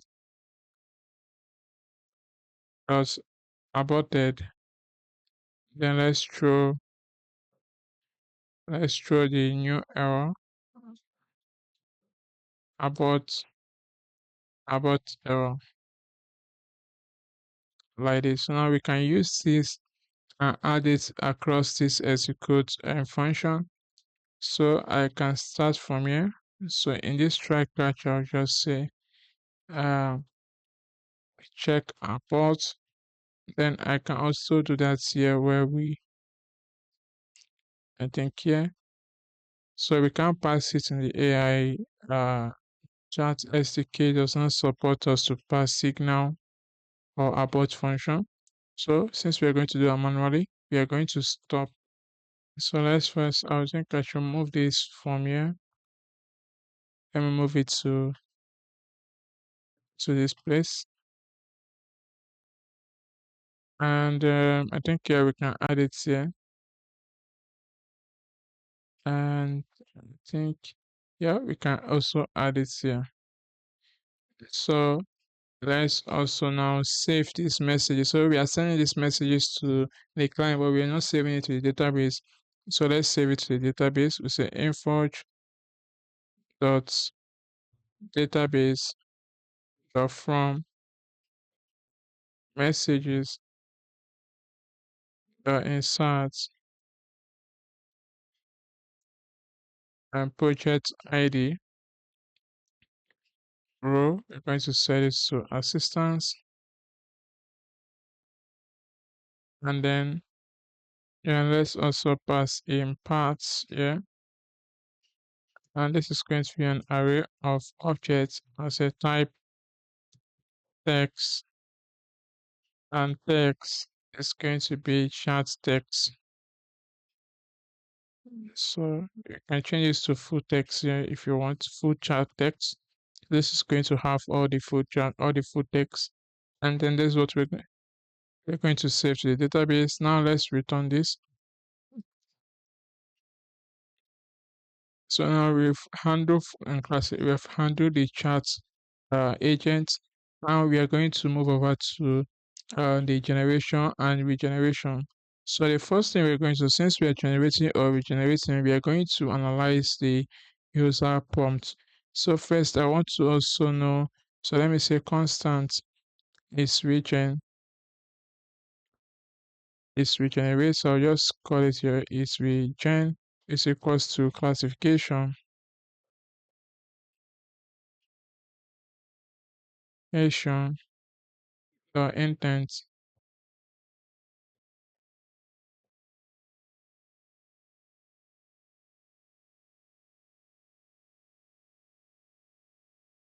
the intent is equals to regeneration. So regenerate, and then we're going to say and selected page So if we have the selected page, so I'll use the sign. Then, so I also want to have this is switch. Let's emit to the client side that we started the analyzing the user message or the user prompt. So I'm going to use the emit function, pass in the writer, and I'm going to say generation. So this is because we are setting generation here as the data name. So it's being passed inside this, and we have data. So we're going to have data generation, and this is exactly what we did inside the chat panel. So if I open this, we can see we have data generation. So this is going to be passed. So we're not going to pass this to true. So we are going to we are going to let me go down. So this is going to be passed inside added to the message history. So let's pass in. Well, we're going to make sure we pass in the ID. So I'm going to pass in the data, which is status. So the status here is going to be analyzing. And for now, we're going to have pages to empty array. Then we need to pass in the options. So the option is going to be ID. I'm going to set this to generation card. So now once we set this to analyzing, then um we are going to start there. I'm going to say constant analyzing, analysis result is equals to await Inforge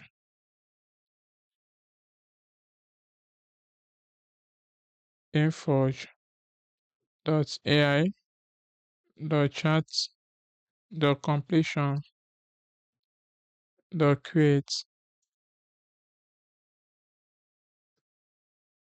So let's pass in the model.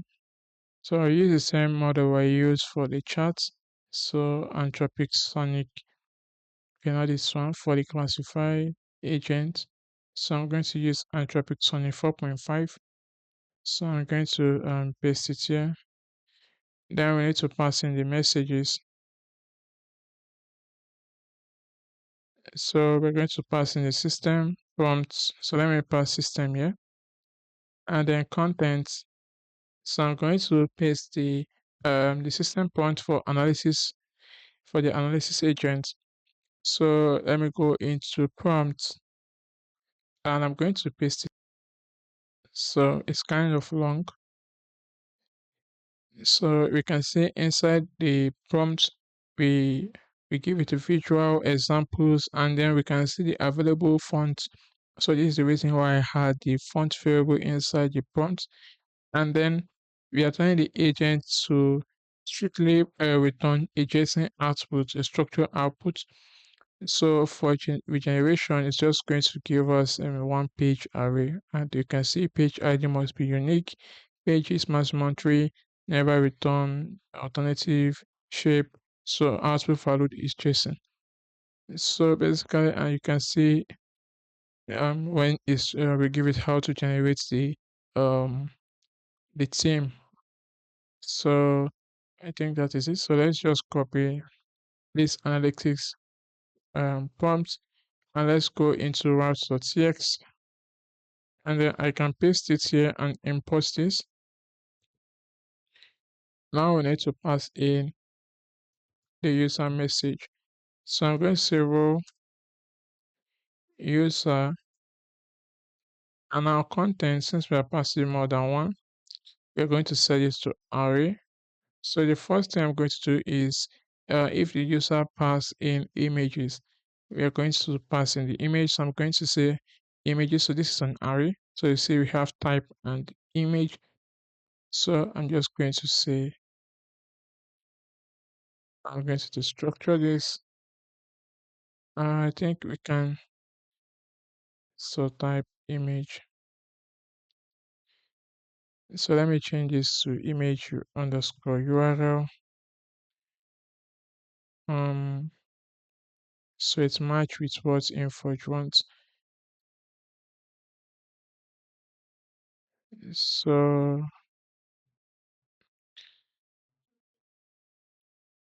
let me do that here. So I'll say underscore URL, which is the type, the image underscore URL, and this is going to be,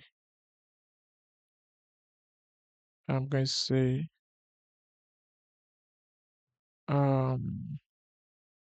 URL dot URL like this. So with this, I can copy this, or you can leave it the way so or let's leave it the way the UI message is. Then we can come over here and then map this. So whichever one you want.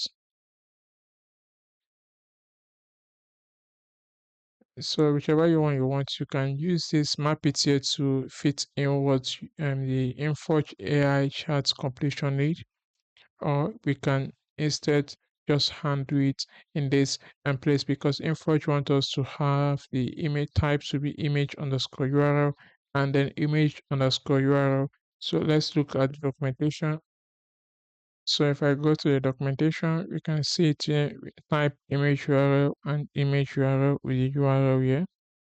So let's change it. Let's instead change it to the URL so it's match exactly what we want. So I'll say underscore URL and then URL is p.url. So we can just there's no need to map this again. So I'll just say image path like this and the error should stop. So this is throwing an error. So let me see what I can do here. So let me say as constant. Okay, the error has stopped. So now we are going to also pass in.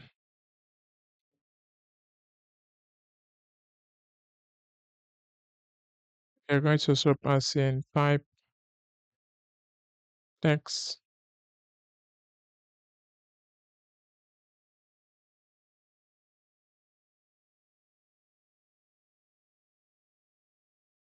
So text. So why is the error? Okay, type is not assignable to file.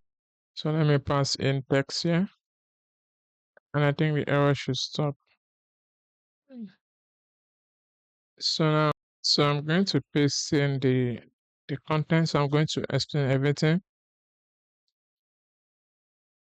So basically what I'm doing here is I'm passing the image, I'm telling the AI agents that we have if image path. So currently I'm going to say if image path dot length is greater than 0, then we're going to say reference image attachment extract every detail color layout component spacing match it precisely. Then this is going to tell the AI analysis agent to make sure it uses the image exactly the image is the reference the user uploaded. Then we're going to say if selected image, selected page is being passed and is regenerates, which we have here. The classification intent is regenerate. Then we want the agent to edit this page. So we say editing this page, we are passing in the selected page name, the current style, and the current content. So it should apply only the requested changes. Then we also have here. So let me see. So if selected page is being passed and it's not regenerated, so for instance, if the user select a particular page and ask the AI to generate, let's say a landing page, ask the AI to generate a new design that match the style. So this is where here comes in. So it's going to be classified as generation. So now it's going to say, okay, since user select a page and it's not regeneration, then that means the user wants you to reference the style and match the visual. So we pass in a name, the selected page name, and the style. So now let's see as existing. Okay. So yeah, if we have existing pages already and it's not regenerate, so we can just say I don't think this is even needed. This is needed. Mm, okay. So yeah, this is required. So we want to make sure the agent does not regenerate do not generate what is already existing. So this is required because the user might ask, okay, generate so pages. Now we need to tell the agent, okay, the user already have that you have already generated this page. So this page are existing. So make sure you do not recreate them when generating a new pages. So let me fix this latest user message. So yeah, we're going to say user request output raw JSON only. So we can copy this from the GitHub. So everything is there. Now we are going to let's come down here. Let me collapse this. So yeah, I'm going to also add maximum token. So it does not cut the AI generation does not stop. So I'm going to increase it to 28,000.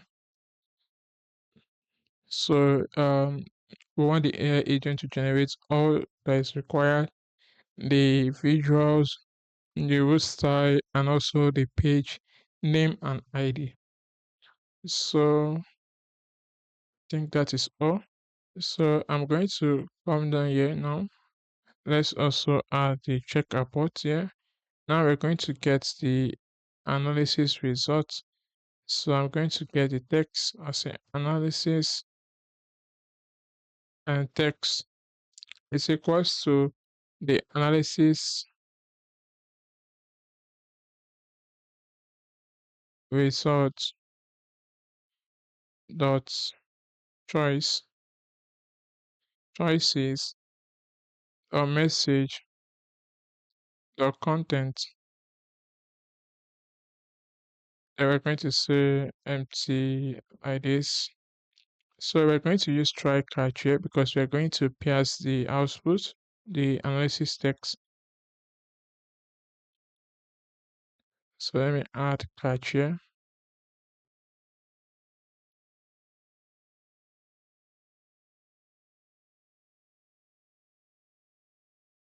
So yeah, I'm going to say constant. I'm going to say JSON start.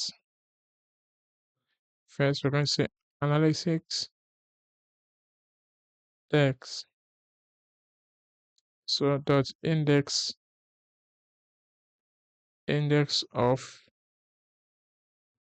We are going to try to check if this contain this parentheses, the open and close, and the last index of. So I'm going to say analysis JSON and then we are going to say if JSON start is equals to -1 or JSON end is equals to -1, then we can throw new error, new JSON object found. So we are going to get the clean JSON. So this is going to be equals to analysis, analysis text dot substring. So we're going to pass in JSON start, comma JSON end +1. So we're going to say analysis is equals to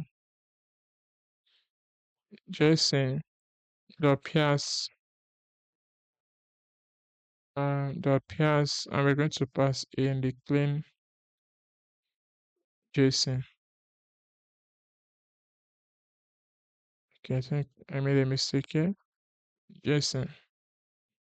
So let's also add in, let me add in the analytics here. So we have this now. So let's also catch any error. So say console.log analysis error. And then I'm going to pass in the error. Yeah. So let's throw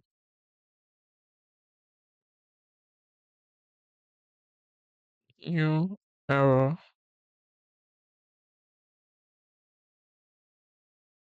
So I just say failed to appears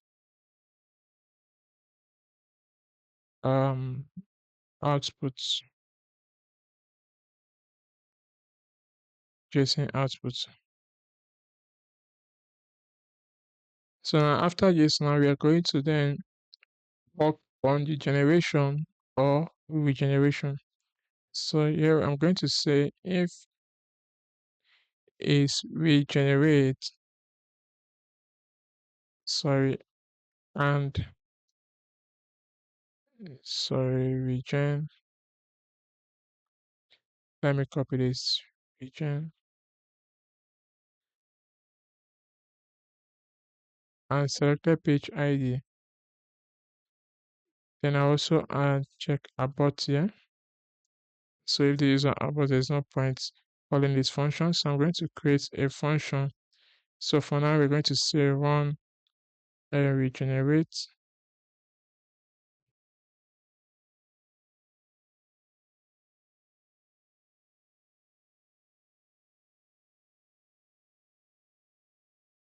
So I'm going to return like this. So let's just define the function, but we're going to comment it out. So I'll say run we generate, I'll call it regenerate worker, which is going to contain the writer, the project ID, selected page,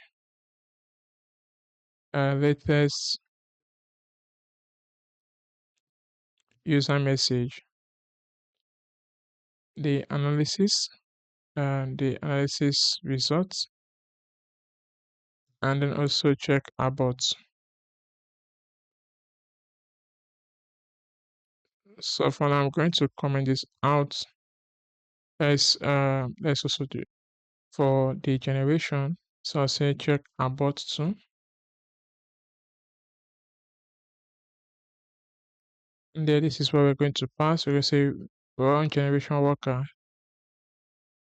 and then we'll say write project ID, and then prompt message, latest user message, existing pages, and check about. So we are going to quickly create a function, but let's handle the catch error. So yeah, I'm going to say if error is instance of about error, then we are going to say emit writer. We're going to say generation. We're going to pass in the data. So we're going to say status cancelled.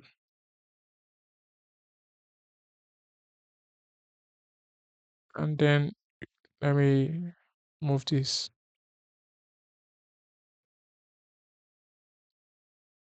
And we're going to pass in the option,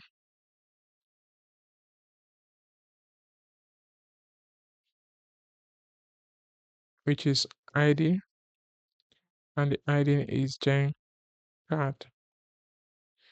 So if the user cancel generation, then we are going to update this generation here. The pages we can scroll up here. So yeah, we're going to update this instead of showing analyzing. It's going to show status of cancel. And I also want to make sure um this is already showing, this is already emitted before the user cancel. So if the user cancel this when this is already been sent to the client side, then this is fine. So, but if the user has not reached this position, this place, it has not reached this place, and the user cancel, let's say during the intent, then there's no need to show this card, but this is going to show the card, which is not nice. So it depends what you want. If you want to show it regardless of whether your user cancel it um, in the beginning, or as long as user send a message and your user cancel, then you show the card. So I'm just going to hide the card. So what I'm going to do, I'm going to come over here and say let's change card emitter is equals to false. So I'm going to copy this. Then I'm going to go over to this place and I'm going to say change card emitted to true. So I'm going to come down here to where we have apples. I'm going to just return this. So I'm going to say if change card emitted is true, then then we are going to send this data event to the client side. So this is cancelled now. If it's not about, let's say it's a different error, then we can say generation status error and ID card. We're just going to change this, set this to status error. So this is fine. Then we can also let's just leave this like this is okay. You can also emit if you want to emit error. You can use writer dot write. So we can see type, and if I hope you can see error here. Okay, we also have abort. So type abort, type error. So this is okay. So we have error here, and I think we can pass in. I think this require us to pass in. Okay, error text. So you pass in the error text, and we can see something went wrong like this. So this is for the AI SDK event. So you can also do the same thing for the abort if you want. You can just add it here and just change it to abort. I think it does not require error message. So this is what it is. So this is fine. So now let's go ahead and work on the run generation worker function. So I'll go straight to the top. So let's create the function here. So we say async function. So I'll paste it here. And there we get the writer, the project ID. So let me quickly copy it.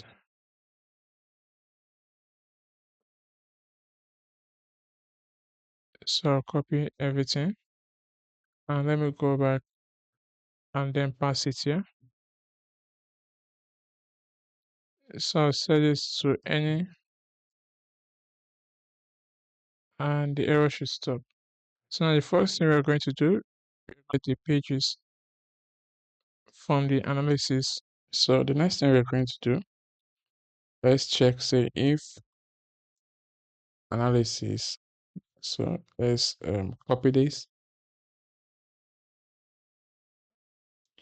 So if not analysis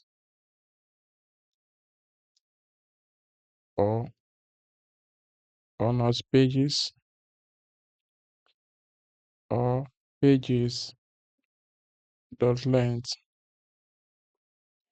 is equals to 0, then we can throw a new error Also, no pages generated.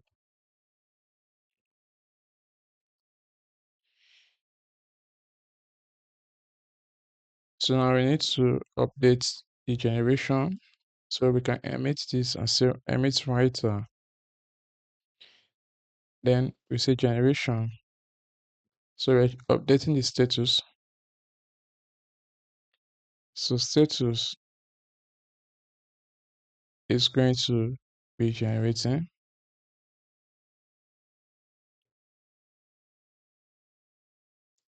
Then we can send the pages. I will say pages is pages dot map page. I'll set this to any. Then I'm going to return. Sorry. So let me open an object. I'll say ID page dot ID. So let me fix this. So pages. So page dot ID. So name is going to be page dot name, and then done font is going to be set to false. So okay, I think I made a mistake. I need to remove this from here. So this should be here inside the data. Then here we should have the ID, which is the options. So ID is going to be crossed to gen card. So gen card is going to show in the chat. So then after emitting to the chat, the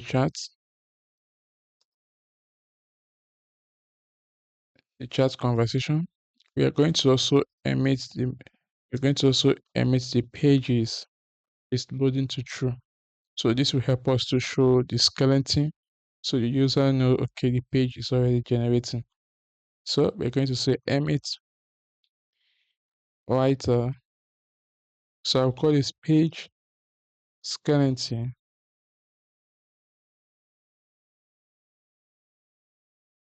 So we're going to pass in pages, and I'm going to copy the same thing here, but this time we are not going to so I think something's wrong. Where is string error? Writer.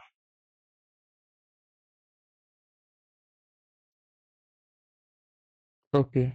So, it should remove inside here. So I'm going to remove the done, and let's also pass in the root styles.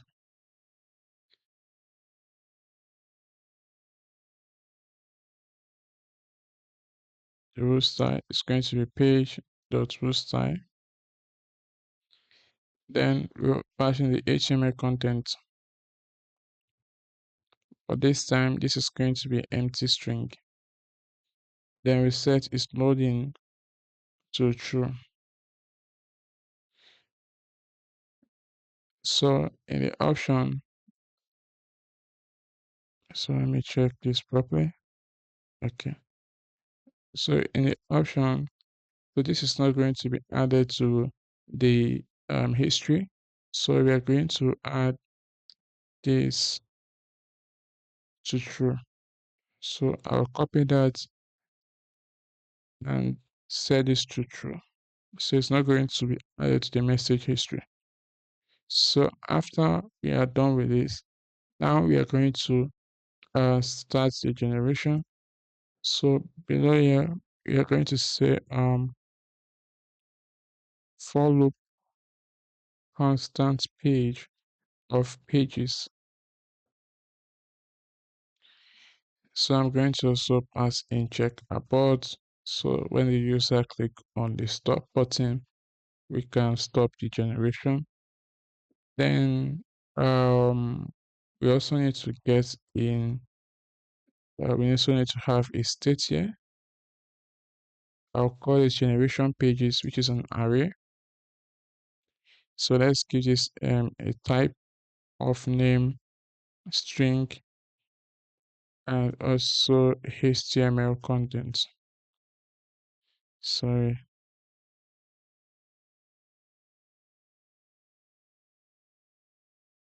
of string. So this is just going to be, I'll set this to array, and it should be empty array. So we are going to always push the update when the AI generates each page. We're going to push the update here. Then we are going to pass it to the AI so the AI knows the pages it has already generated.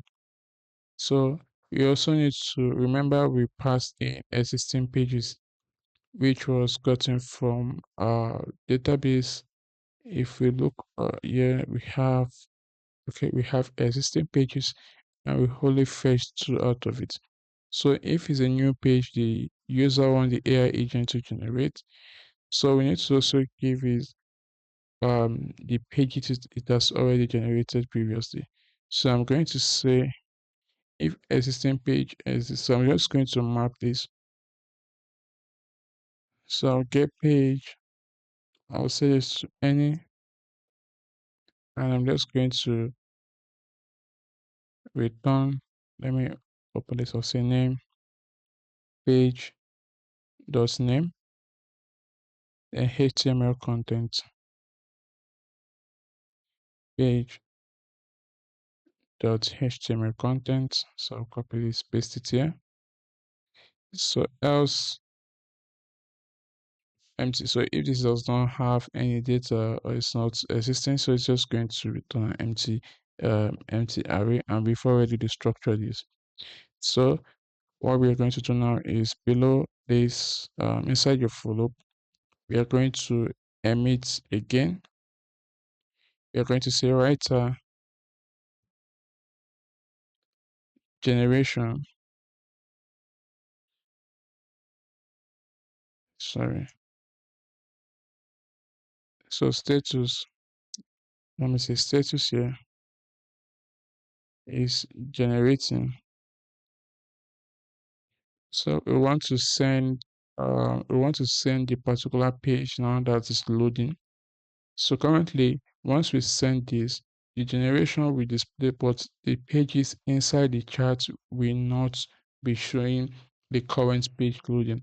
So, but this will be showing all the pages, the list of pages the AI want to generate. But in the chart, we also have the pages, but we want to show each of the pages the AI is currently generating. So, what we are going to do, we are going to also pass in pages. Yeah. So let me copy the same thing here.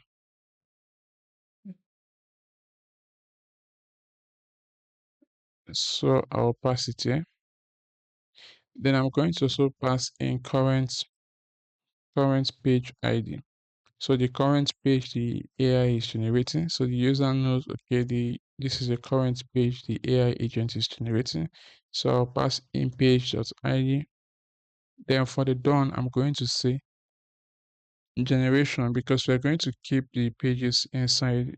Once the AI generates a page, we're going to add it to this array. So we're going to say generation pages the sum let's say page.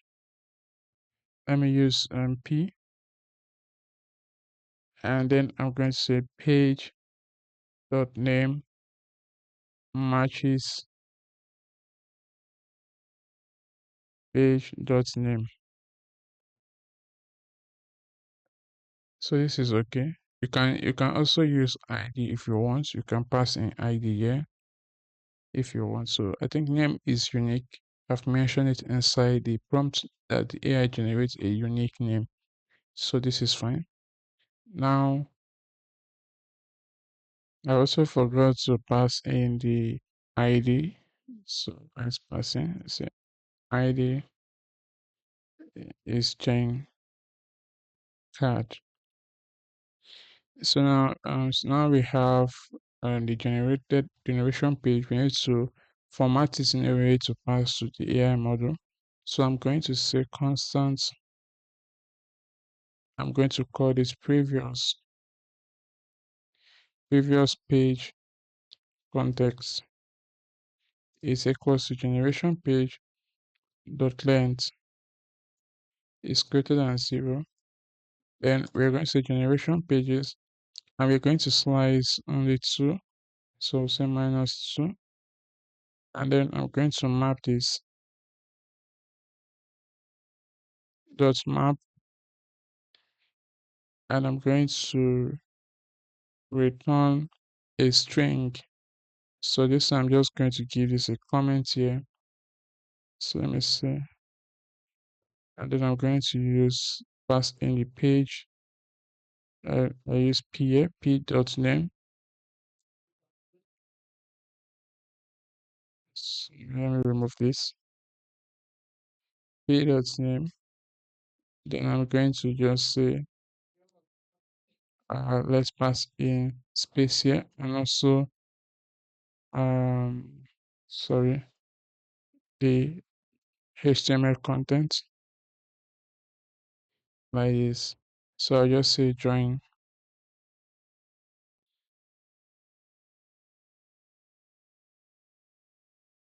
like this. So I'll just say else, previous pages.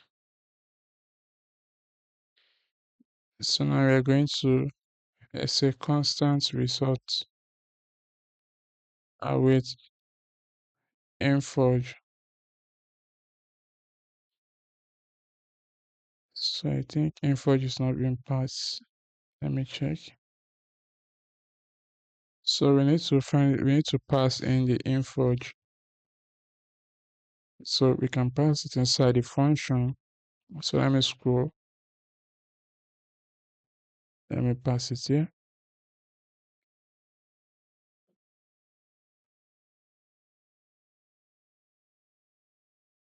So I'll scroll back to the top and let me get it here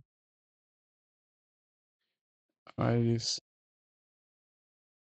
So I'm going to say dot AI dot chart dot completion dot create. So let's make sure everything is correct. So I'll scroll to where I've used it here. So you can see it's the same thing. So just make sure I copy all of this. Let me just copy all of this.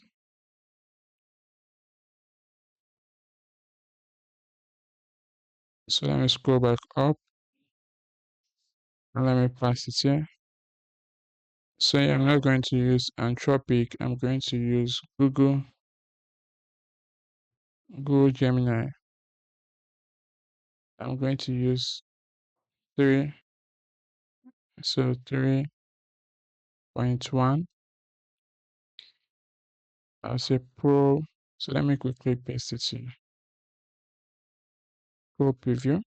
Then for the system, we're going to add the system prompt. So I'm going to add it here inside the prompt. So you can copy it from the GitHub. So I'm going to paste it. So I've pasted it here. You can see web generation prompt and it's kind of long. So it's just the examples that was added here. And we can copy this from the GitHub. So I've asked it to never return necessary wrapper div and stuff like that. So I'm going to go back into the routes.txt. So let me quickly copy it. So inside the prompt, let me scroll back up, copy the web generation prompt, and let's go into route.txt. And I'm going to replace it with this. So I'm going to import it. Then for the user prompt, I'm going to remove this. So I'm going to paste in the contents here. So I've pasted it here. We can see generate HTML for the following. I've passed in the page name, the purpose, the visual description, which is going to be generated by the analysis agent. Then I've also passed in the root style generated by the analysis agent. And these are content for the previous page context. And some critical notes I've also passed here. So below here, I'm going to get the content. So I'm going to use the results to get the HTML content. So I'll say constant HTML content is equals to results dot choices index 0 dot message dot content. So I'm going to say or empty string like this. So I'm going to say constant match.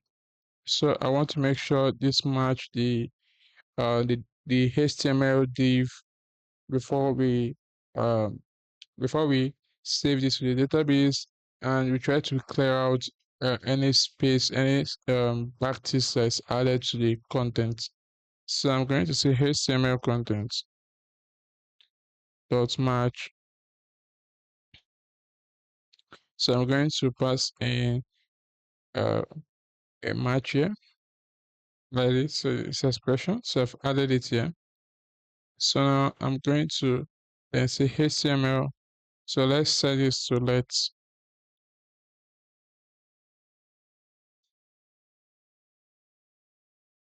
So HTML content, I'll paste it here. So it's equals to match. Then we get the index. So match index 0. Else we just return the HTML content. Then we're going to also use the HTML content. So HTML content again that will replace. So we're going to replace the bodice with empty string like this. So once we are done with this, now we can save this into the database. So say await Insforge dot database dot from. So we're going to get this from pages dot insert.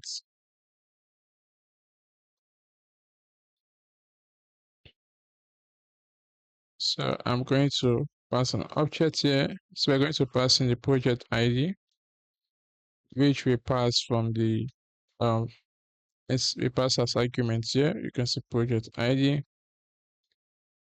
or we can use the project also passed here.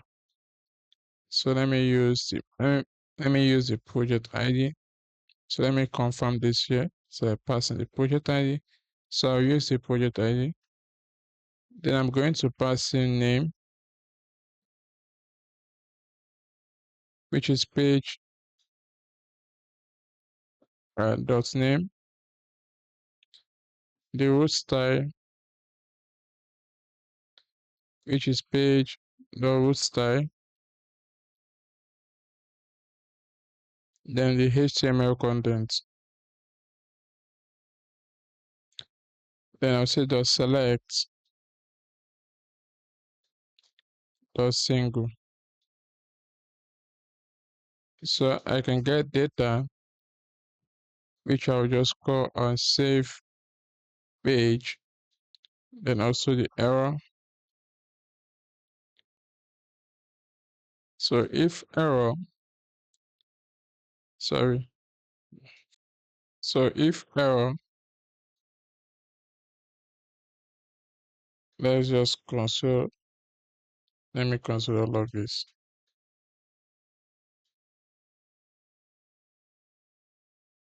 Page failed to save.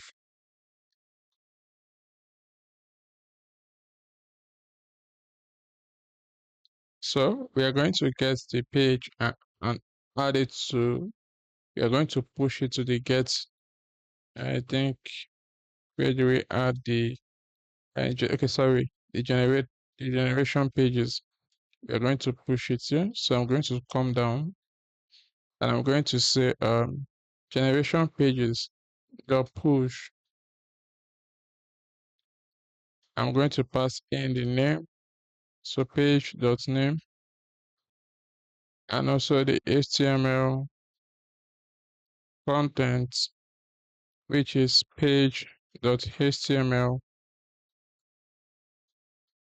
content. Now we need to emit this. So say emit, let's pass in writer, then generation. Then I'm going to pass in the status, which is generating. Then let's pass in the current. So let me copy what I have here. I'll copy this. So let me pass it here. So page name. Then let's add in the ID.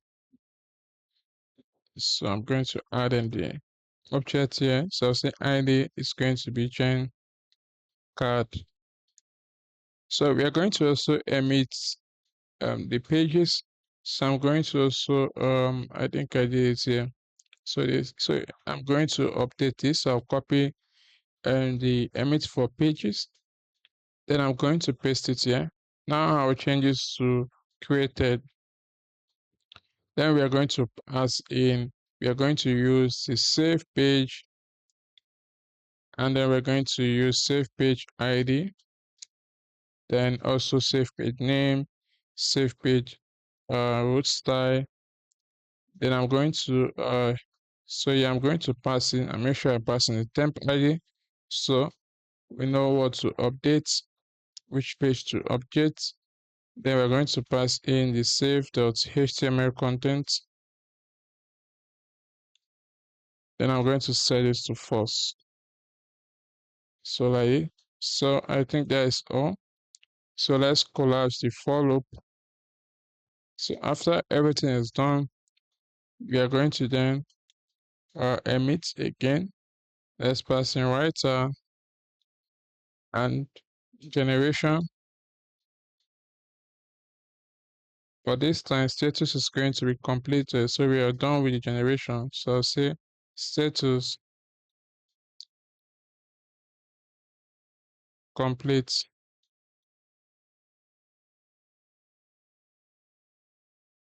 And sorry, let me collapse this.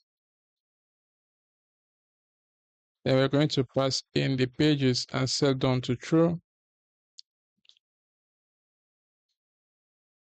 So name and also done true. Then we're going to, let me check this. So we're going to pass ID to gen card. So this is going to update, it's going to update the card we had here, the emit we did here previously. So it's going to set the generation to complete, while all the pages don't set done to true. So after we are done with this, now we need to work on the summary. So we're going to have a model that's going to generate the summary. So I'll say there's a summary. So I'll say summary results is equals to await Insforge dot AI dot charts. And let me copy this. So I'll copy this like this, collapse this, and I'm going to paste it here.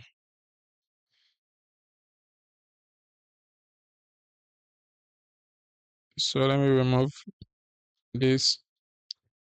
So we have the summary. Now I'm going to pass in the system prompt. So I'm going to also change the model. So instead of using 3.1, we are going to use a lower version 2.5 flash light like this. So let me pass in the system. So I've passed in the system prompt. So you are Sleek AI web design agent. You just finished reading pages, write one or two sentences in the first person natural confident, no question, no let me know. So we are going to also pass in the user prompts. So I'm going to also pass in user content. So it's going to be like this. So let me change this to last message. So this is going to be the content designed. So the AI, we're telling AI you design these pages for the user for user last messages, summarize briefly. So we're going to also add, let me add comma here. So I'll set this to stream true. And also I'm going to set web search enabled to false. So now we're going to emit the summary. And to do that, we're going to use the writer, the default way AI SDK wants to allow us to do it. Since this is text, this is not custom emit we are doing. So we need to generate a unique ID. So I'll say summary ID is equals to generate ID. So we have to pass in, so I'll say our full summary text is going to be empty string. Now we need to set the writer first. So say writer dot write. So we're going to set and type, text start, and let's pass in the ID, which is summary ID.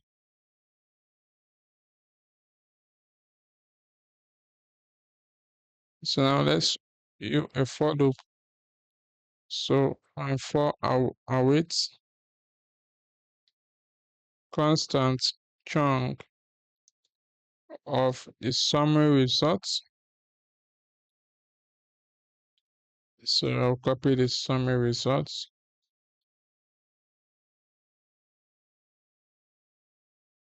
Then we can say constant delta is equals to chunk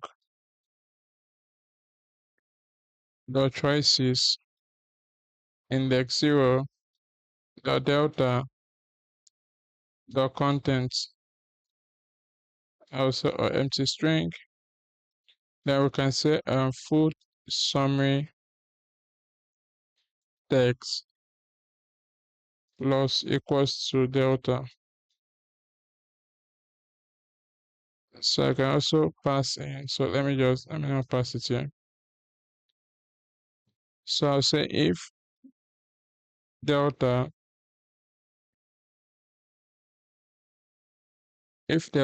then we're going to write this. So writer dot write, we send the event.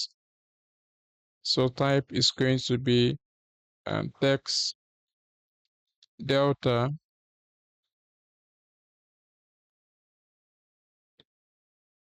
and then we need to pass in delta. Let's pass in ID first.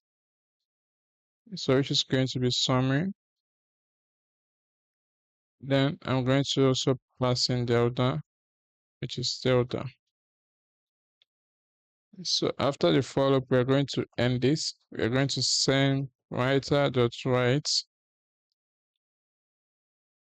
type text end. Then let's also pass in the ID, which is going to be the summary ID. So let's save this to the database. We say await Insforge dot database dot form. This time we're going to save it in the messages dot insert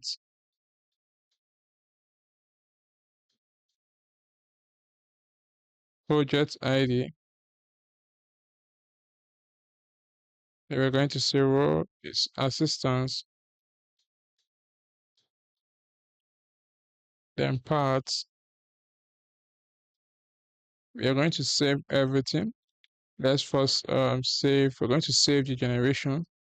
So remember the emits we are doing previously, like the generation emits, we are going to send it to the database. So we are going to save it. We're going to say type data generation. We're going to pass in the ID of the card. Remember, we named it gen card. Then we're going to pass in data status complete. Then I can pass in the pages. So let me copy the pages. Okay, not inside here. You can copy this one here. So I'll copy this. Let me say pages. Now pass it like this. So after this, we're going to also pass in the text, which is a summary. So I'll say type text, and then we're going to say text. We're going to save the final or the full with summary text. So I'll pass it to. So now we're done with the generation. So we're going to go ahead and test it. So I'm just going to remove this project. We didn't use it. So let me remove it. So let me confirm everything is fine before we go ahead and test it out. So before we go ahead and test it, let's go and handle the client side. So I'll collapse everything here and let's go into the chart index. I think inside the chart, let's start with index.html. We need to complete the on data. So yeah, we need to handle all of the data type that's coming here. So if you look at the API, let me go back into the API. So inside app API project routes, we had the page skeleton. So we're going to handle this first and also the page created. So let's work on that. So I'm going to say case here. So data pages skeleton.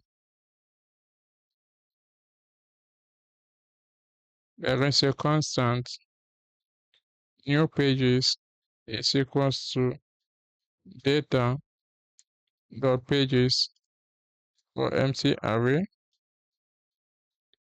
dot map page of type any, and let's return an object id page dot id.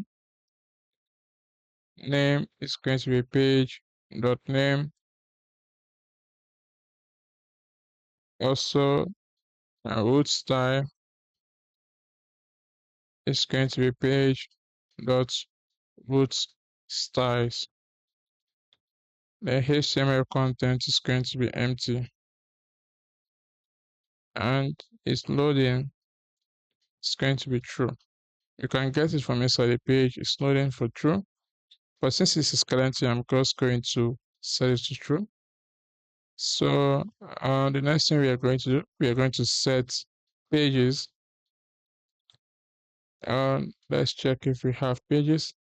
So no, we don't have pages. We say constant pages set pages is equals to use states. So I'm going to set the type. So I'll create a type. So let me create a folder called types. And inside here, I'll call this project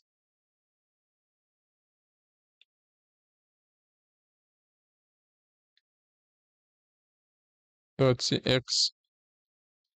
So I'm going to paste it here.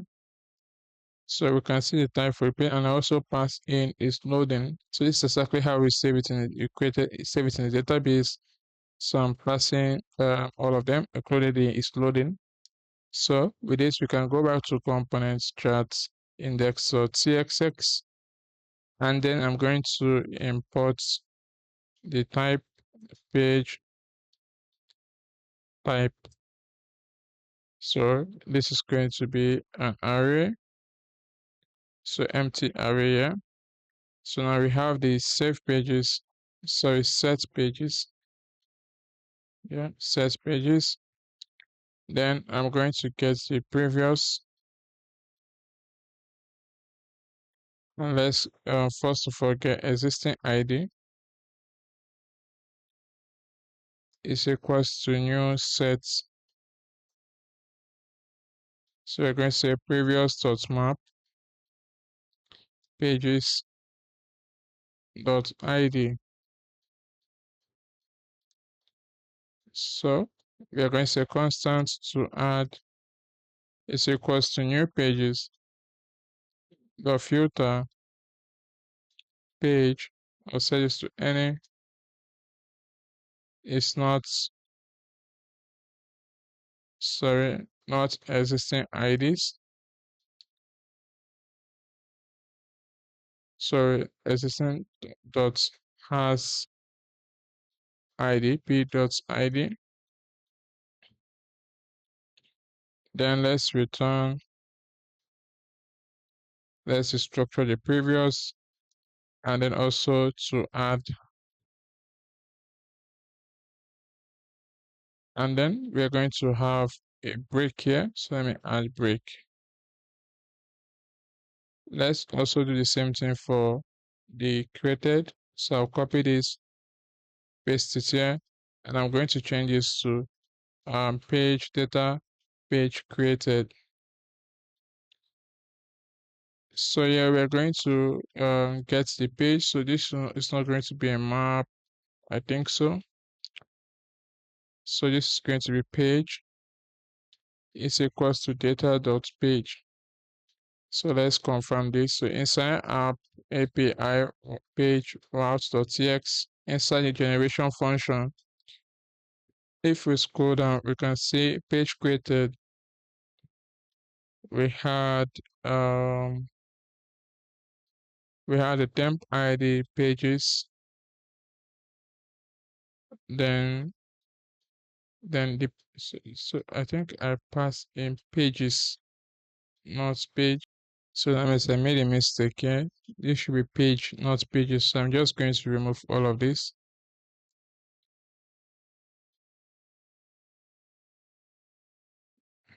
And change this to page because we're passing the page ID, the temp ID here. So this is the page that is saved to the database. So I can go ahead and implement this. So let's come over here. So we have the page. Now we are going to say previous here. This is okay. So I'm going to remove all of this. So I'm going to get the ID. So ID is equals to previous dot find index page. So page dot ID is equals to. So we can also get the temp ID. It's a temp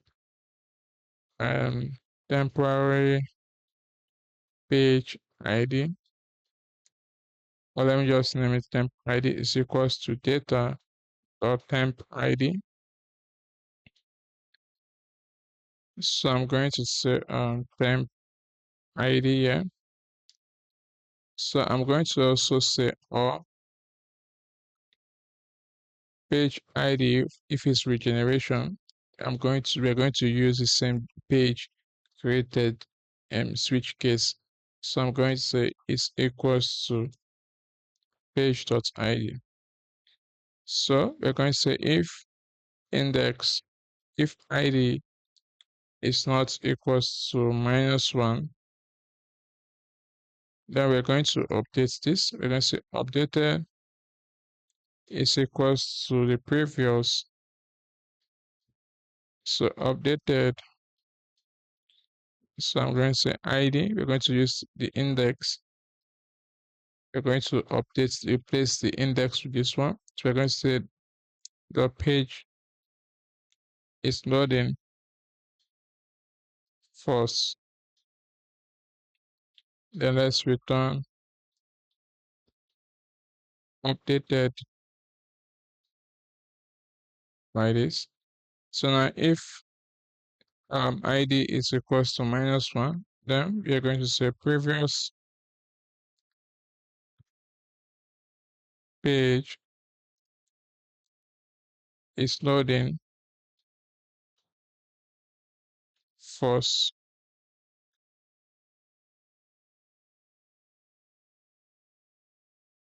So let me just drag this back.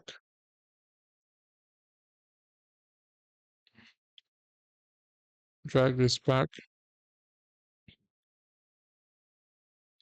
So I think everything should be working. Let me confirm that we have everything set. So let me go back. So let me also scroll down. I think let me come over here. So I think we didn't send any pages event. So I think everything is, so that is it. So let me go back. So what we're going to do, we are done with this now. We can pass the pages inside the canvas. So pass pages here. Also set pages and this log ID.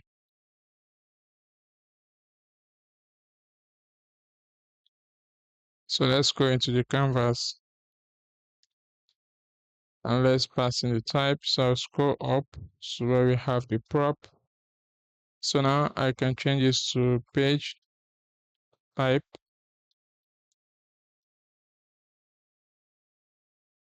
And then I can pass in set pages. So I'll pass in the type. Then I'm going to also pass in slug ID, which is of type string. So I'm going to let me copy this is project loading. So I'll go back to index. So yes, I'll just pass it here and set it to false for now. So when we have the API to fetch the project, single project. So I think now we can use the pages here. Set pages, stock ID. Yeah, so I can use these pages now. I can use this now. I'll scroll down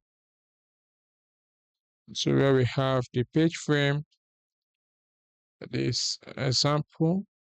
I think this example here. So I'm just going to map pages, page. So return. So let me move this here. So I'm going to let me pass key here. It's going to be on page the ID. Yeah, I'm going to let me just copy this and keep it outside here. Remove this key. So yeah, I'm going to change this to page and I'm going to calculate the x. So I'll call this let's call this x. I'll give this 100. Let's get the index. I'll say plus index times 1600. While the constant y is equals to 100. Like this. So I'm going to change this to x and y. I think everything's okay. So the last thing we're going to work on, I think we are done with this part here. So let me just think everything's okay here. So this is 1000. Let me set this to maybe 18. So the last thing we're going to work on now is inside the chart panel. So we are going to work on the generation card now. I'm passing all the props. So we are going to pass it inside the generation card. Let's go ahead and pass it. So I'm going to go straight back to the generation card. Yeah. So let's comment the status, and then let's pass in the required props. We're going to pass in the pages. So pages is going to be data dot pages. Then we are going to also pass in the current page ID.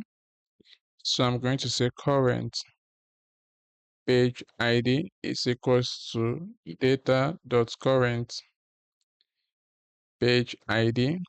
So if you remember, this is being passed inside the route. And I think if we scroll up to generation. So let me look for it. So yeah, you can see current page ID is being passed here. So this is when we, after generating, we pass in the current page ID. So I'll go back, and then so I'm going to also so for regeneration, which we've not implemented, we are going to also pass in a regeneration. I'm going to comment it. So we're going to pass in the regeneration regenerate page. Yeah. So let's go and pass the props. So let's go. Yeah, I'm going to open this. Let's pass in the status, pages, current page ID, and let's also pass in a type. So for the type, I'm going to say status. So status is going to be a type of analyzing, generating, regenerating, cancel, and complete an error. Then for pages, we're just going to give this. So we're going to have, so let me set this to array. Now we're going to pass in the ID, which is of type string, name, string, and also done, which is of type boolean. Then the current page ID is optional. So, but this is going to be of type string. So now we're going to come down here. Let's say constant is complete is equals to, sorry, is equals to status equals to complete. So I'll duplicate this. I'll also say is analyzing. So status is equals to analyzing. Then we are going to have is cancel.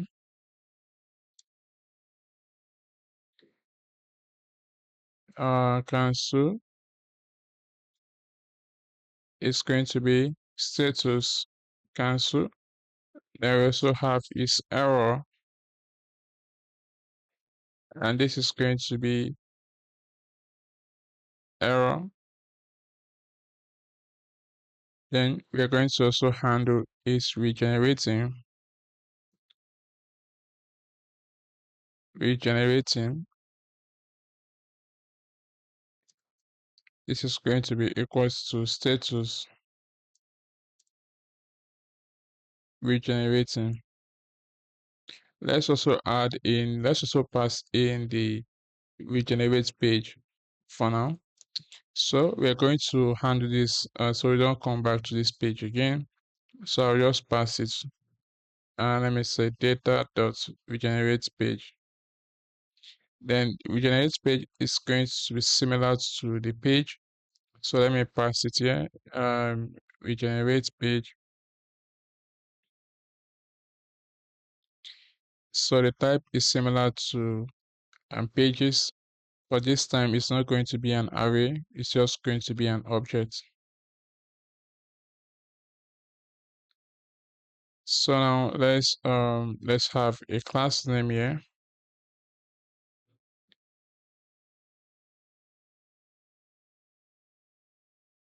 Sorry. So I'm going to give this mx2. Let's also give it flex colon. And I'm going to also give it margin y2. Then rounded excel border padding 4. Let's give it gap 3. I'm also going to say shadow small and animate in fade in. So we're going to let me wrap this inside cn. So let's import cn. So I'm going to add a comma. I'll say if error, then we are going to say border destructive. Then I'm going to set 30 0.3, then bj destructive 5 here. Then else I'll just say border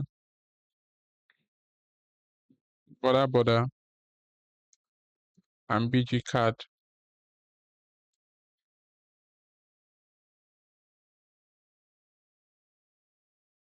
So I think that is it.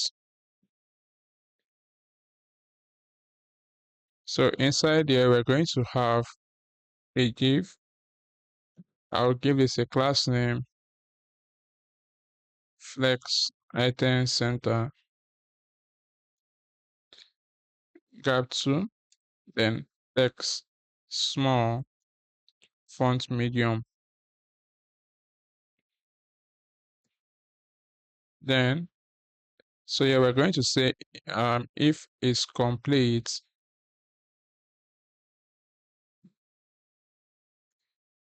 check circle icon. It's an icon 2. Let's import this from Luciria. Sorry, import it. Then I'm going to give this a class name, which is going. Let me close this. So it's going to be size 4, text green 500, shrink 0. Then we're going to say else if it's cancelled.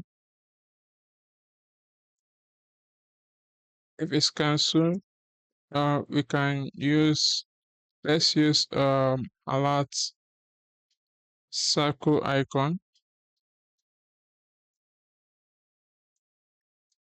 and I'm going to give this a class name,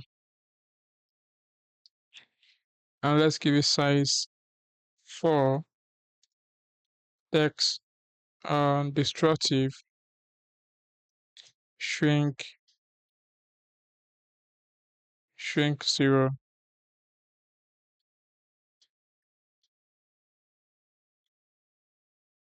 Let's also copy this. The same thing for error. Is error. We are going to also do the same thing. Then else we are going to show a spinner. So let me import spinner. So we're going to give this a class name, our size 4, and then shrink 0. So after this, we're going to have a span here, and we're going to have a class name, I'm going to say if error text destructive else else empty string. So we are going to say is analyzing. Let me bring this down here. We are going to say we're going to set the text as analyzing requests. Then we're going to say else is cancelled. Then we are going to say generation cancelled. Else is error. We are going to say generation failed.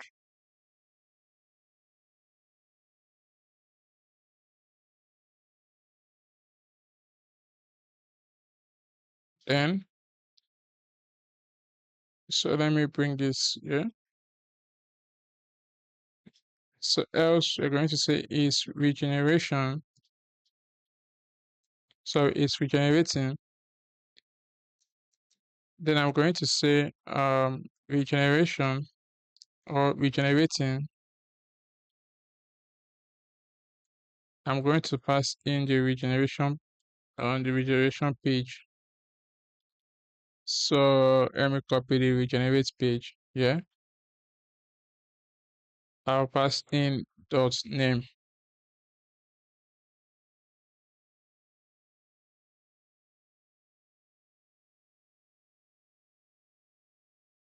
Then lastly, we're going to say else if it's complete. And if it's complete, and we're going to say first of all, if regenerate page exists. So I'm going to paste this here. So if this exists, then we are going to know that this is a regeneration. So I'm going to say regenerated.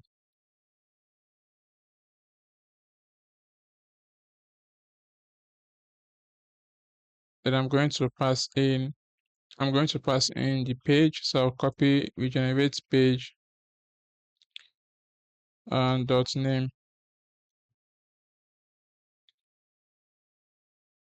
So let me bring this here like this. Then I'm going to say else generated. I'm going to pass this here pages dot length pages like this. Then lastly, we are going to say this is when this is loading. We're going to say generating pages dot length. And I'm going to pass in pages here and 3 dots. So like this, we are done with this. The error, there's no error. Now we need to look through the pages. So if we have pages, say dot length, dot length is greater than 0, then we can loop through the pages. So I say div, let's give this a class name of flex column graph2. Let me close the div. So now we can map through the pages dot map page, and then let's return a div. Let's close the div, and I'm going to give this a key, which is going to be page.id. Then yeah, I'm going to say constant is generating. So I want to know the particular page that is generating. So we're going to use the current page ID is equals to page.id. Then we know this is the current page that has been generated. So let's give this a class name. Let's give this flex item center gap 3 and text small. So I'm going to give this a div with a class name. Let me close this.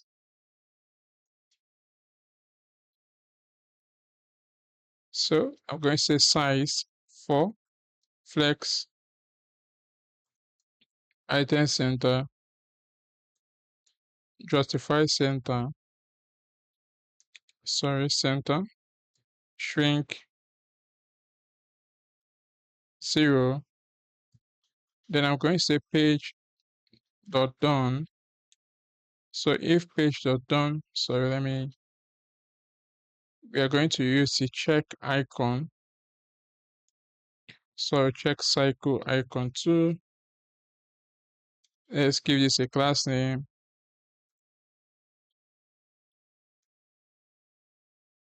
Size 4 text screen 500.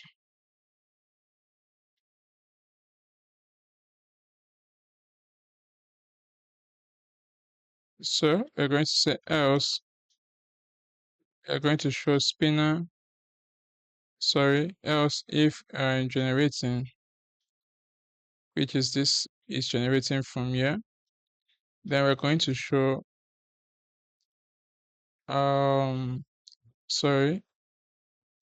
spinner. So let me import spinner. I'll just give this a class name of size 4. Then else I'll say circle class name size 4 text muted foreground. I'll give this let's give it this muted foreground. So I'm going to import circle icon, and I think this is not complete. Okay, yeah, I didn't close this. So after this div, we're going to have a span. Let's give it a class name too. I'll say page dot done. I'm going to say text muted foreground line true.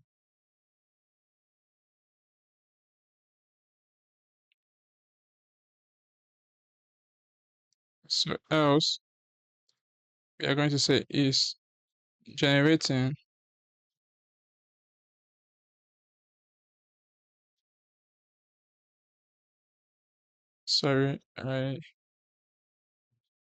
generating. So let's also give you text foreground font medium.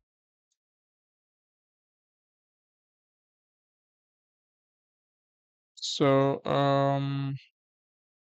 okay, then the last else we are just going to say text muted foreground is okay. So I think maybe I should just set everything to text muted foreground. Then only page. So okay, let me do it like that. So what I'm going to do, let me leave it like this. This is okay. So let's say page dot name. Like this is okay.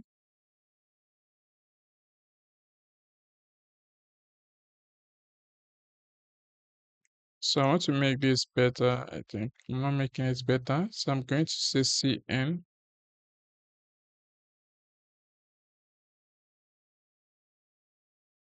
Then I'm going to say text muted foreground. Then what I'm going to do, I'm going to remove this. Then I'm going to say if page is done we're just going to enable line through. Then if it's regenerating, let me add comma here. Then text foreground and font or medium. So this is fine. So basically we are done with the generated generation card. Now we are going to go ahead and test everything to see everything is working fine. So let's go make sure our server is running. So let me run my server, npm run dev.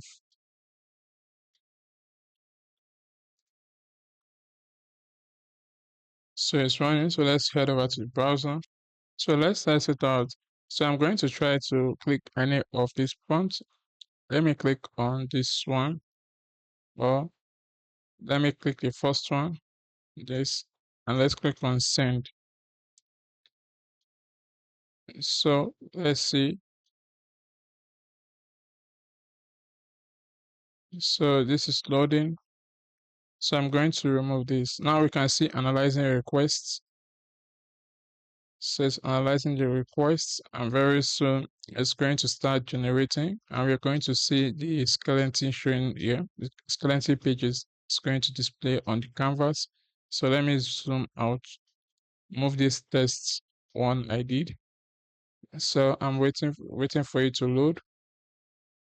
Now we can see. So it's in generation field. So I noticed the error. Let's head back to the code. And if I pull my terminal, we can see that there is an error here. It's saying that we didn't enable the Google 3.5 Pro preview. So let's head back to the browser and let's go to Insforge. Then go to Model Gateway. And if you look at this, we didn't enable 3.1. So let me enable it. So let's go ahead and test it again. So let me go back to the code and make sure everything is okay. So what I'm going to do, I'm going to go into the route.txt, project route.txt, and I'm going to console. I want to be able to see the length of the pages that is being generated, or we can console dot log, let's say pages dot length pages, or let me also console of the pages. So let's make sure server is running, and let's go back to review. So what I'm going to do, I will copy this exact same prompt, paste it again. So let me remove this.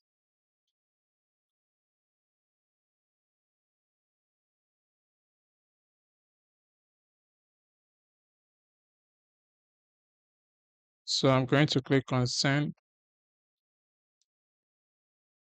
So this should remove. So no problem. We are going to leave it here. We're going to remove it later. So let's wait for this to load. Now it's analyzing. Then after some time, it's going to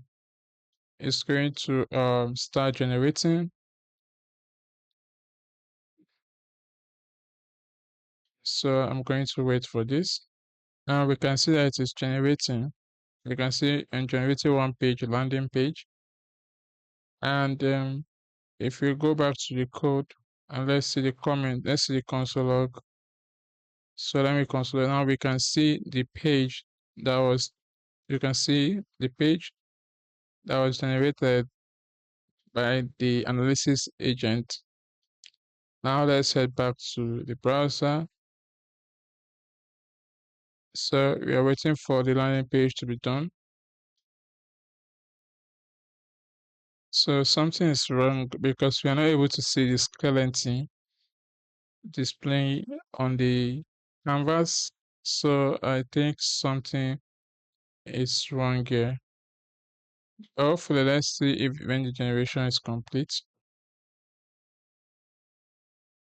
So now it's completed. You can see generated one page and we can see a summary. So let me check my Insforge. If I click on the table, so we can see HR payroll SaaS.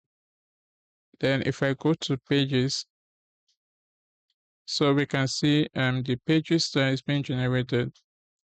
So this is great, but the only problem is that we're having problem. The skeleton is not displaying, so I don't know the reason why. So let's go and fix it.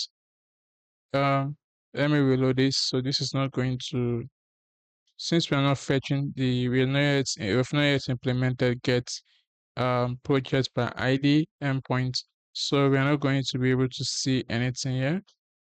So let me go ahead and remove this dummy data and let's go ahead and fetch and implement the API so we can see the design the agent was able to do.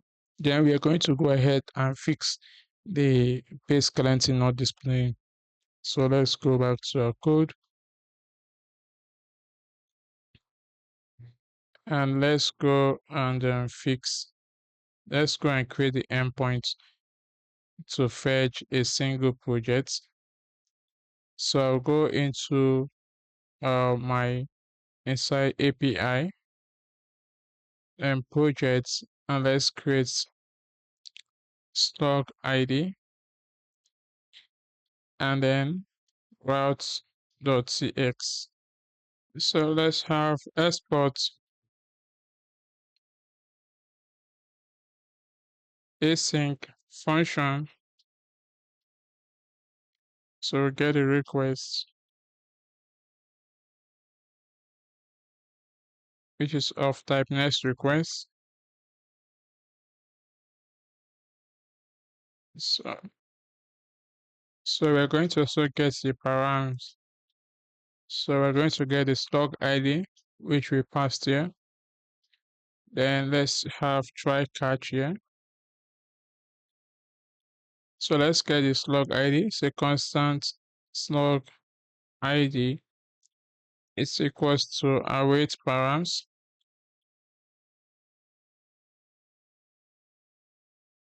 Then let's get the user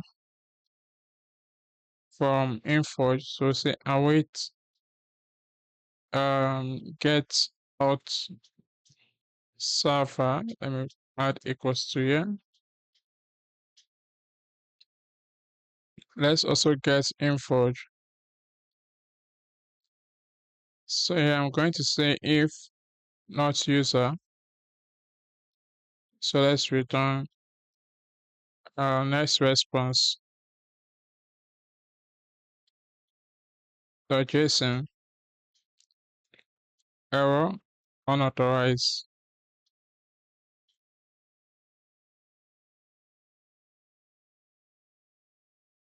And this is going to be status 401. Now we're going to say constant is equals to await Insforge dot database dot from project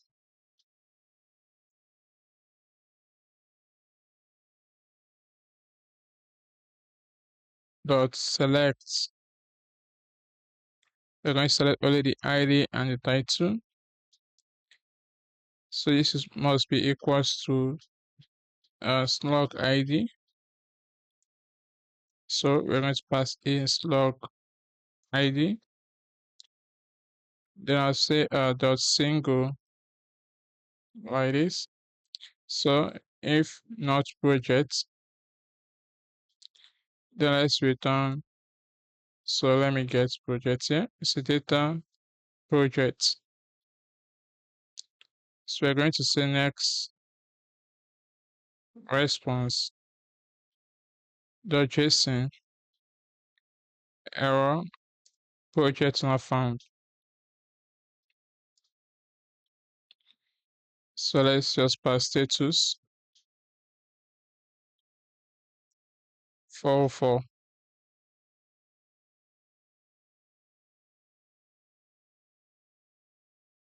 So I think, I don't know why the error is showing up like this. Sorry, it should be number. Then I think we can also get error. So if error, let's just throw um project failed to fetch. So now we can say constant is equals to await Insforge dot the database dot from, we're going to get the messages now. The same messages dot select. So we're going to select all. So this must be equal to the project ID. So say project ID, and then we're going to say project.id, and we are going to order this created at, then this is going to be ascending order. Now we have the messages, so I'm going to say messages here. Now we need to also fetch the pages, so I'm going to paste this here, and I'm going to change this to pages, and I'm going to just change this to pages here, and everything is the same. Then we can then map the messages. So I'll say map messages is equals to messages or empty array dot map message. We're going to say ID is message dot ID. Then row is going to be message dot row. Then path is going to be message dot path. Then created at is going to be a message dot created at. So with this, we can then send this to the back to the client. So we're going to say return next response dot JSON. Title is going to be project dot title. Messages is going to be map messages. Pages is going to be pages. And if there's any error, we can say console.log error, and then let's return next response dot JSON error internal server error,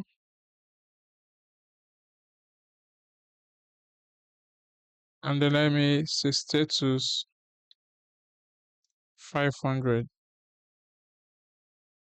So with this, we can go ahead and use this inside. So before we use this, we're going to add Tanstack query. So let's install the package. So let me go into my terminal and let me cancel this. So I'm going to paste it here. So we're going to install this version, then click on enter. So let me paste it again. Sorry, I made a mistake. It should have a space. npm install Tanstack query 5.90.21. So we are going to go ahead and create the query provider. So I'll say query provider .cxx. So this has installed. So we're going to paste in the query provider. So I'm going to paste this here. We can see query provide the query client provider from Tanstack create query. Now with this, we can wrap the entire app. So inside app layout.txx, let's wrap this entire thing. So I'll just wrap this. So let me import query provider. Now we can use this inside. So let's go into chat index.css. So yeah, this is where we're going to fetch the projects by the project with the project ID. And if we go into routes projects slug ID page.tx, if you see here, we are passing the slug ID from the URL. Now I can go into the chat interface. So I think here we can go into let's do it. Let me see where we're going to implement it. So I'm going to do it at the top here. Let me do it here. So I'm going to say constant. This is going to be equals to use query. So let's import it from Tanstack create query. And then we're going to pass in the query key. So query key is project and the slug ID. So we are going to also pass in the query function. So we're going to say async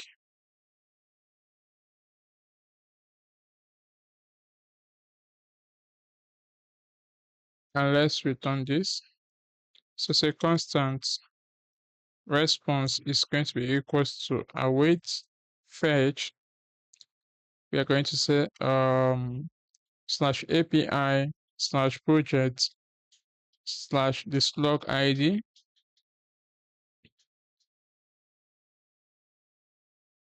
And then we're going to say if not response.ok, we're going to throw an error say failed to fetch project. Then we're going to return response.json.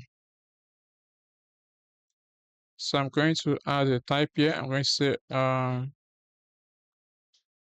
let's say as promised. So this is going to be title, which is of type string. That is a project title. Messages is going to be of type UI messages. And array. Then we're going to also have pages, which is going to be of type pages. Page type and array. Then what we're going to do, we don't want this to record once the user land on the home screen. Remember, this chat interface component is used on the home and also in the single project page. So what we are going to do, we are going to say enable. This is going to enable if this is a project page. So with this now we can get data. I'm going to set this to project data, and also its loading is going to be its project loading. So now with this we can come down here. Let's have a use effect. I'm going to remove all of this, and then we are going to say if project data dot messages, then set messages project data dot messages. So we're going to do the same thing for pages. I'll say project data dot pages set pages project data dot pages. Yeah, I'm just going to say projects So project data dot messages and project data dot um pages. So I think that is all. So for is project loading, let me scroll down. We are going to pass it here. And also I think we also passed in is project loading here. So we're going to also pass it here. So let me pass is project loading here. So I think there's an error.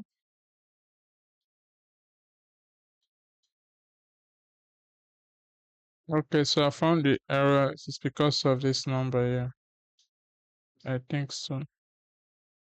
The error should stop. So it's still showing error here. So let's also add project title. So let me come over here. So if project title from the state, then we can say our project data dot title like this. So I don't know why it's showing error. It's showing error here. So I can't figure out why it's showing an error. So let's run the server to go and check it out. So I'm running the server. So look at the error. So there's an error train. So let me go and fix it. So let's go into, let me check. I didn't save. Okay, I didn't save this file. And also I noticed in the previous time we run the generation, I noticed the reason why we didn't see the page skeleton is because the canvas.index, I didn't save this page. So that was the reason. So with this, we can go ahead. Let me see if this is working fine now. So let me go to the browser, or let me stop this and run this again. So another error. Okay. Okay, let's see. Okay, I think so. This is where the error is coming from. Now we can see the error has stopped. So let me cancel this and run this again. And let's wait for this to load. So we can see it now. You can see the design, the agent generated. So that's it. So we can test it out again to see if it's going to generate this. So if we click on this, if we click on this page, so you should be able to see the page ID and the URL. So let's test this out. So I'll go back to the home screen, and then so I'm going to pick any of this. So let me pick this page, or let me just say design a CRM landing page.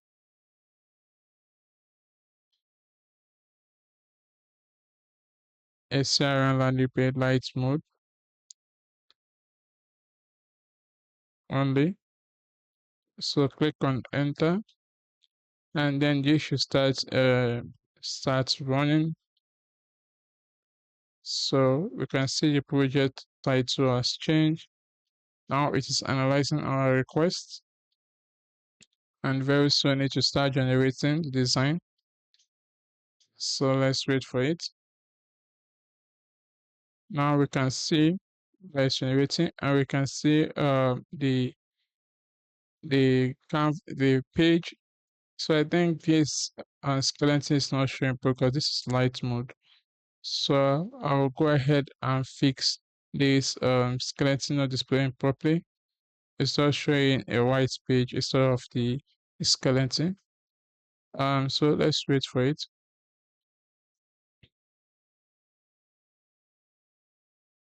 So let's wait.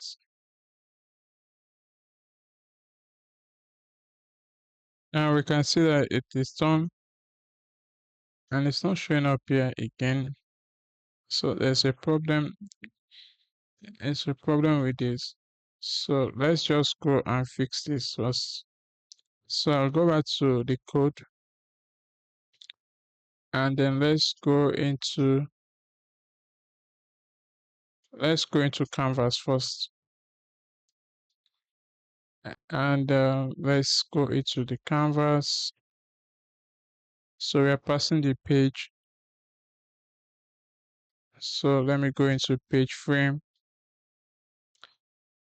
Then we can see, let me scroll down.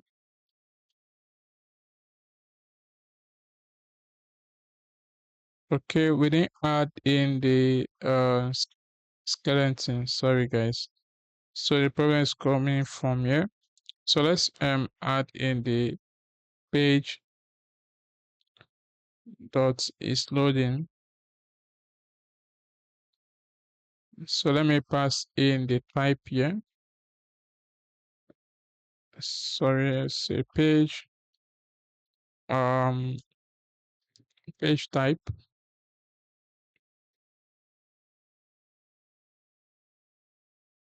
So we're going to say if page is loading. So this is going to be, so I'm going to paste it here. And then else we are going to move in the iframe inside here. So let me import skeleton.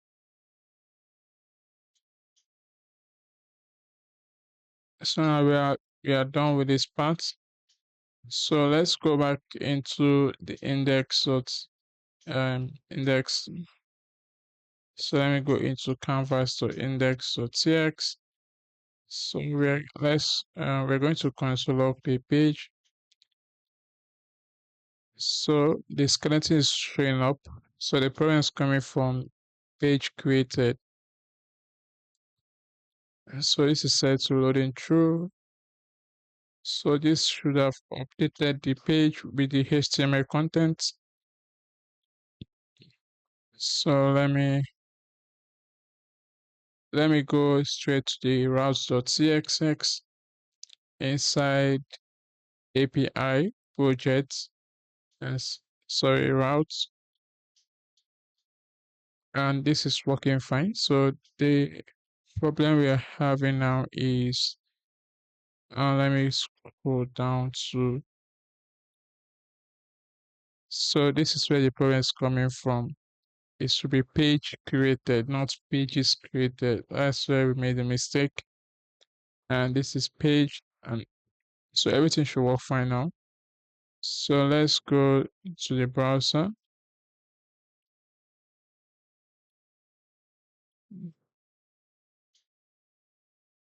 Now we can see the design that was generated, the CRM design that was generated by the AI. So we can see everything is looking good. So we can also test. So let's go back and test this again. So this time let me try and reload the page.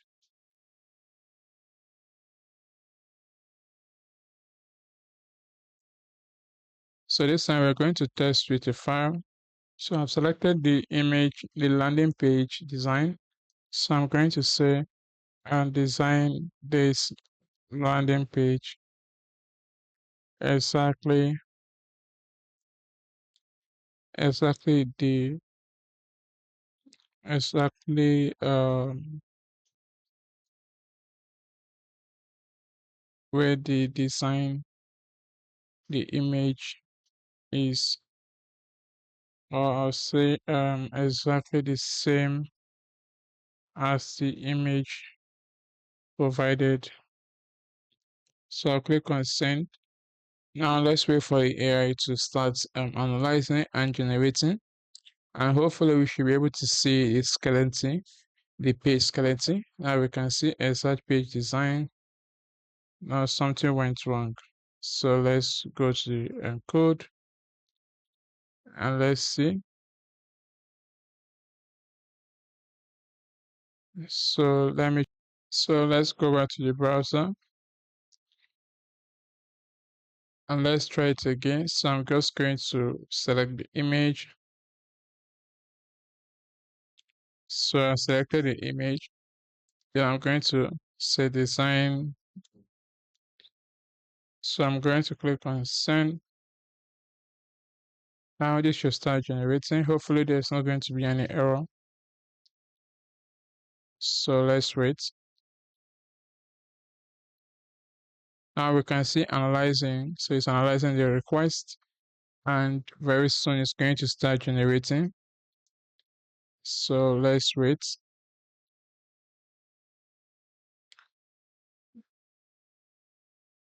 Now we can see that it's generating and we can see the skeleton now. So this is showing properly.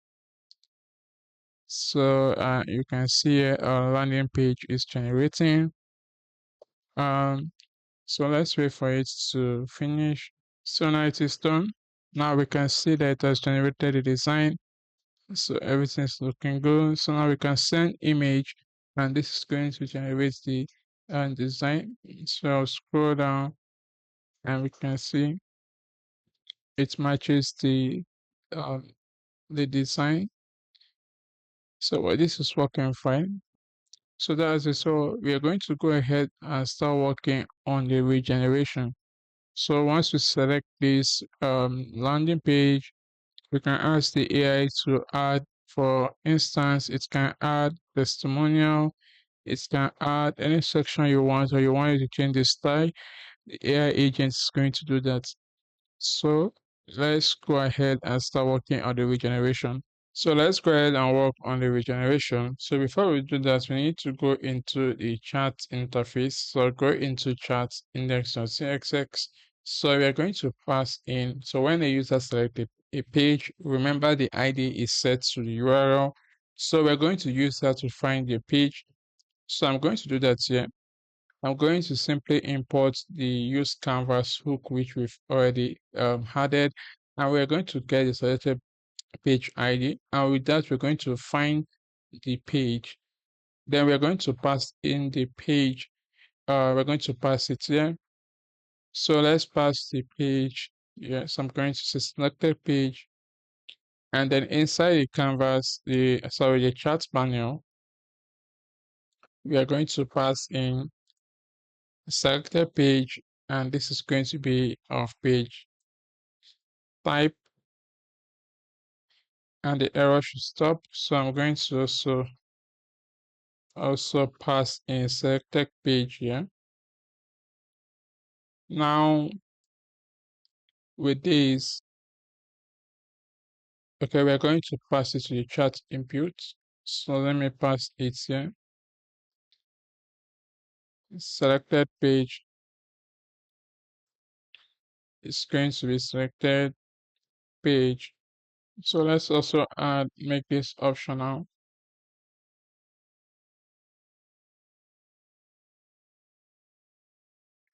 So let's see.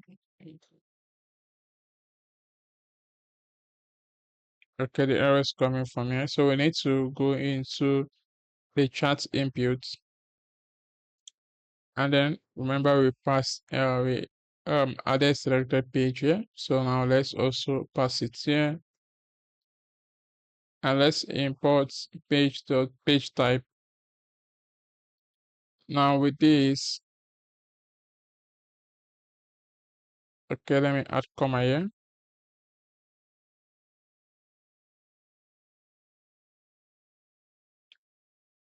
So with this now we can use it to display the selected page on this prompt input. So what I'm going to do, I'm going to let me also import constant from use canvas. I'm going to import set selected page ID. Then I'm going to also pass in the selected page ID here. So I'll say selected page ID, which is going to be selected page dot ID. So this is going to be sent to the backend. Now, think is inside, think at the top of this place, or let's do it here. So I'm going to do it here. So what I'm going to say if we have a selected page, then we are going to display, we're going to have a div. Let's give it a class name, the x2, and then top2. Then we're going to say width full. So let's import badge function to UI.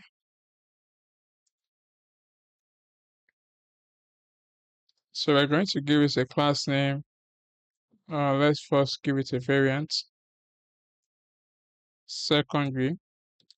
Then class name, we're going to reduce the text to extra small. Then I'm going to say edit, or we should say edit. Then we're going to say selected page dot name, and let's pass in page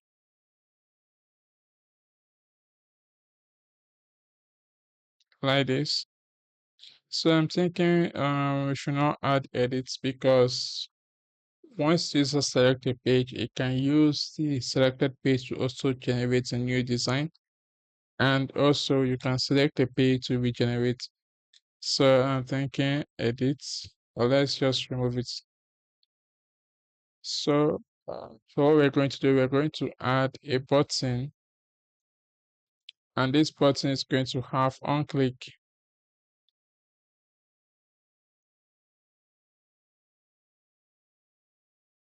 On click.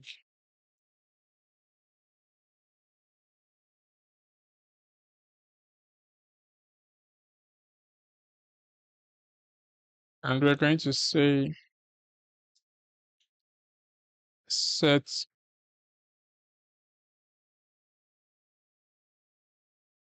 selected page ID to null. And then we're going to pass in an icon, which is going to be the X icon. So let's see if it's, so let me check if we've imported it already. Now I also want to add selected, set selected page ID to null. After we send this, we submit, we need to clear it from the input. Now we have this. If we go to the browser, now if I select this page, let me see. So I think I've not saved this. So let me check if okay, yeah, you can see I've not saved this file.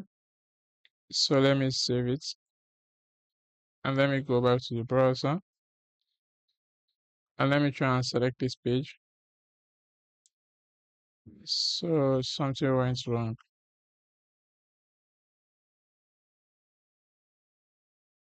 So let me navigate back to that project page. So let's wait.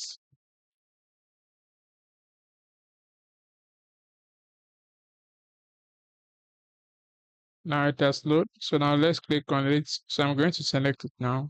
Now we can see the landing page. If I click here, you can see that the page ID is removed. So this is working fine.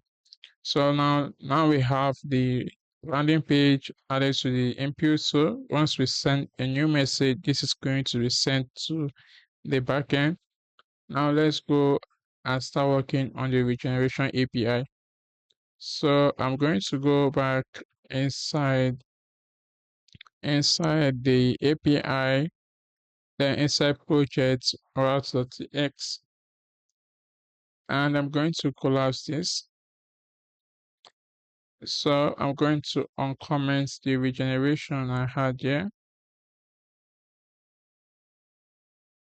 So run regenerate worker. So I'm going to copy this and I'm going to work on this. So let's say async function and let's pass in the run regenerate worker.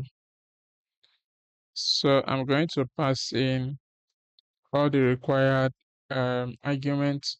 So I'm going to scroll back to, so I'm going to also add in Insforge here.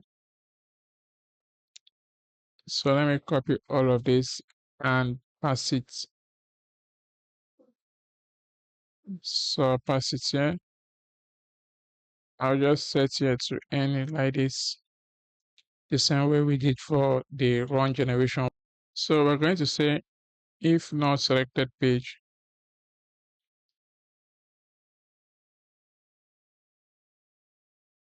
then let's just say switch to an error here. Let me just return this. So there's no point regenerating when there's no selected page. So I'm looking to send an error. So let's just use writer dot write. Then I'm going to say type error, and then I'm going to say error text page. Let's say page not selected, or let's say no page selected was selected, and let's just return this like this. So now if a page was selected, we need to set that page to loading. So we're going to emit right since this is a custom emit a custom event we are doing. So I'm going to name this page loading, and then we're going to pass in status. So not status, sorry. We are going to pass in the page ID, which is a selected page.id. With this, we're going to on data function, which is in the chat interface, we're going to find the page and then set its loading to true.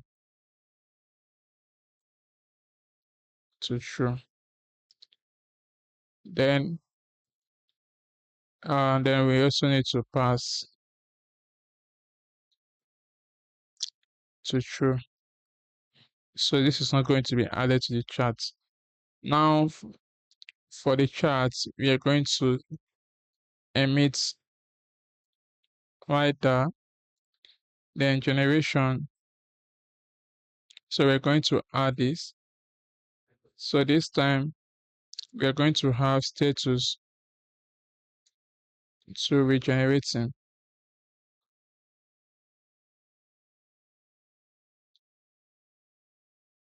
And then we're going to pass in the regenerate page. So we're going to pass in regenerate page, which is going to be ID. We're going to pass in selected page dot ID. Also the name, selected page dot name, and also done is going to be false. So I don't think we even need it done. I don't think we need it done.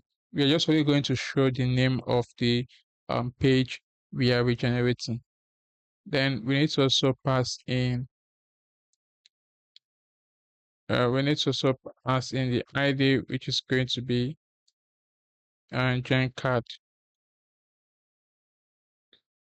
So now we can use the we can start generating. We can say constant result is equals to await Insforge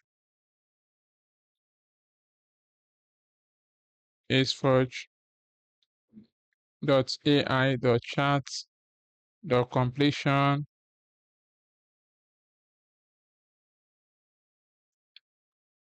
create, and let's pass in the model. We're going to use Google Gemini 3 point flash 3 flash preview. So we are going to also pass in messages. We're going to pass in the role, which is system, the system prompt. I'm going to pass in content, and content is going to be the same thing with what we have here. So so let me make sure this is correct so I don't make any mistake. Okay, it's correct.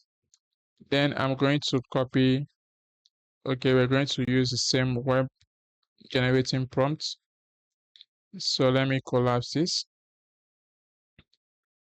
and I'm going to pass it in.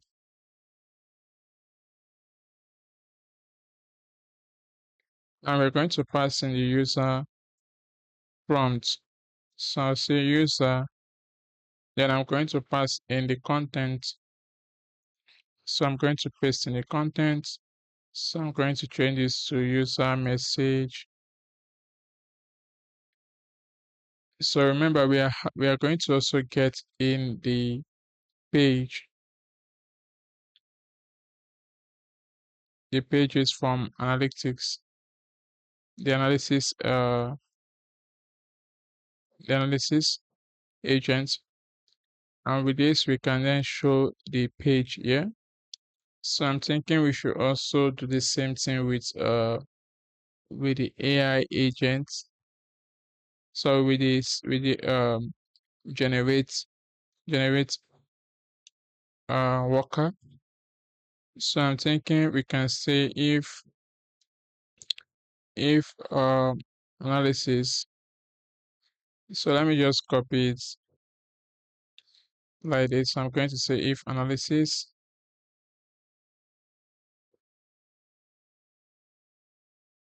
So this is going to have analysis dot pages dot length equals to 0. Maybe we can instead of try an error. We can also try an error. You see, fine. I'll just leave it like this. So now we can see the page here and selected HTML content. So the AI is going to try to edit this the page that the user passed.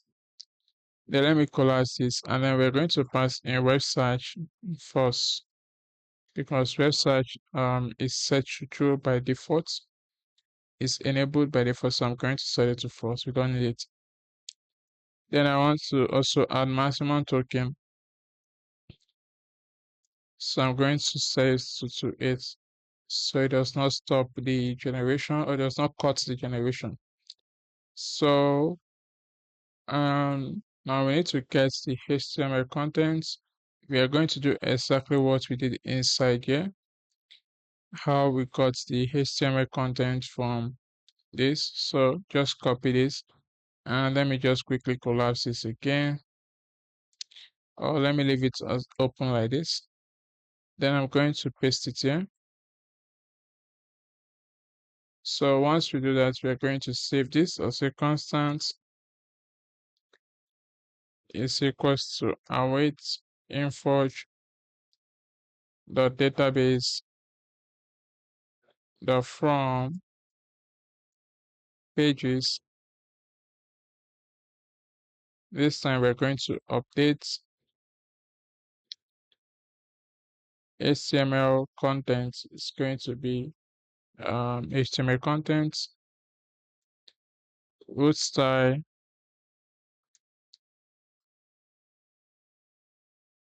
It's going to be analysis dot root style.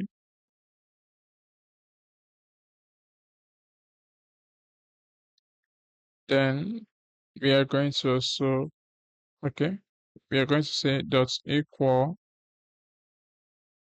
um dot equal id selected page dot id dot select dot single. So we can get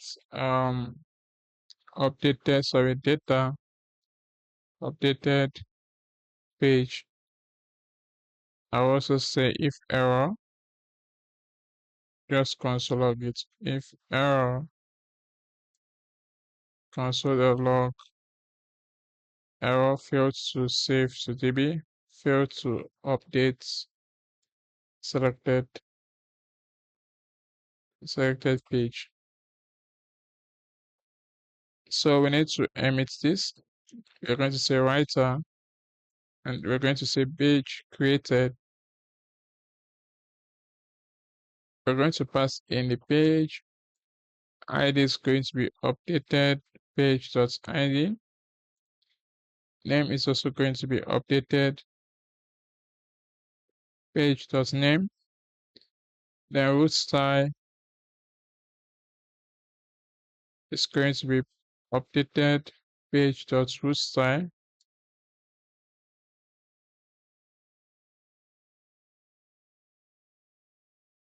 And then we're going to also pass in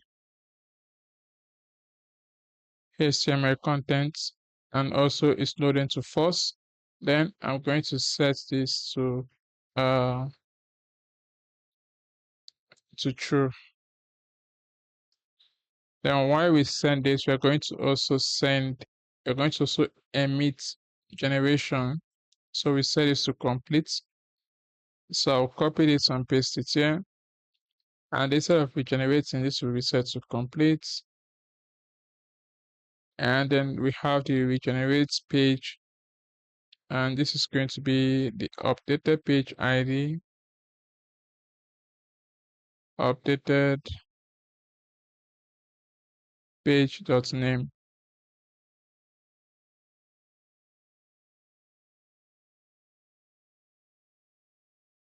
And this will be set to true. Like I said, we're not going to bother about this.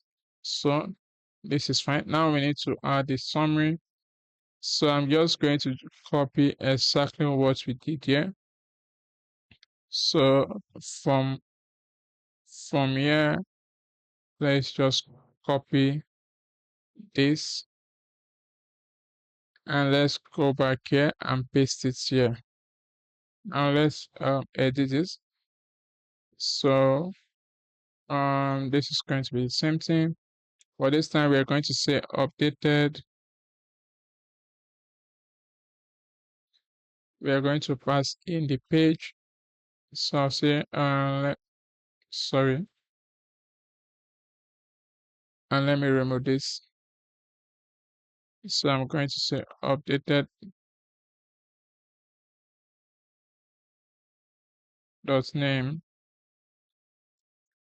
For the latest user message, summarize briefly, so everything is okay.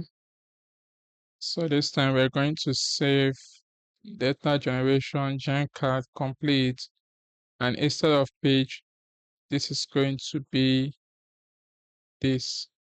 So I'm going to copy this and paste it here. So this is it. So we are done with the regeneration, and let's go to the chat interface, and then let's scroll up to where we have this data page created. I think we can add it at the top here. Let's add in, or let me add it below here.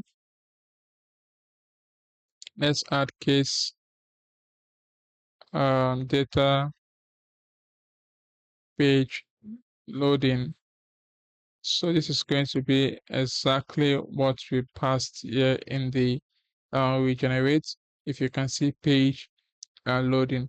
Then we have the page ID, which is selected page.id and it's loading. So let's go back to the components, that is chat interface. So now we are going to say, let's add this. Let's get the ID, which is page data.page ID, and that is what we passed here. So we are going to say set pages the previous state, and then we're going to say constant index. So constant, we're going to get the index of that page. We say previous dot find index page dot id is equals to page id. Now we're going to say if id sorry, it's not equals to 1, it's not equals to -1. So let me fix this. Then we're going to say constant updated. So this is exactly the same thing we did here. So I'll copy this and just paste it here.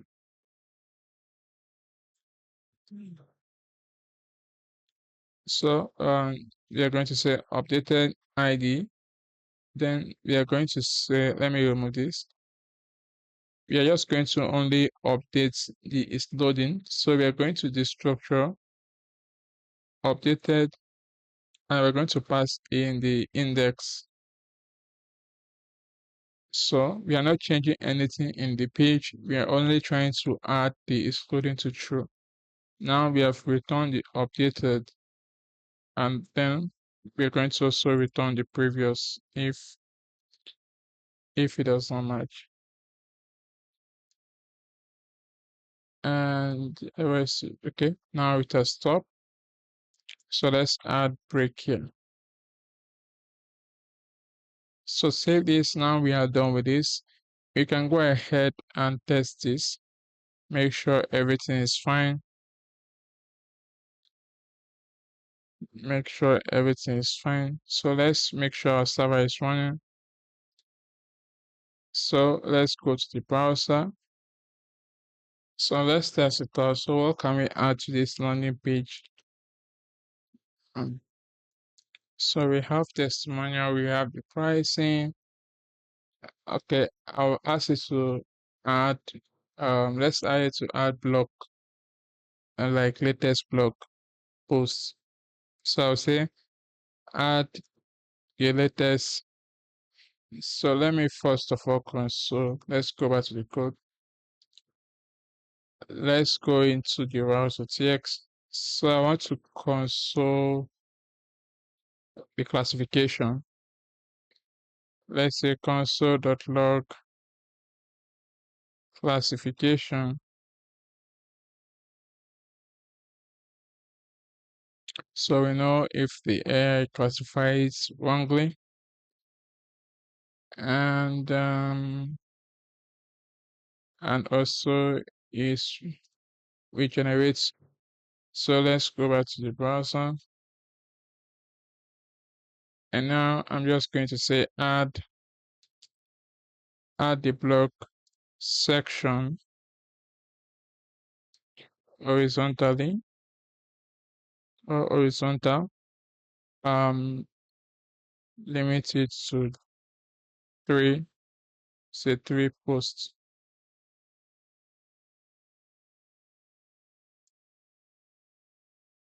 So something like this. So let's try it. So I'm going to click on send. Now let's wait and see if we're going to first of all see analyzing, and let's see if this is set to if this page is going to show it's going to start showing the is loading. So it's going to analyze the request before we are going to be able to see the skeleton loader here. So let's wait. Now we can see that it has highlighted, it has covered the page. So it's loading, it's showing on this page. But now there's a problem. We didn't update the card. So that's why this is showing analyzing request and regenerating landing page separately. So let's go back to the code. Let's go to the route. I think we forgot to pass the ID. So let me see, copy this. Okay. So this is generate. Let me come over here. Okay, we can see there's a mistake here. There was a space and there's also a space here. So that's the reason. So if you look at the if you look at it, there was no space here, and that's it. So let's wait for it to regenerate.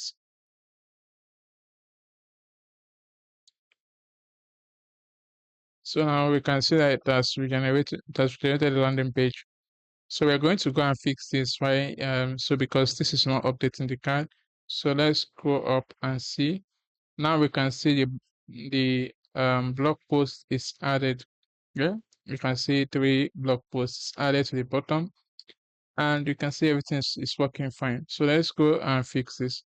So if you go back to the code, so inside the if we come here, so what happened was there was a space here, so I've removed the space.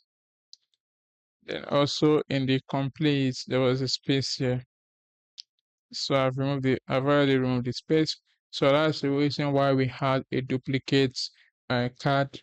So because this analyzing card ID does not have a space, so that's why. So we have fixed it.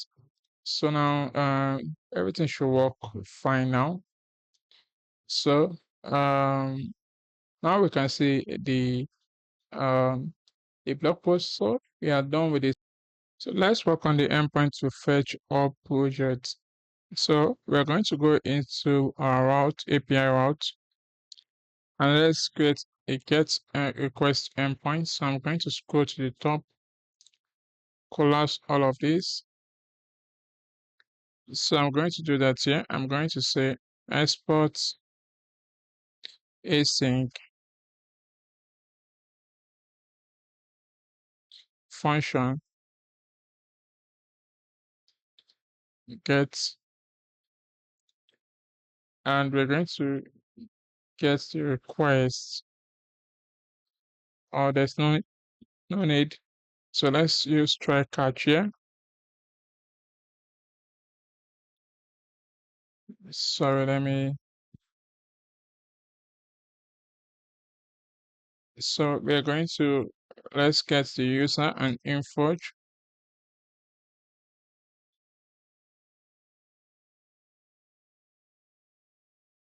And wait, get auth server.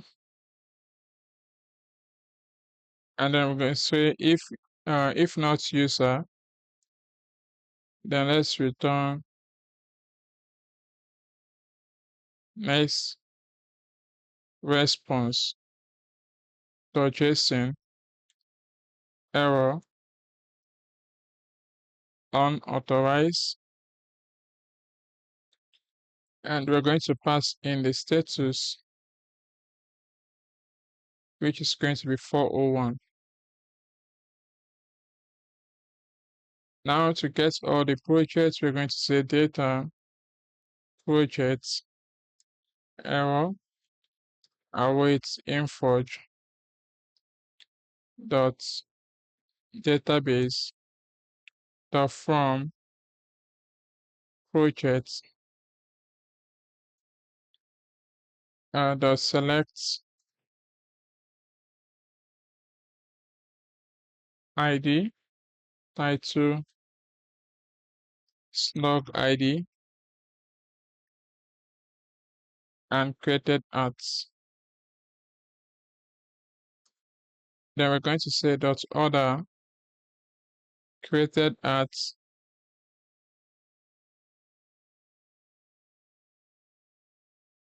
ascending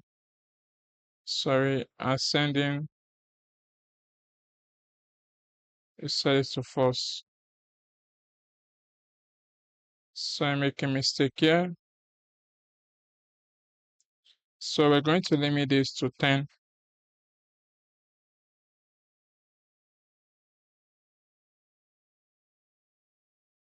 So let me add comma here.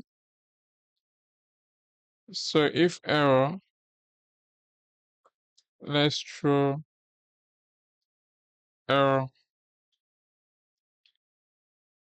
So let's return next response .json projects. So for the error, we can console.log error,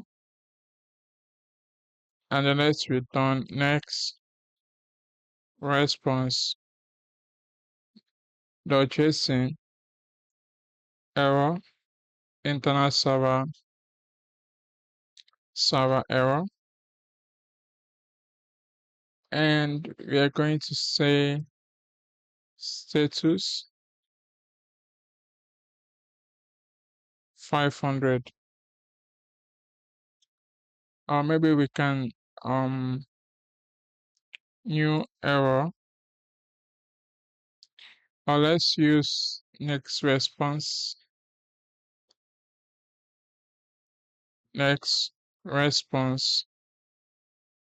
.json error. So I might say fail to fetch projects, and we can give the status of 400, something like this. So now we have the endpoints. Now we can go into inside components, inside charts, then inside the new project charts. And this is where we're going to fetch the projects.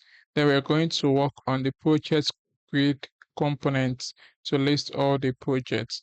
So I'm going to do that here. Or let's do it inside the grid components. So I'm going to just enable this, and let's create let's create the components below here. So I'll say constant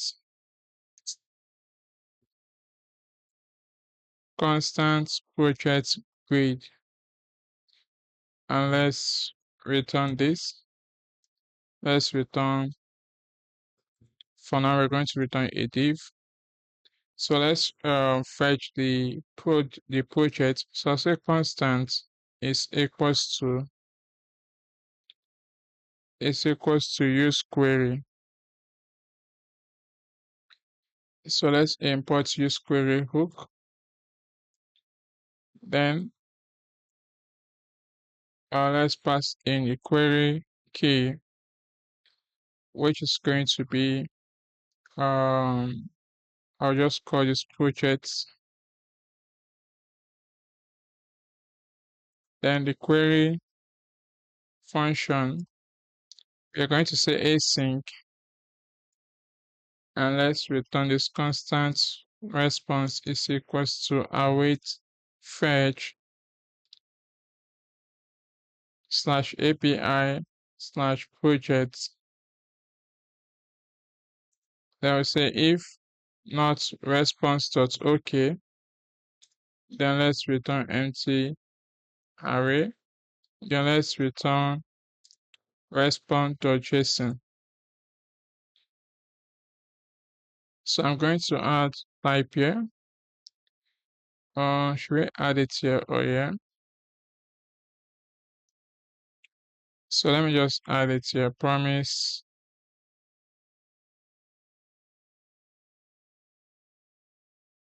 this is going to be title string. Let me confirm this inside the routes. ID title stock ID created at. So we're going to say ID string title,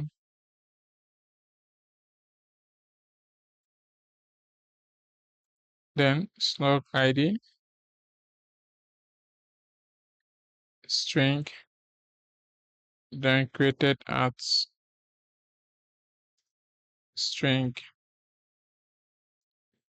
So yeah, I'm going to just set this to empty to array. Now we can get the data here. So I'll say data. I'm going to name this project. Then it's loading.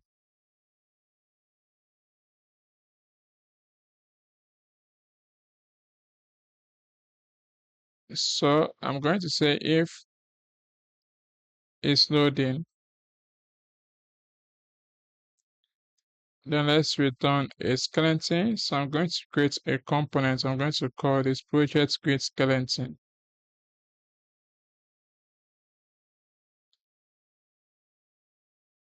So I'm going to paste the component below here. So let me paste it here. You can copy from the GitHub. So the error should stop. Now say if sorry if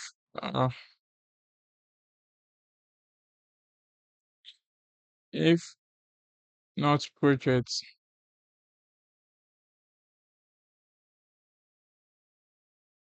or project dot length is equals to 0, let's return null like this. So let's add a class name here.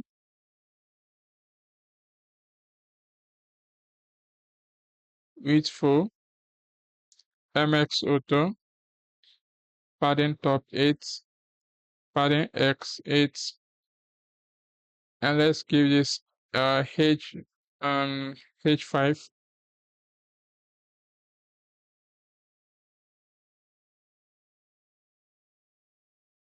And let's give this a class name.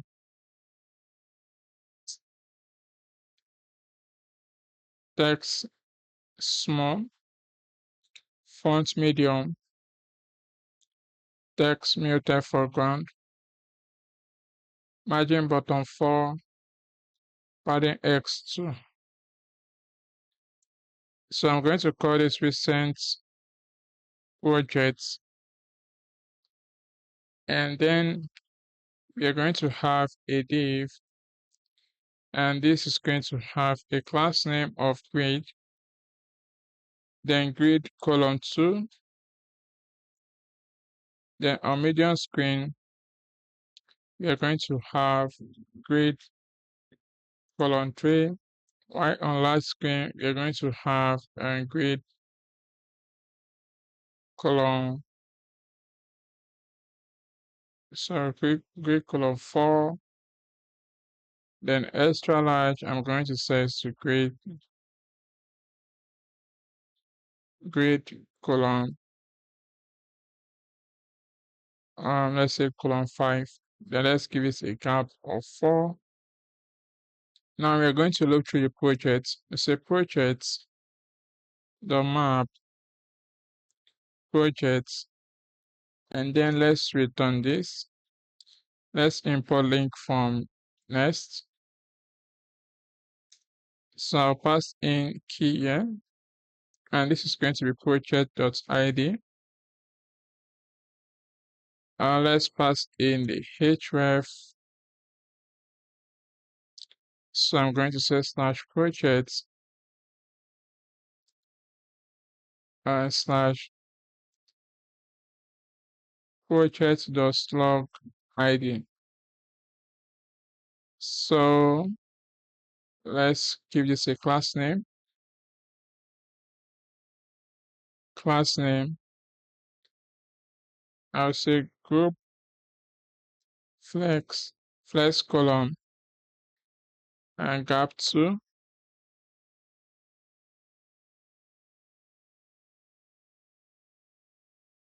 And then Sorry, let me close this.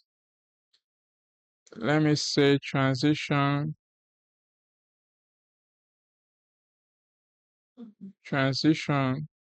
or let's give this a div. So this will have a class name, aspects, aspects. I'm going to give this, let's give it square, or let's say 4/3 rounded Excel BG muted overflow hidden, then relative. Let's add border. So we add the border color. Then I'm going to say group over. This is going to be border primary.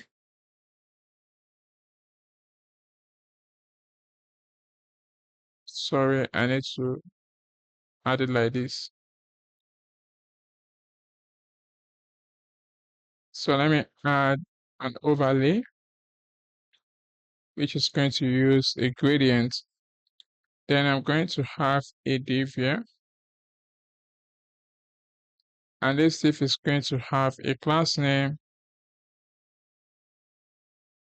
absolute,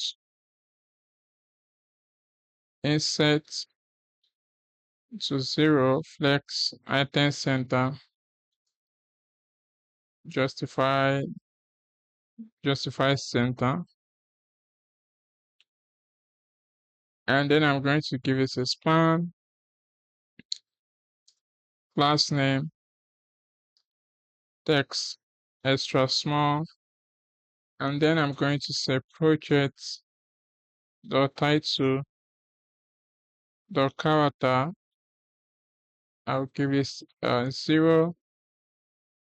Then after this, let me see. Let's give this h4. Let's give this the project title here. Project dot title. So let me make sure this is outside this this div. So I'm going to move the h4 out of this. And then I'm going to give it a class name. So this is going to be text small, font medium, truncate, padding x1. So I think we are done with this. So let's make sure the server is running. And then let's head over to the browser. So let me make sure I save the page. Let me reload this.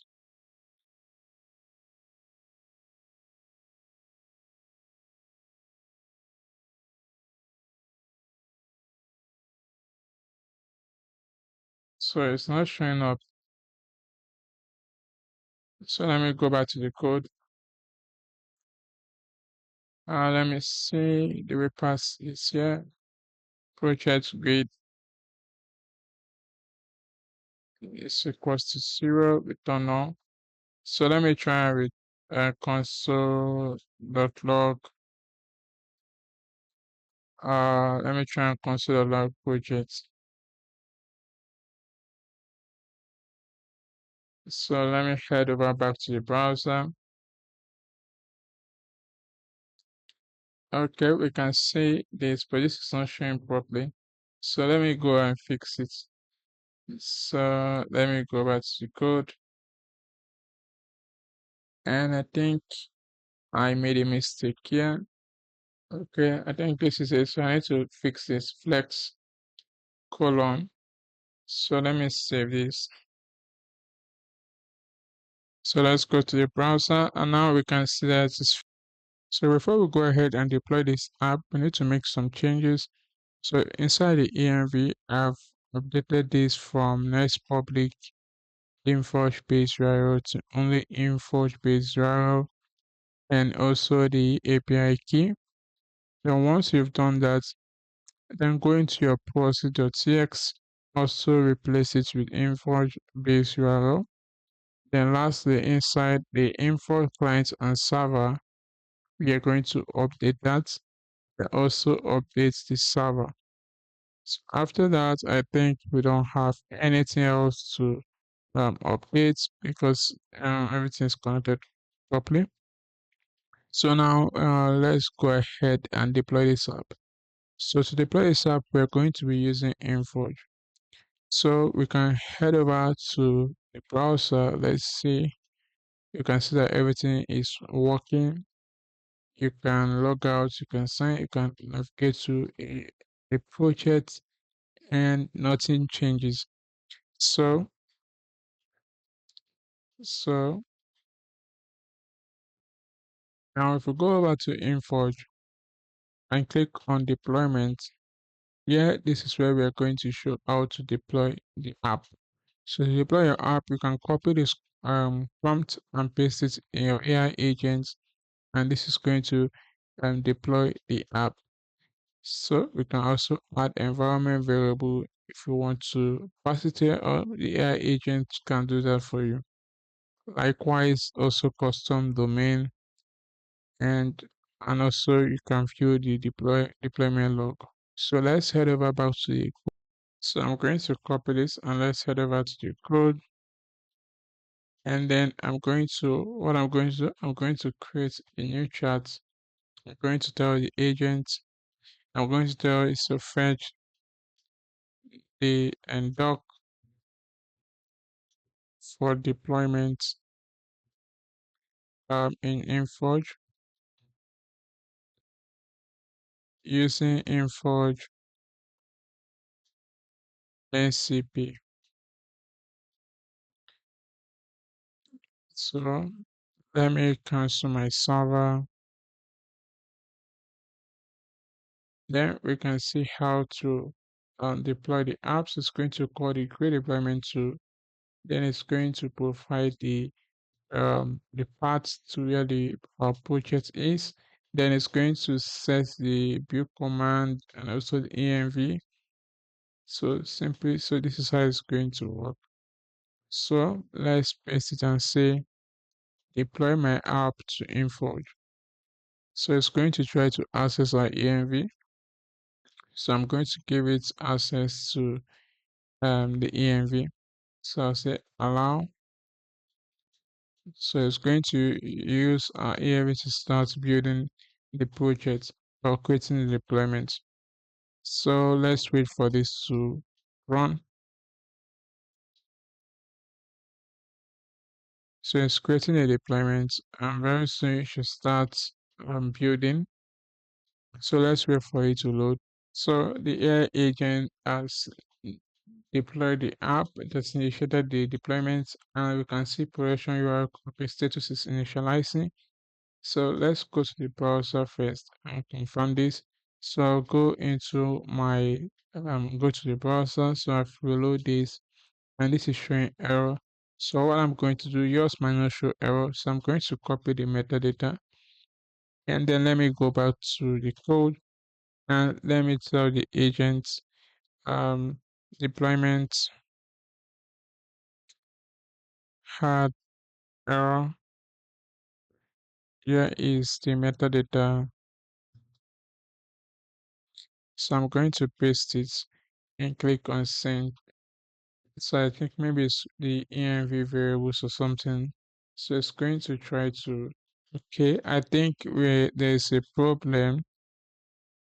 So it's going to try to build it. So I noticed that the build is going to fail. So the reason why the build is going to fail is because we are using a package, the Nox package, and this is the Nox package where we install this.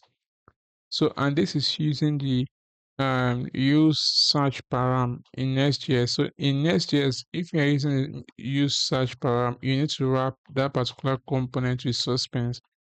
So that's what we're going to do. So what I'm going to do, I'm going to go into, I think, let's go into route. So let's see. Okay. So this is building here.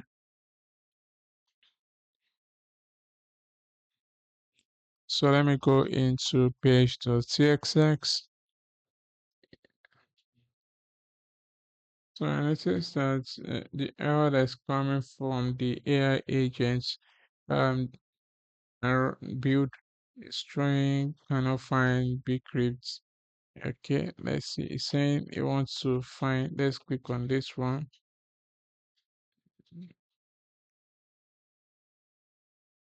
So let me click on one.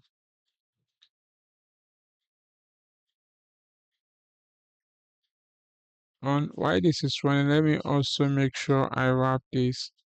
Or let me try and run it myself. So I'm going to say npm1 build, and let's see for ourselves. So I will stop this AI agents, and let me see that this if this is going to work or it's going to fail. So it's creating the build. So it's running the scripts. Let's see if this is going to work.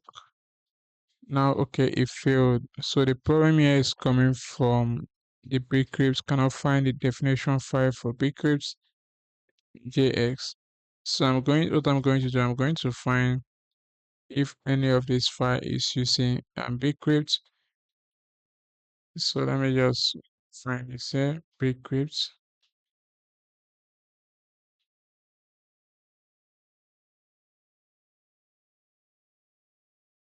So why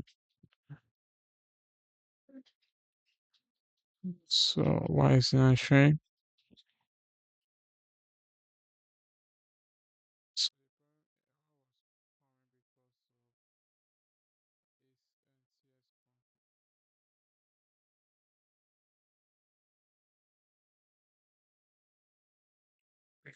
So let me look at how to fix this. If I'm to let me fix this. So I've been able to fix the error. We can see the type script went through. So basically what we did here was to pass type equals to empty array, and this was able to fix the bcrypt error. So now we are now seeing the use search parameter mentioned. So we need to wrap this in a boundary. So in the page slash. So I'm going to go into inside page.txt. So we need to wrap this entire component with suspense. So import suspense from React, and then I'm going to pass this here. So we need to add a fallback. So let's just add in div and then spinner. So let's import this, and I'm going to give this a class name of, let's give it size of let me say 18, and then I'm going to give it a class name of flex, and then center, justify center, height screen. We can leave it like this, and then I'm going to also increase the stroke to 2. So if I do that, let's run this again, npm1 build, and now we should be able to see that it's going to build now. So let's wait for creating optimized production build. So let's wait. Now we can see that it went through. So everything went through. So we can go ahead and deploy the app. So what I'm going to say um everything looks good. Let's create deployments.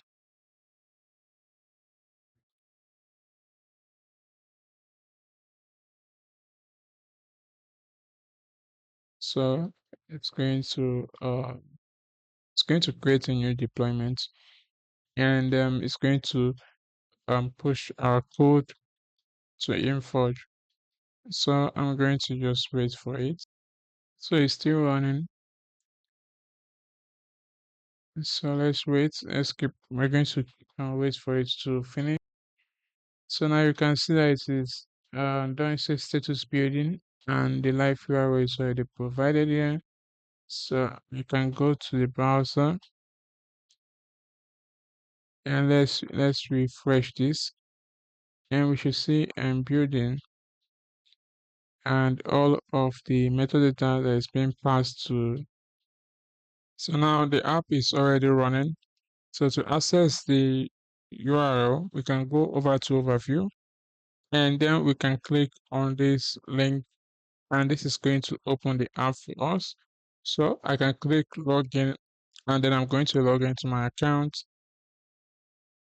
and now everything should work.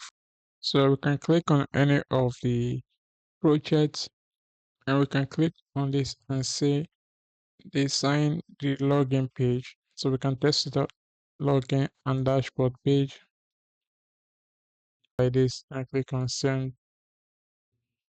So this is going to go ahead and start generating. So let's see. So it's analyzing the request, and very soon it should start generating to see that this is working fine.